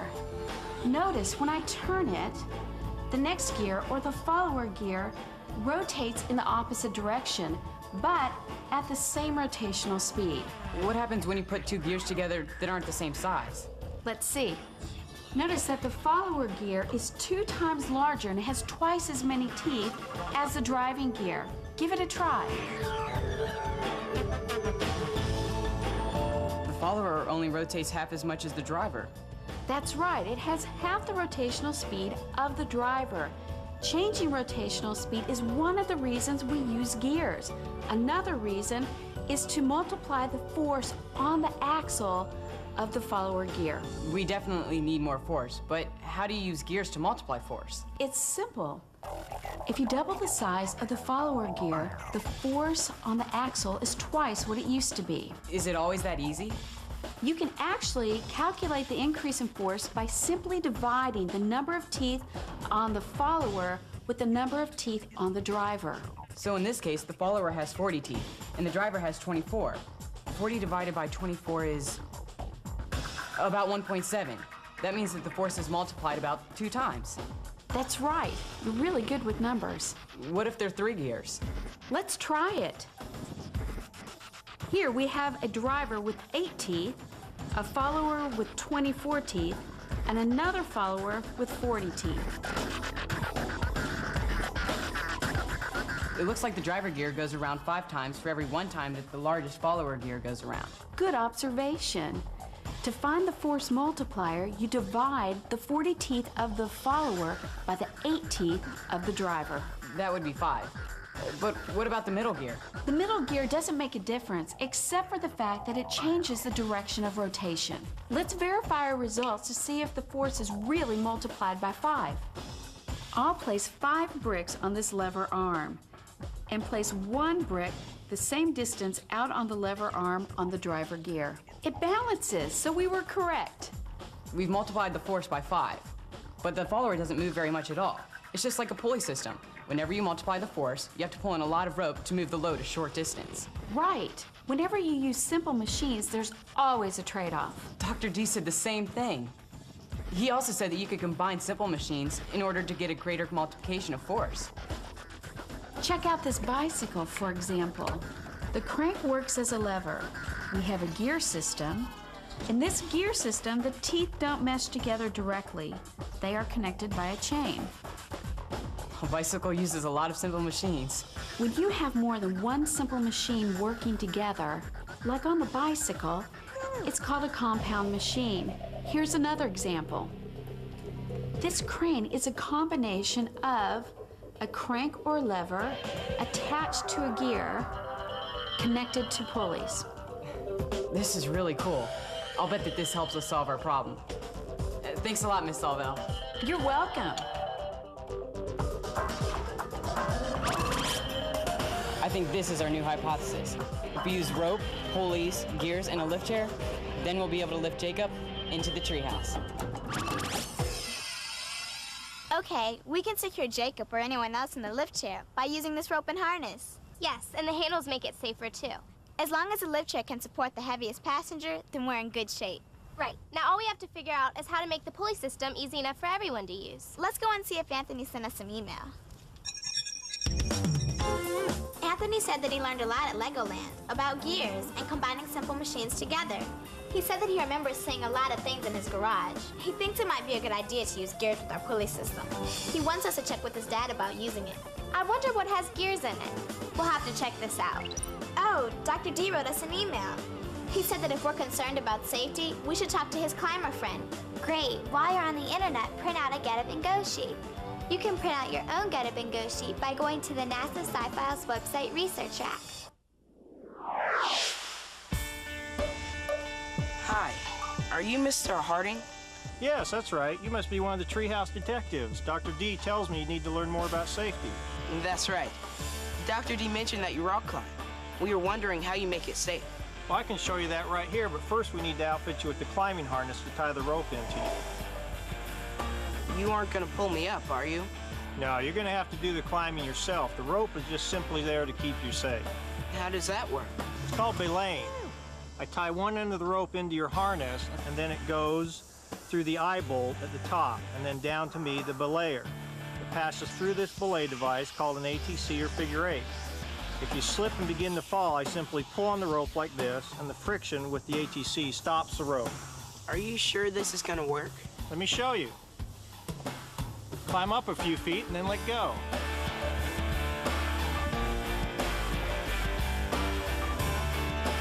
Okay. Wow, it stopped me right away. I told you it would. Another important safety feature is the type of rope we're using. It's called a dynamic rope because it has stretch to it. That way you don't stop too suddenly. You want to try some rappelling? What's that? Well, let me have my son demonstrate.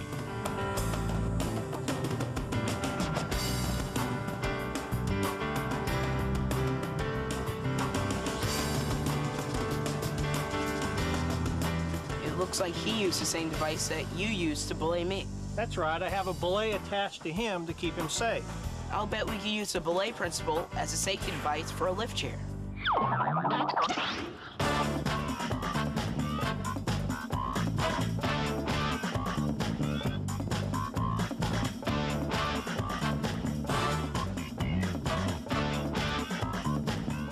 Boy, Jacob sure is heavy. Simple machines sure help. I'm glad we don't have to lift all this weight alone. Hey, here comes Dr. D. I'll take off the dummy while you can lower the chair. Okay.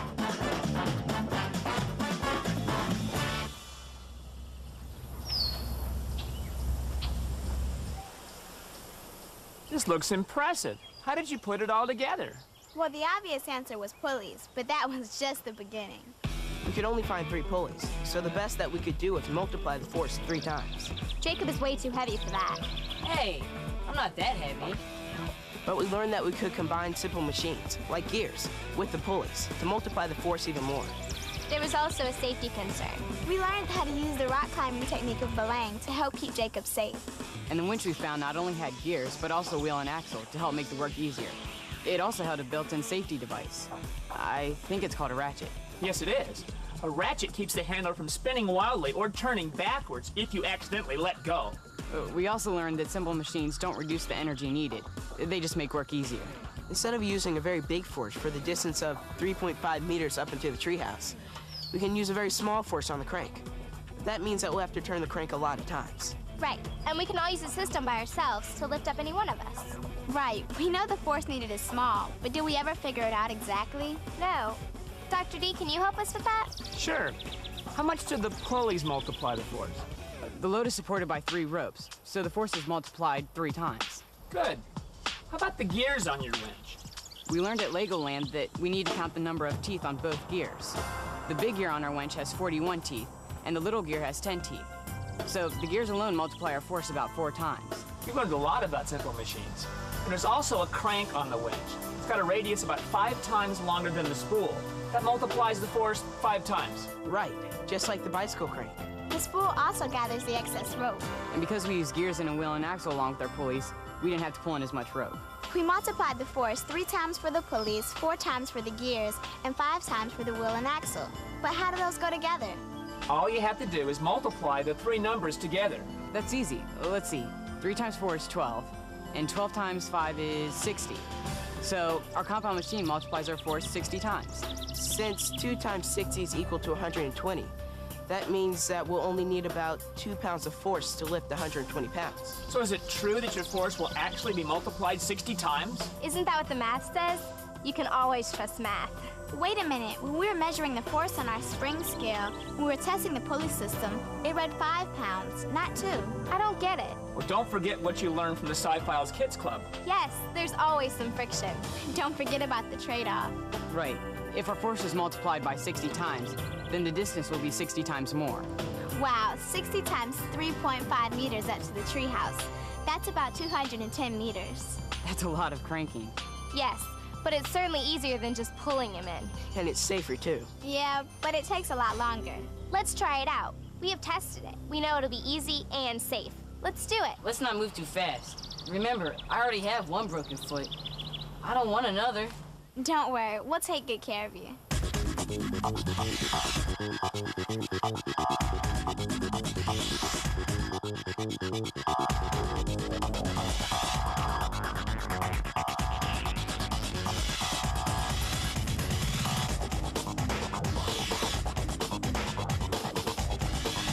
Let us know when you're ready.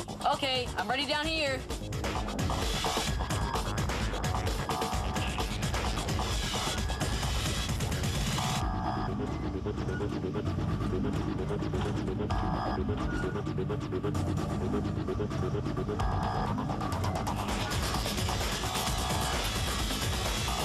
Wow, you guys did it. I can't believe I'm back in the treehouse. Simple machines are simply amazing. Good work, everyone.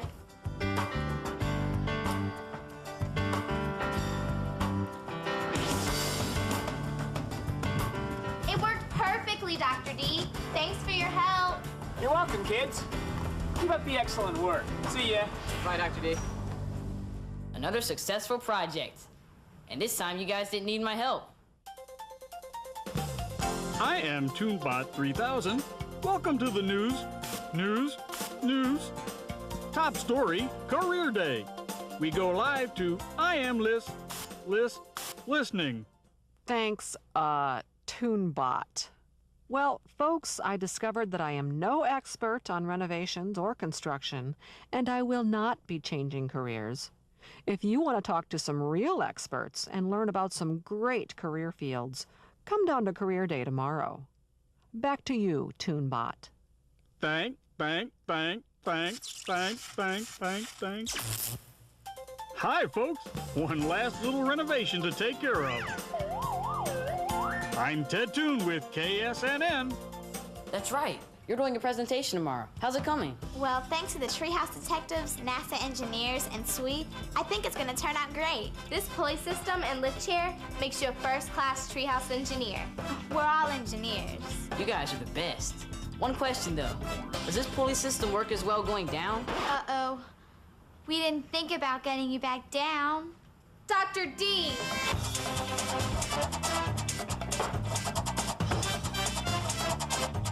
Guys? Hey, guys!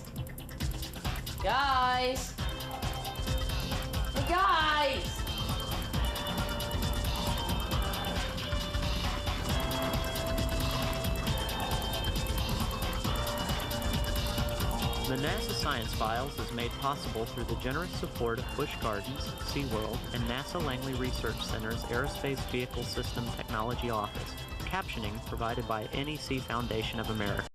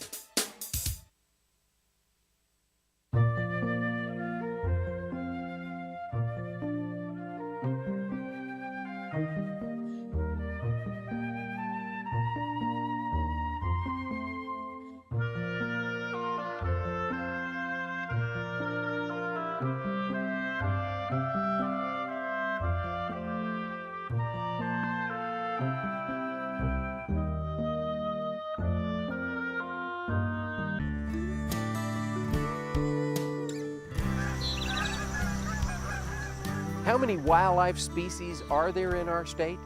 Well, the Tennessee Wildlife Resources Agency counts more than 1,300, from salamanders and songbirds to bass and black bears. The TWRA has the responsibility of managing all these species. So the next time you purchase a license to hunt or fish, rest assured, you are investing in programs that support all wildlife. This week on Tennessee Outdoor Journal, we'll start off with watchable wildlife. What kind of birds can folks expect to see? Next up, tackle tip, jerk baits. Early January, just pull this along the bluff, and this is a good bait for that time. And we'll finish off with drop the tailgate, bow fishing. Thought we had 20 or 25. We had 46. We did better than I thought we did. Tennessee Outdoor Journal is opening the cover and inviting you in for some outdoor tips, tricks, and behind-the-scenes look at the work being done by your Tennessee Wildlife Resources Agency. Let's turn the page. What kind of legacy will we leave when our days upon this earth are gone? Tell me who'll carry on this work that we've begun, care enough to be the keeper of the dream. Thanks for joining us on this episode of Tennessee Outdoor Journal.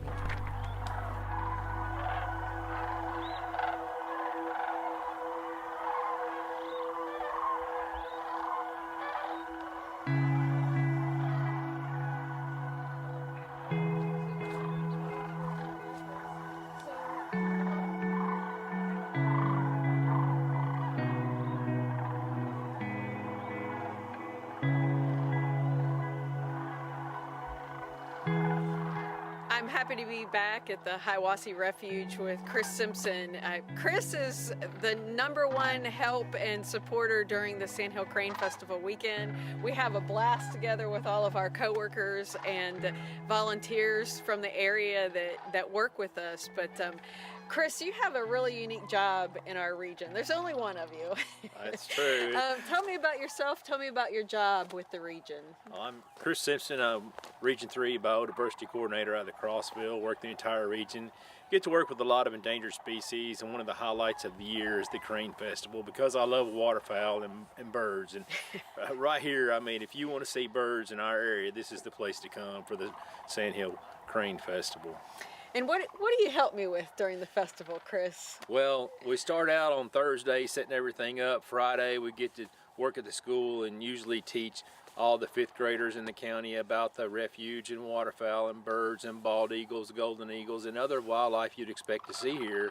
And then Saturday and Sunday, of course, is all the events at the school normally and here at the refuge, and just coming out to the refuge and viewing all the birds that migrate through here through the winter. This is a major stop-off point for a lot of waterfowl, including sandhill cranes and bald eagles.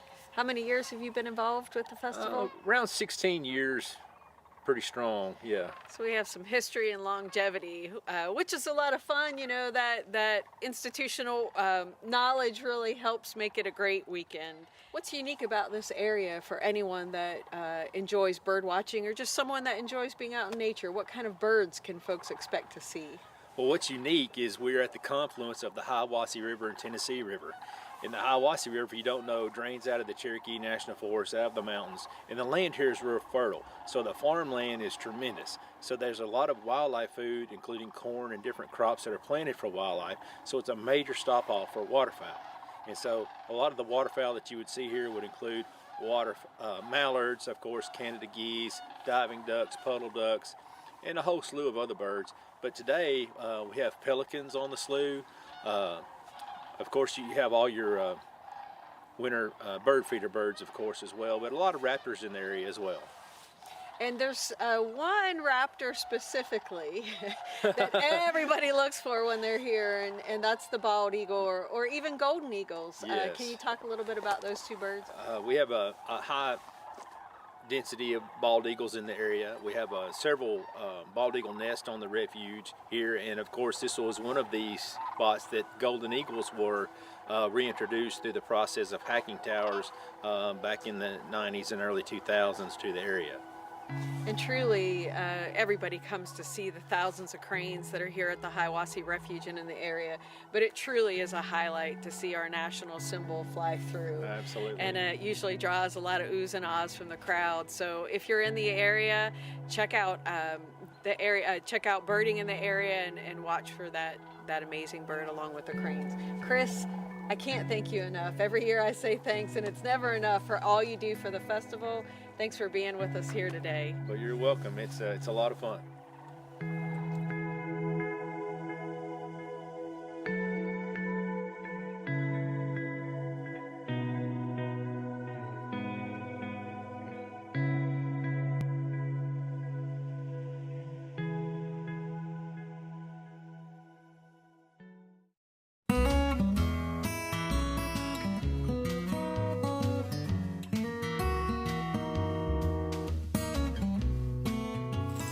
Hey, this is Mike Parsey with the Tennessee Wildlife Resource Agency. What I wanted to do today is give you another tip.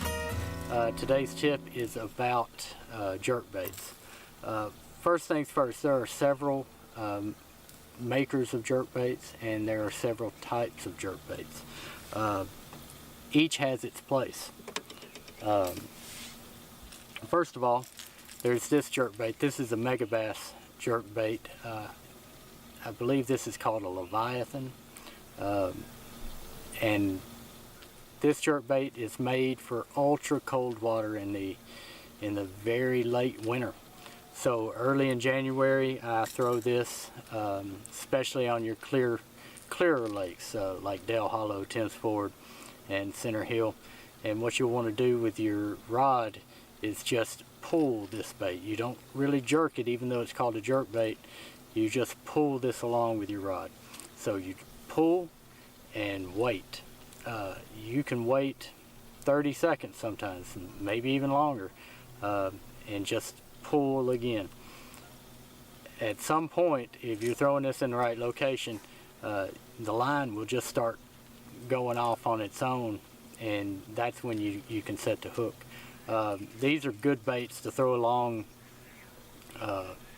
bluff walls, little rock outcroppings on bluff walls late in the winter, early January. Just pull this along the bluff, and this is a good bait for that time of the season. So first one is an ultra cold jerk bait with a longer lip, and you pull them, you don't jerk them. After that, you can start going toward a shallower running jerk bait. This is a Megabass 110+1. It gets nowhere near as deep as that Leviathan, but it's got a more erratic action because of the water's getting warmer when you start to throw this. So you can throw this all season long, but I start throwing it a lot more when it gets mid-January all the way through, really all the way through spawn. You can throw this up through April, and sometimes even past that, but this is a good bait to use all the way through April. And this gives a more erratic action, although it's still, its action is deader than a jerk bait that you're going to want to throw when you get into late February into March and on into April. And this gets a little deeper than you're going to want to throw at that point. What you're going to want to throw when you get into late February, March, and April is this Megabass 110. So you'll notice that a Megabass 110+1 has a longer bill on it than the Megabass 110. That's because this bait runs shallower. That's for when the fish are shallower. So on top of that, the action with this bait is much more erratic than the 110+1, and you actually jerk these two baits. You don't pull them, so you jerk them, and so you'll jerk, and it'll do its erratic action, and don't move it. Just let it sit there, and then you would jerk it again. But you don't want you don't want your line taut when you stop the bait, because if it is taut, it'll continue to pull the lure, and you want the lure to be perfectly still in the water column when you stop the bait. So these two baits you jerk, and make sure you do it on slack line so the bait doesn't continue to move once you've stopped. Along that same line, this is an older jerk bait. It's called an Excalibur jerk bait. This is one of the better baits that I found when you get to a lake like Dale Hollow or Thames Ford or Center Hill that have smallmouth in it. For some reason they like that chartreuse and purple. This is a bait that's got a much more deader action than these Megabass, even this Megabass 110+1. So this is better when the water is a little bit cooler. So what you want to do is you match the action of the bait to the temperature of the water. So if it's a colder water, you want a deader jerk bait. And so you would jerk this one as well. In the late winter, early January, you can even pull this bait like you would this Leviathan. So if you're dealing with cold water, you can always deaden the action of a jerkbait by just pulling it instead of jerking it. Along those lines, there are a great deal more jerkbaits that you can throw. Strike King, I've always found their jerkbaits to be a lot more pull type jerkbaits, deader action jerkbaits. This is a Stay Z90. You would pull this bait just like you would this Leviathan. You see the bills, you see a bill like that, these baits are more pull type jerkbaits for the cold water.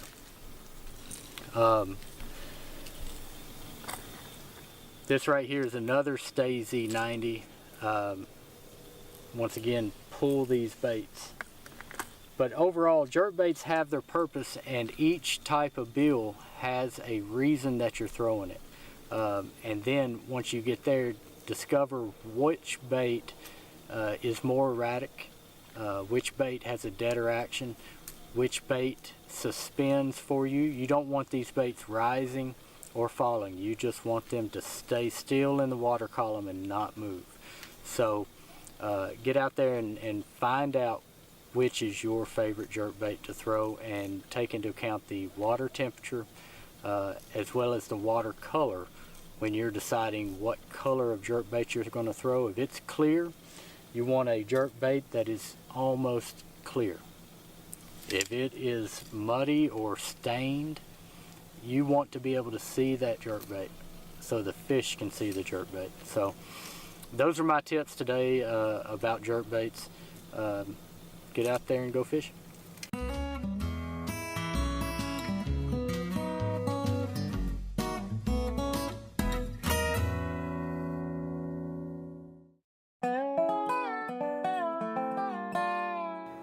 Hey, I'm Jamie Feddersen. I'm TWRA's Migratory Game Bird Program Leader.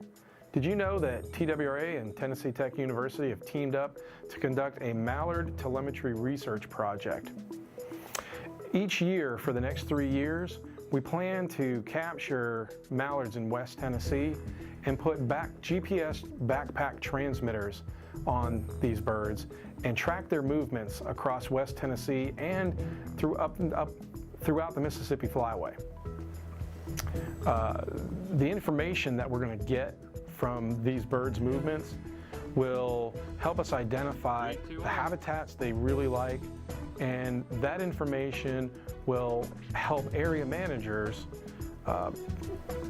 produce the best available habitat that they can, knowing what these birds want to use. We're really excited about this partnership with Tennessee Tech University. We know we're going to collect some really great data, and this is going to be really good for Tennessee's wildlife.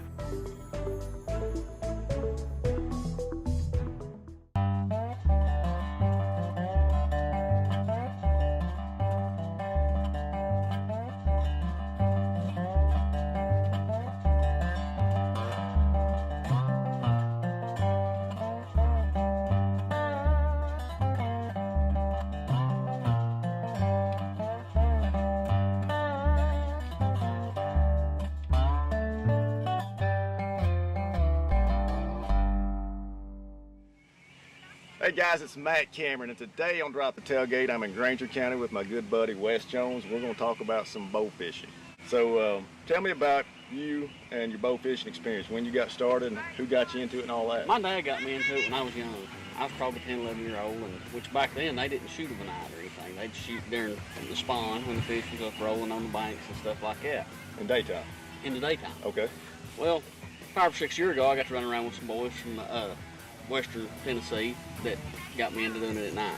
And once I done it at night, it's too hot to be out here in the daytime shooting them when you can do it at night and enjoy the coolness of the night and stuff. But I like it a whole lot better at night because you ain't got all the boat traffic and it's a lot more peaceful and it ain't 100 degrees outside. Yes, sir. Does the bugs ever get after you? Oh, they're awful. In the summertime, bugs get awful, especially if you get around grass and grass gnats and stuff. It's awful. Okay. Well, that's something I had to consider. You know, you and I went out a couple weeks ago right here on Cherokee and got into some fish there, and weren't really any bugs to speak of that night. No, but last night they was out pretty good last night. We went out and shot some last night, and they was pretty, you can tell it's warming up. So when we went, we got into most of the common carp. Yeah. I think you stuck a buffalo. Shot a couple buffalo. Didn't get any on any gar that night. Gar was sort of scarce that night, but they're starting to show up a little bit better now. Water temperature's warming up. They're beginning to spawn. What's the water temp right now? 72. Okay. We're in mid-May here, moving towards late May. Man, it's been like almost summer-like here the past week or so. It has. And a lot of the commons have done spawn, which I mean they're still up shallow of nights. You can still find some, but. So let's talk about basic gear and kind of how you could help people that want to do this, how they can get started in it, maybe not spend an arm or leg for a nice rig like you've got. Oh, yeah. As far as bow-wise goes, everybody makes a bow fishing bow these days. PSC makes one, Cajun makes one, that are combos. You can get it like Bass Pro Shop, Bow Fishing Extreme, stuff like that are a couple $100. I mean, they're not going to break the bank. I mean, okay. I shoot the Oneidas because we do a lot of tournament fishing and stuff, and I do it all the time. That's a $900 boat, bar boat. Not everybody wants to spend that. Sure, especially starting out to see if they even like it or not. See if they even like it or not. I mean, there's so many. I mean, everybody's got a combo about it now for bow fishing, and that'd be my recommendation. I mean, get you something cheap if you like it, and you want to upgrade. Then sky's the limit on that. You can spend it. This is a sport. You can spend just as little or just as much money on it as you want. I'm a firm believer that you need good gear. You may not have to be top of the line guy, but I want something decent that's reliable that I'm going to be successful with. Cajun Sucker Punch is a real good bow. I've actually got a PSC at the house that I still have that I shoot from time to time. Or if somebody new's going on the boat, I let them shoot them because I'd much rather than drop $250 bow in the water, $800 bow in the water. Speaking of dropping in the water, I knocked my camera off in the water when you and I were fishing too. Yeah, it was a fun night. It was an interesting night for sure. It was. You developed a neat little rig there on your fish pole with a gaff on the end of it, and finally rescued that thing. Yeah, that was fun. I was telling my dad about that. He said, "How did you get it out?" I said, "You'll just have to see." I said, "It was a fiasco in itself." All right, so let's take a look at your bows here, the reel, this stuff that you use personally, and what you would suggest to someone who's getting more serious about it. Like I said, I shoot the Oneida Ospreys. It's got a Bow Fishing Extreme shelf rest. I shoot the Cajun Spin Doctor reel. This is an extended reel cap. Jeremiah Hayes makes those. Gargod reel seat with a TJE shoot through rod. Mr. Kim Escott makes these. They're made in the USA. Okay. Same with the Gargods. G-string bow strings and 200-pound test bow fishing bow. Okay.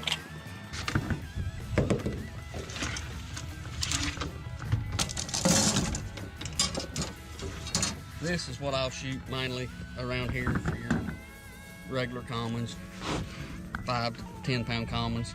That's an Interlock Pro Point. What kind of arrows you run? That is a RPM NRG shaft. It's carbon and fiberglass mix. And what's the purpose of that? Stiffer. To be honest, my bows like those arrows better than any arrow I've shot. Okay. They don't splash hardly any. The fiberglass, I've got some fiberglass. You can tune a bow to shoot pretty much any arrow. But I just like the NRGs. They just seem to shoot better out of my bows. NRG. NRG from RPM Bow Fishing. Now for the big fish, I like the Interlock 3-barb grapple. It's got a little more holding weight. So it's kind of like mechanicals. It's kind of like a mechanical. When it goes in the fish, it's like this, but once the fish starts fighting the air, it opens up. You've got more holding power there. And I also, for big fish, I'll shoot the TNT 4 barbs. And they're the same thing, they're a great point too. When you get a fish on with these, with the TNT, you just completely screw it off, dump it in the barrel, screw the point back on, and you're ready to go again. With the Interlock, you just loosen it. Okay, and slide them off that? And slide them off that. Okay. And the same thing with the Pro Point. The Pro Point, when the fish is fighting against it, the barbs will stay right there. When you get a fish to the boat, the barbs reverse and the fish slides off. Tell us about your rig here, Wes. It's a 2072 all-well bowfish. Andalusia Marine rigged it. It's got a 140 Suzuki 4-stroke on it with a 9-horsepower Tohatsu kicker motor, which is rigged a steer stick in the front. The throttle and everything is right here. You got the hydraulic jack plate, tilt and trim on the motor, and your gear shift right here.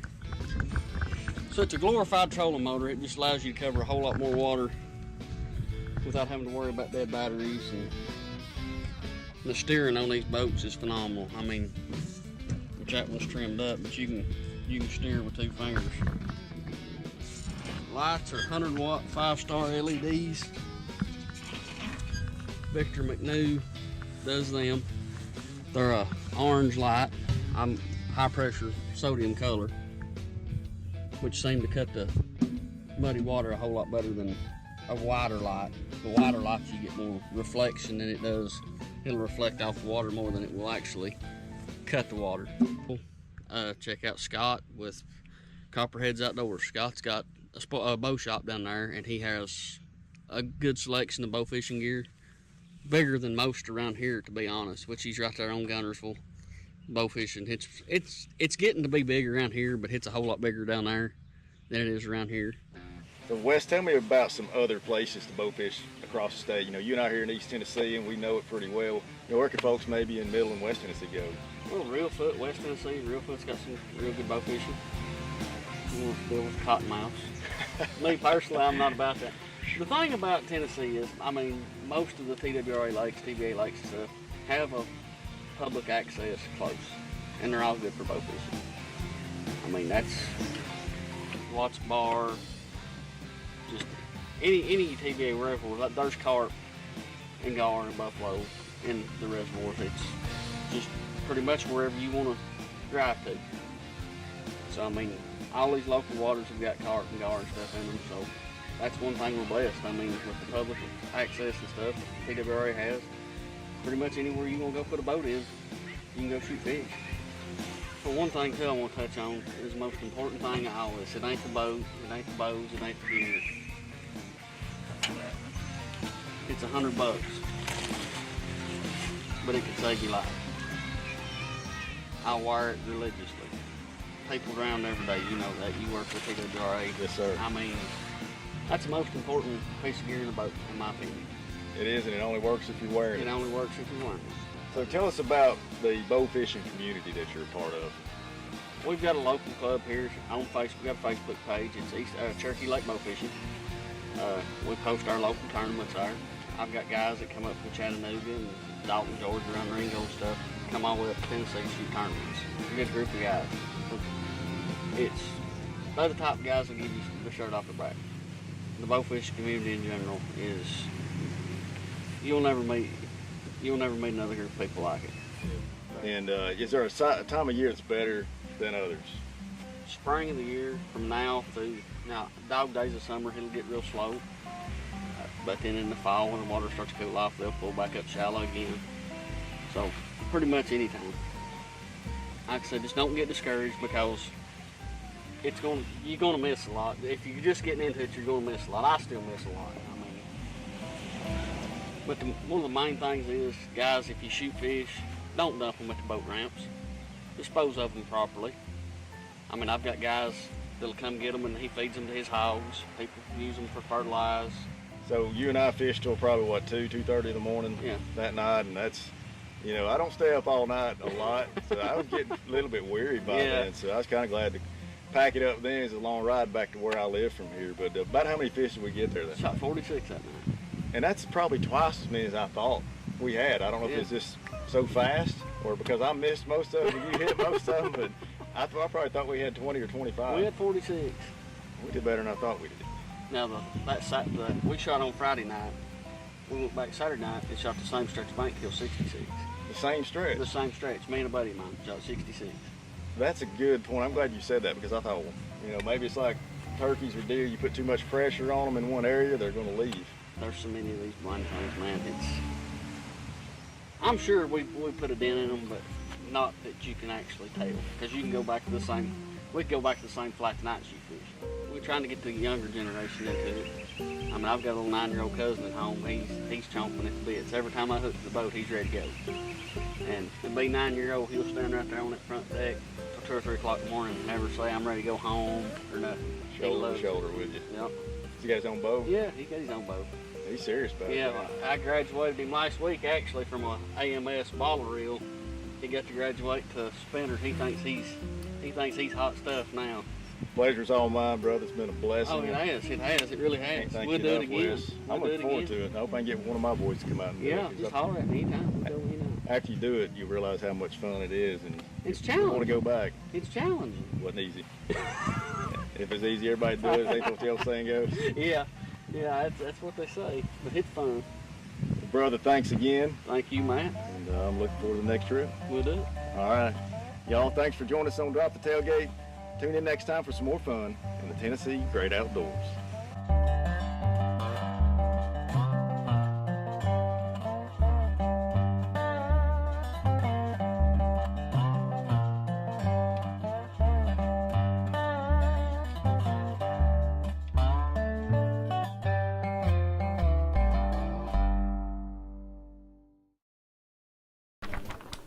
Thanks for joining us on this episode of Tennessee Outdoor Journal. We'll see you next time. Tennessee Outdoor Journal is produced by your Tennessee Wildlife Resources Agency. Tell me who will carry on this work that we've begun. Care enough to be the keeper of the dream. This legacy.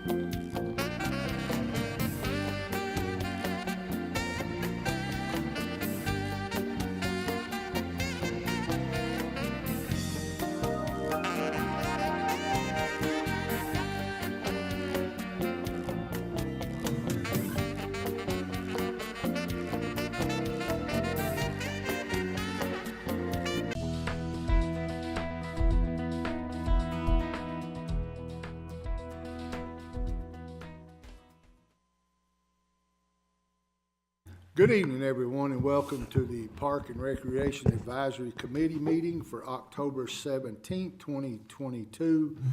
We do have a quorum, and I call this meeting to order. I need a motion and a second to approve the minutes from the last meeting. I make a motion to approve the minutes from the last meeting. I'll second it.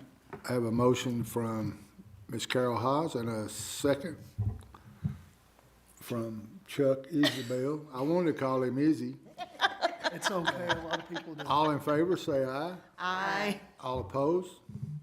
All right, we'll get right into it. We got the Goblins and the Goodies and Zombie Night and Movie Night, and then Miss Kathy has got us a full gig next Saturday, so we'll start out with Miss Kathy, and she can tell us all about what's going on. All right, so Saturday from 2 to 4 will be the Goblins and Goodies event at the park. We've got about 31 vendors signed up right now to have a booth. So that'll be from 2 to 4, and then starting at 5 o'clock, the Zombie Night with a dance-off. We'll have a DJ at the football field like we did last year. We are going to ask some of the board members if you want to judge the dance-off so we can determine who wins the first, second, and third. And then at 6 o'clock, we're going to do the Addams Family 2 movie, and the Senior Center will be there selling concessions. How many vendors did we have last year? I don't remember. We didn't have that many. A lot of the people said they didn't have enough staff.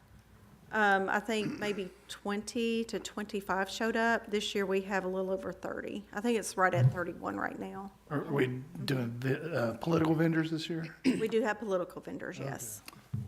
And I have to give props to David from looking at the weather, as good a job as he did with the other events that we've been having.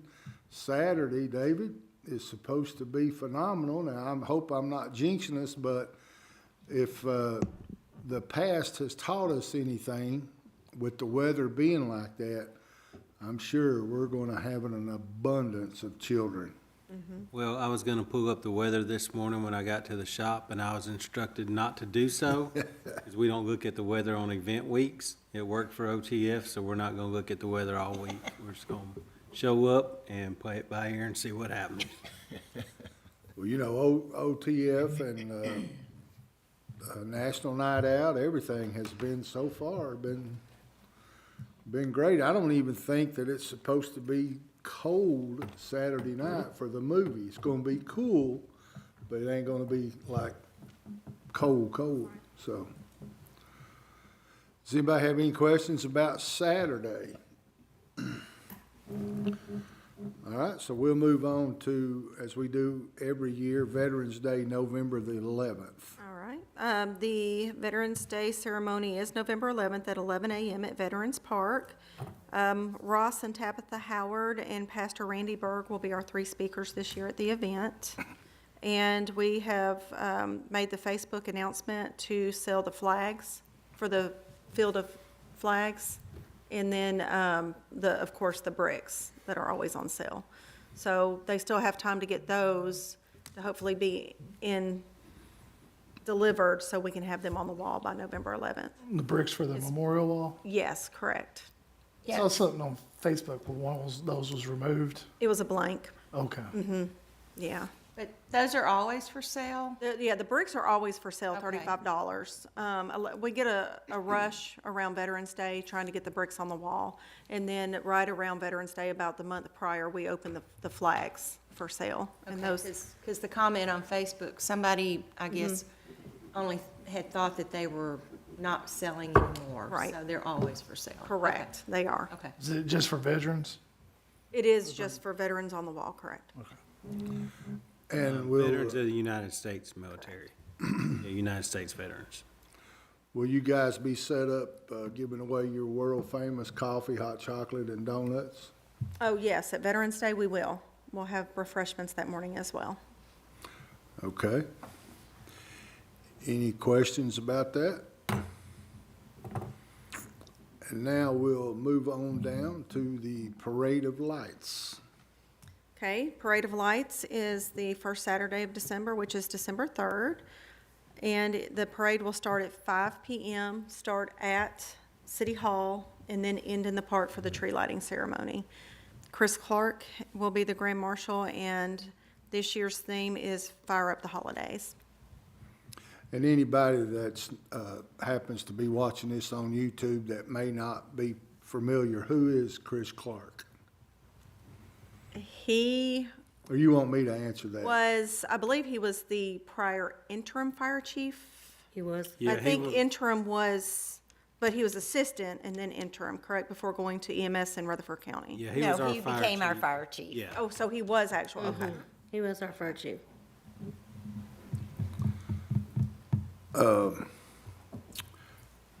It's not on here, David, but I want to interject with it, just so I'll know, and maybe you got it planned for next month, but I just want to, because of the parade of lights and the lighting of the tree, what's the status with the ice rink this year? Am I jumping the gun? Yeah, we're actually gonna try to install that the week of Thanksgiving, we think. And then, do you have the dates? I didn't bring the dates with me on that. December 1st would be the employee escape, and then it'll go December 2nd through December 17th. And it'll be available to the public, available Thursday, Friday, Saturday, and Sundays. Okay, I didn't want to jump the gun, but I just wanted to make sure that we start getting the word out there, because I think that thing's going to be a huge hit. Well, and you know, this year we're expanding, so it's gonna be 50% bigger. Last year, I think we did it Monday and Tuesday. We didn't do it on Wednesday, Thursday, Friday, Saturday, and Sunday. And we found out that the Monday and Tuesday, we really weren't getting a whole lot of traffic. So we're gonna do it Thursday, Friday, Saturday, and Sunday this year and try that out. You're gonna open it up where people can sign up when they get there? Because I know we had talked about it before. In person. We're not going to Yeah. do the pre-registration like we did last year. Okay. The only day that really filled up was the Winter Festival Day, and that was traffic messed with some people getting there. They didn't get there allotted times.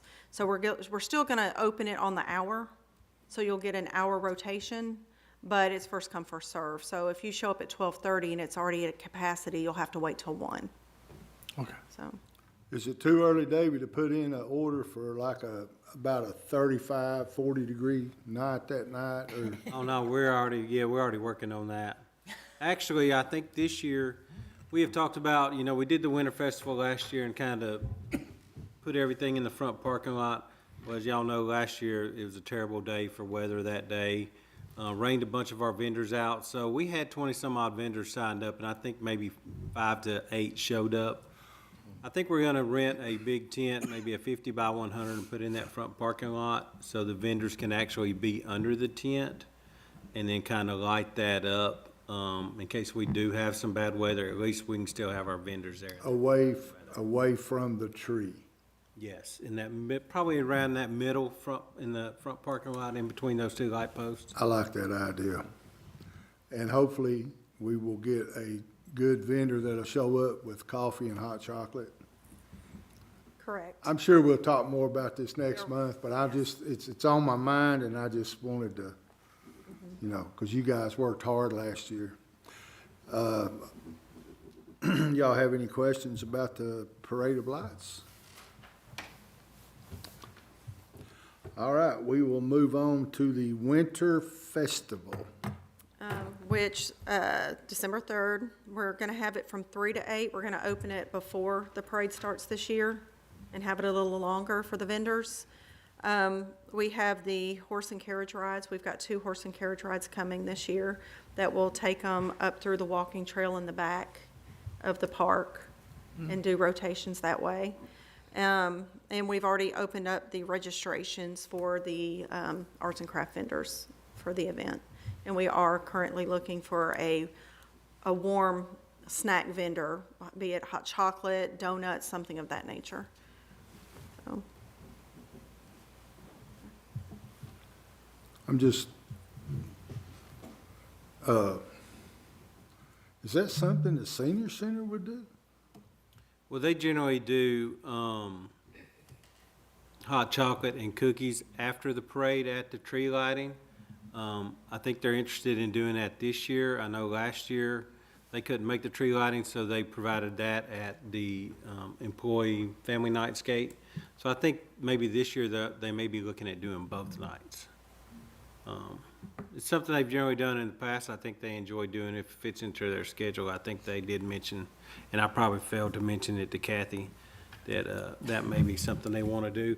Even if we could find another vendor type, we've had several of those in the past.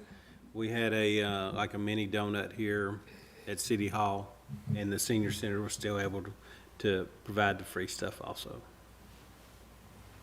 We want the mini donuts back. They were supposed to be here last year, so, Don't get me started, man. I was looking forward to it. I was just thinking, if the center's always been good about doing that, but if they could combine it to where it could be a minimal charge for a fundraiser and still, you know, good for the citizens, that it would be a win-win situation, something just to think about, you know. But, you know, I don't want to put them in there without, you know, but just an idea. That's what we're here for, advisory, you know. Any more questions about this? All right. So we're going to talk about the fall ball clinic. And I'm going to get Andrew to jump in here too. I think we finished up this past Saturday morning with kind of like a game day, kind of like a play day for all the kids that were involved. So we did have 4 nights of practice type sessions and then followed it up Saturday. 4 good nights, 4 great weather nights. We didn't have a rain out, so we didn't have to reschedule. A lot of participation. Saturday was a great turnout, and as some of you guys know, you guys were there to see it firsthand.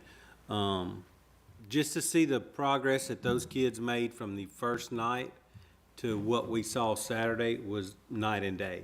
Every night they showed up. Parents were great. Can't say enough about the parents and our volunteers. They showed up.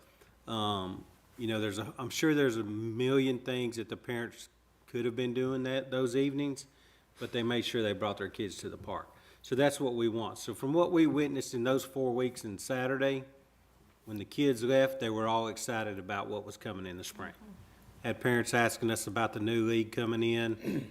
I didn't see a kid that did not leave with a smile on their face. So I think it was a good experience for everybody. Props go out to the coaches and volunteers, especially on the T-ball side, because I tried to do that for 2 nights, and I was like, I got to have a vacation. Yeah, they were, you know. It was like a Chinese fire drill. Yes, sir. So, like many of y'all know, we're going through a transition where we're changing to the new league, and a lot of the parents want to volunteer with the new league. So I think just having the clinic and having the kids involved, once they want to get involved also. So that was a great sign for us moving forward. So the new thing that we voted on, that worked out for the... That's what we're going to discuss next, yes. Yeah. But a lot of the parents want to volunteer with that new league. Oh, okay. So, yep, they expressed a lot of interest in that over the past few weeks. Can't say enough about the volunteers. Sunny with Rock Springs Middle, she was huge on the softball side. First night, I think she showed up. She probably had 50 girls down there on that side. Brent Turner, you know, he kind of spearheaded the baseball side. Andrew and his guys had everything out there. So it was very organized for something that was kind of thrown together. I don't say thrown together because a lot of effort did go into it, but just to see the organization and the equipment was on each field when it was needed. It was pretty impressive for our guys to have our whole department jump in. And, you know, they're like anybody else. They could have been at home wanting to spend time with their family, but everybody in our department participated in all 4 nights. So big shout out to them. Them guys are great. Kathy and Sheila, awesome. Andrew was on. I thought he was going to wear himself to death on the shirts. He started ordering them like 2 or 3 months before they came in. So, yeah, we couldn't ask for a better turnout. I think things went off without a hitch. I'll just add a little bit to that. You said thrown together is probably not the right word, but it was kind of a quick thing, and everybody involved did great. The park crew, Andrew whipping up hot dogs, man, it was, it was good. The kids were happy. Because, you know, most kids, now there's a few, there's always a few, but most kids, man, they just want to get out and play.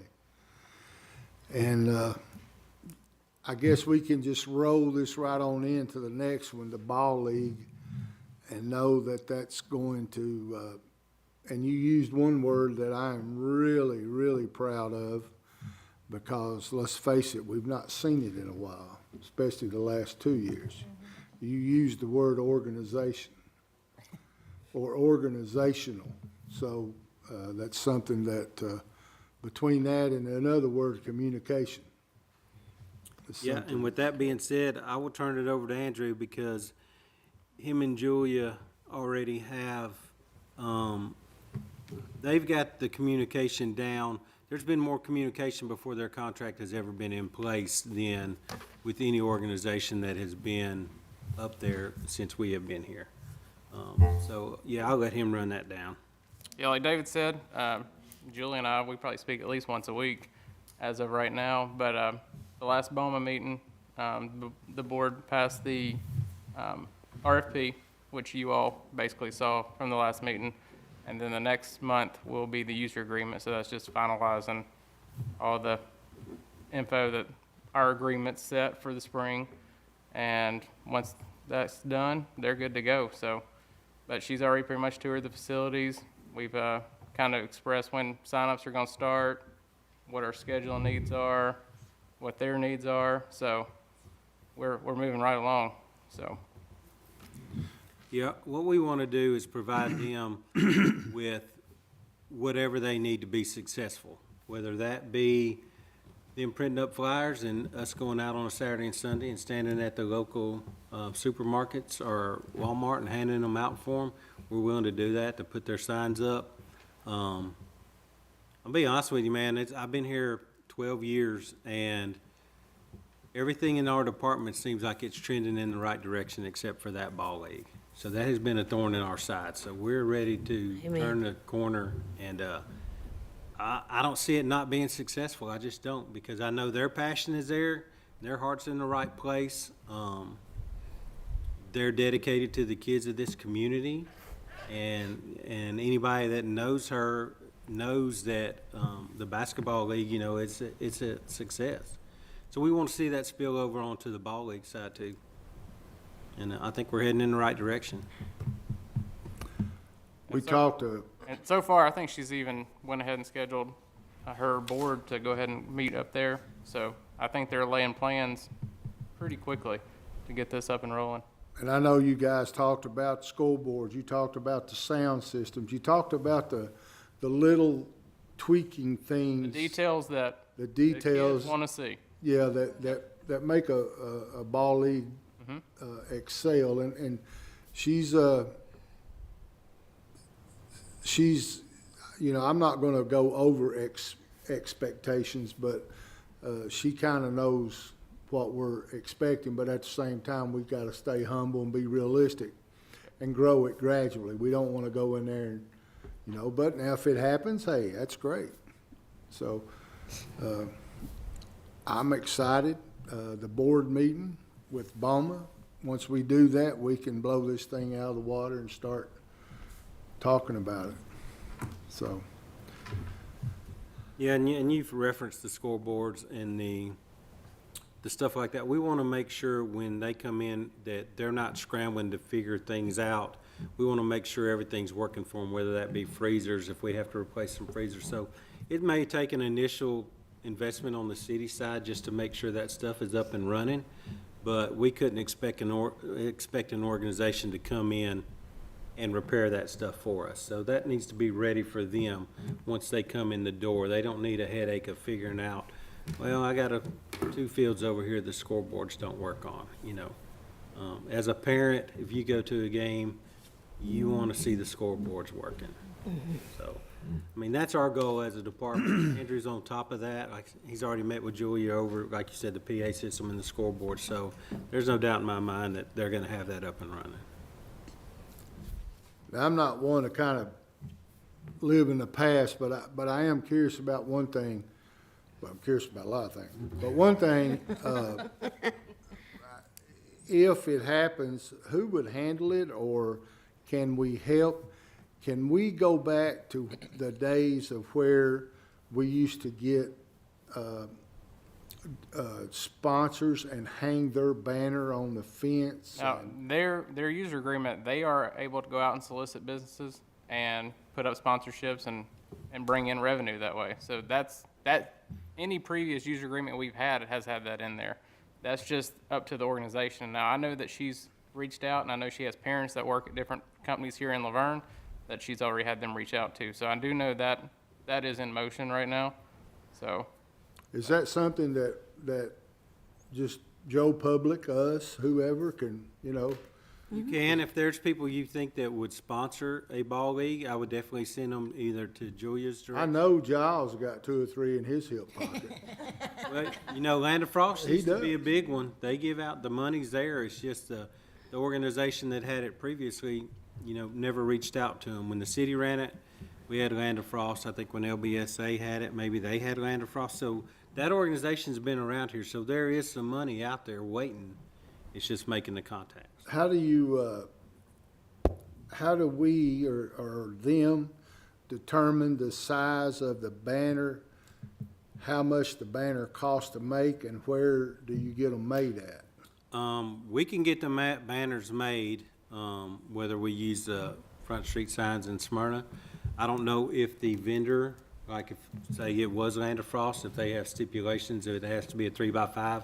I'm not sure. Kathy, do you know? Have you dealt with them? I don't know. I think we gave out sponsorship packages that they chose. and that might be something I need to discuss with her. Maybe her board puts in place of what a sponsorship package is, like a level, and then this is what you get for that level. That's how we did it when we had it with the city. So different size banners, Yeah, so is a different size. Let's just say it's $250, you get a 3x5 banner or something like that. Okay. Something.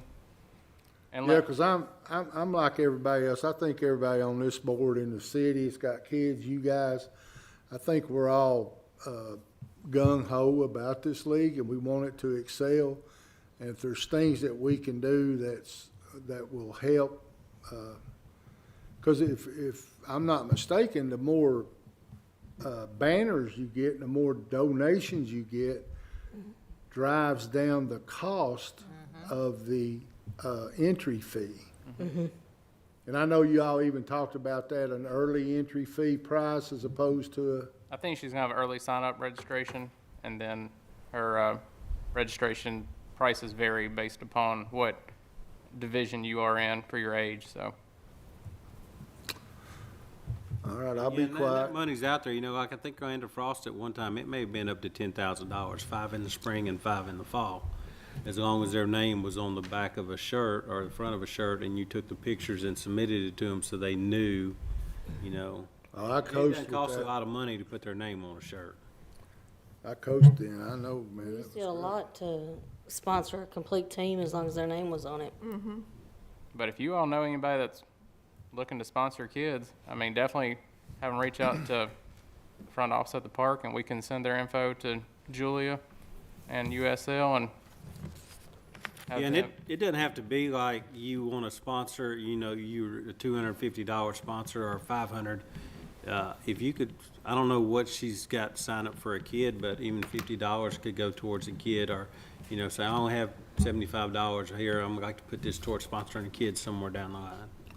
Do you all have, or does she have a template, some sort of? I would have to get with her on that. I don't think she does right now. I know, like I said, she was supposed to meet with her board this past Tuesday, but they had some scheduling conflicts. So I can touch base with her on that and see what they can discuss there on their meeting and bring that back before you all, just to let you know next month. All right, well, it won't be long. It'll be here. They'll be doing sign-ups. Yeah, they have sign-ups scheduled for January and February, practices in March, and the games are right around the 1st of April. All right, any more questions about the ball league? Well, Does anybody, well, let's just do it this way. We'll start with Mr. Isabel. Chucky. Yeah. I know him good enough now, I don't have to call him Charles. Only bill collectors call me that. Do you have anything to add to this meeting? No, I think it's been a good meeting. Commissioner Davis? So, we have some really good stuff coming up. I'm really excited about all of this. And also, every year, I'm excited to see how it's growing as well. But I also want to thank you all for all of your hard work. We help when we can, but you're pulling all the weight, and we want to thank you for everything. Ms. Carroll? Just to, follow up with Laura, thank you to the Parks and Rec Department, the whole group. I mean, y'all are awesome. You're personable to the community, and every event has more community participation. There's more people coming out, even from surrounding communities like Smyrna, Antioch, even Old Timers Festival. I talked to some people that came in from Murfreesboro. So the word's getting out that when LaVergne has an event, it's top A, #1. So thank you all very much. And again, I look forward to the events coming up for the rest of the year, and then January 1st will be around the corner and we'll be starting it again. So thank you all. Mr. Giles? Yes, I live in the Brookside community in LaVergne, and one of our HOA guys came to me this week and asked about the park that they're building over there.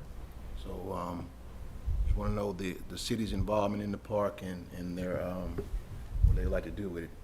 They're very concerned over there about that park. The Brookside Park? Yes, sir. David? It is actually it's a TDOT grant, so we have to follow their steps that they put forward. So actually today, I think they just approved the minutes from the Planning Commission when we took it to the Planning Commission 3 months ago, I think. So, we got the grant, we are awarded the grant, but they did need that step added to their history, showing that we as a city did take it to the Planning Commission. So, I mean, it's set up over there. It's going to be a walking trail. It's a play area, a swing area. Yep, it's gonna have a parking lot, maybe 10 or 12 parking spaces. Pavilion. It will have pavilion. And the walking trail should tie into the existing walking trail that is behind the houses now. Yeah. And then it's gonna have like a youth multi-purpose soccer. We call it a soccer field. It's like a U8 soccer field, but it's not gonna be lighted, so it's kind of just be a multi-purpose field. And that'll have a couple of benches. That'll be with that also. Okay. What's the time frame for opening? I think we have to use that money within 3 years. I would have to double check to see when the clock started on that. I think COVID threw everything behind, because this was actually started in 2020, but we really didn't get to go ahead to start moving forward here until probably within the last 6 months. Is that the part that you're building? Is that the one we voted on, or is that somewhere else? That is the. I think you're talking about the Blue Cross Blue Shield grant. Yeah, that is another grant that is out there. Okay. That's totally different than this TDEC grant. That Blue Cross Blue Shield grant would be for a playground that we're proposing kind of over around the Hurricane Creek area, where the walking trail dead ends right now.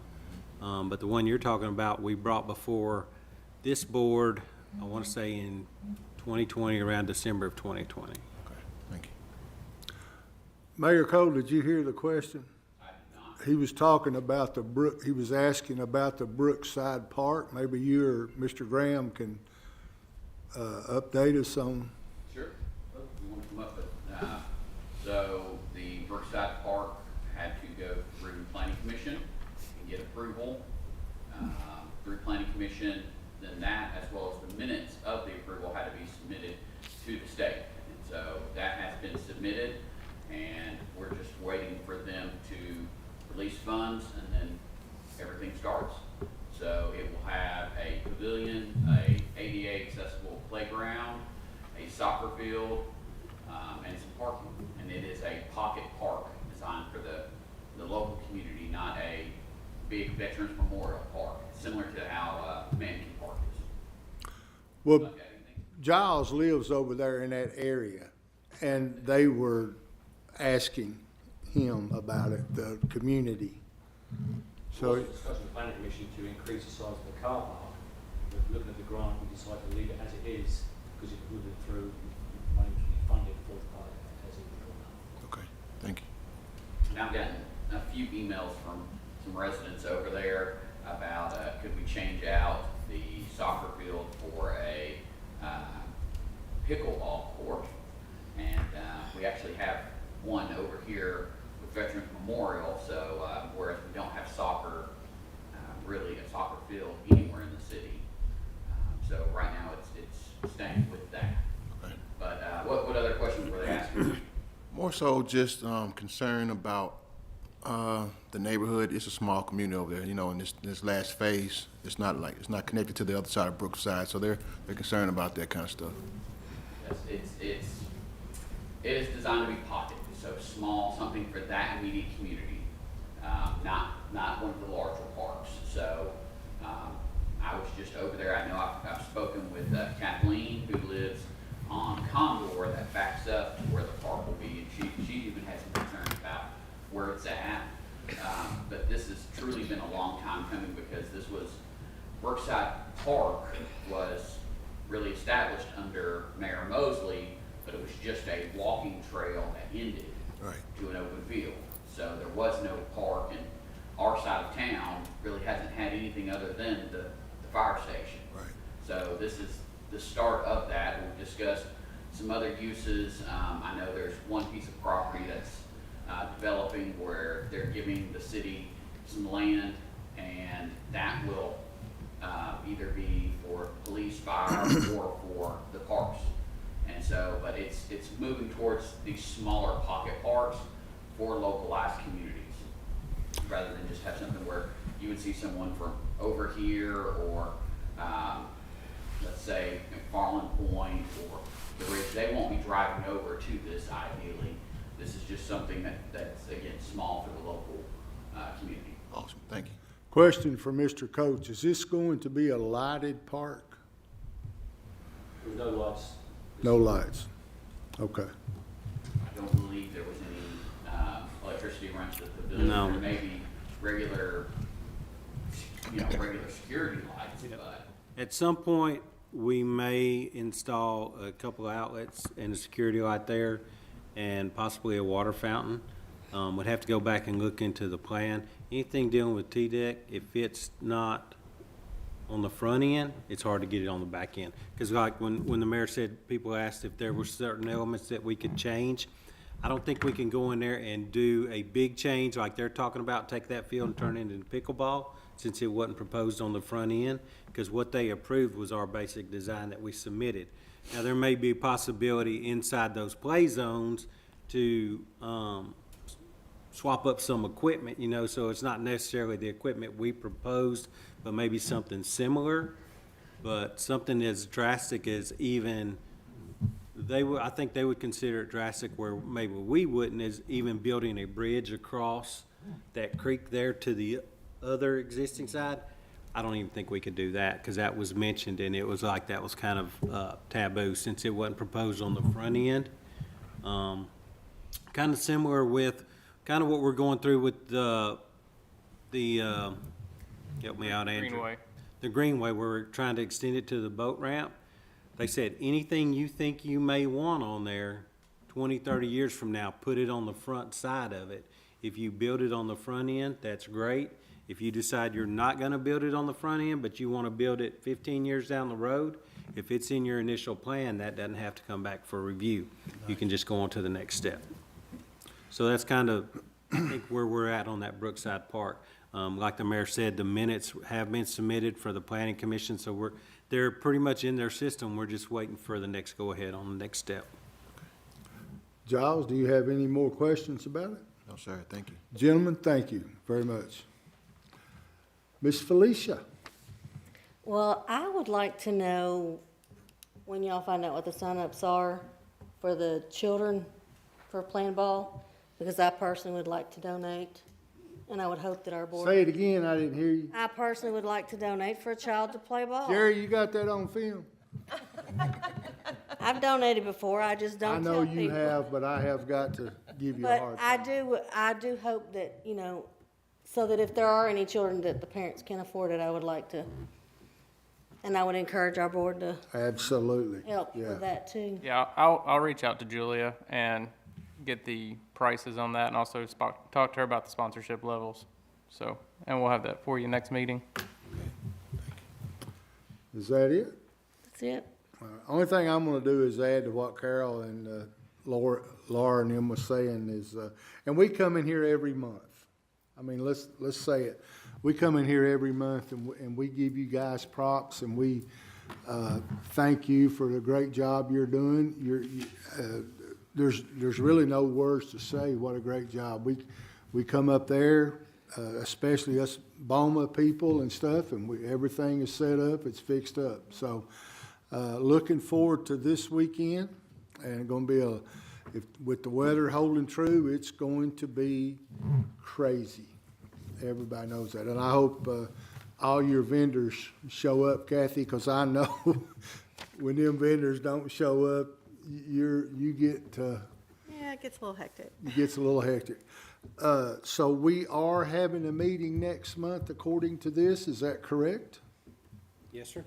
Because we had We're gonna said have one something next earlier. month. I don't think we have one planned for December. Okay.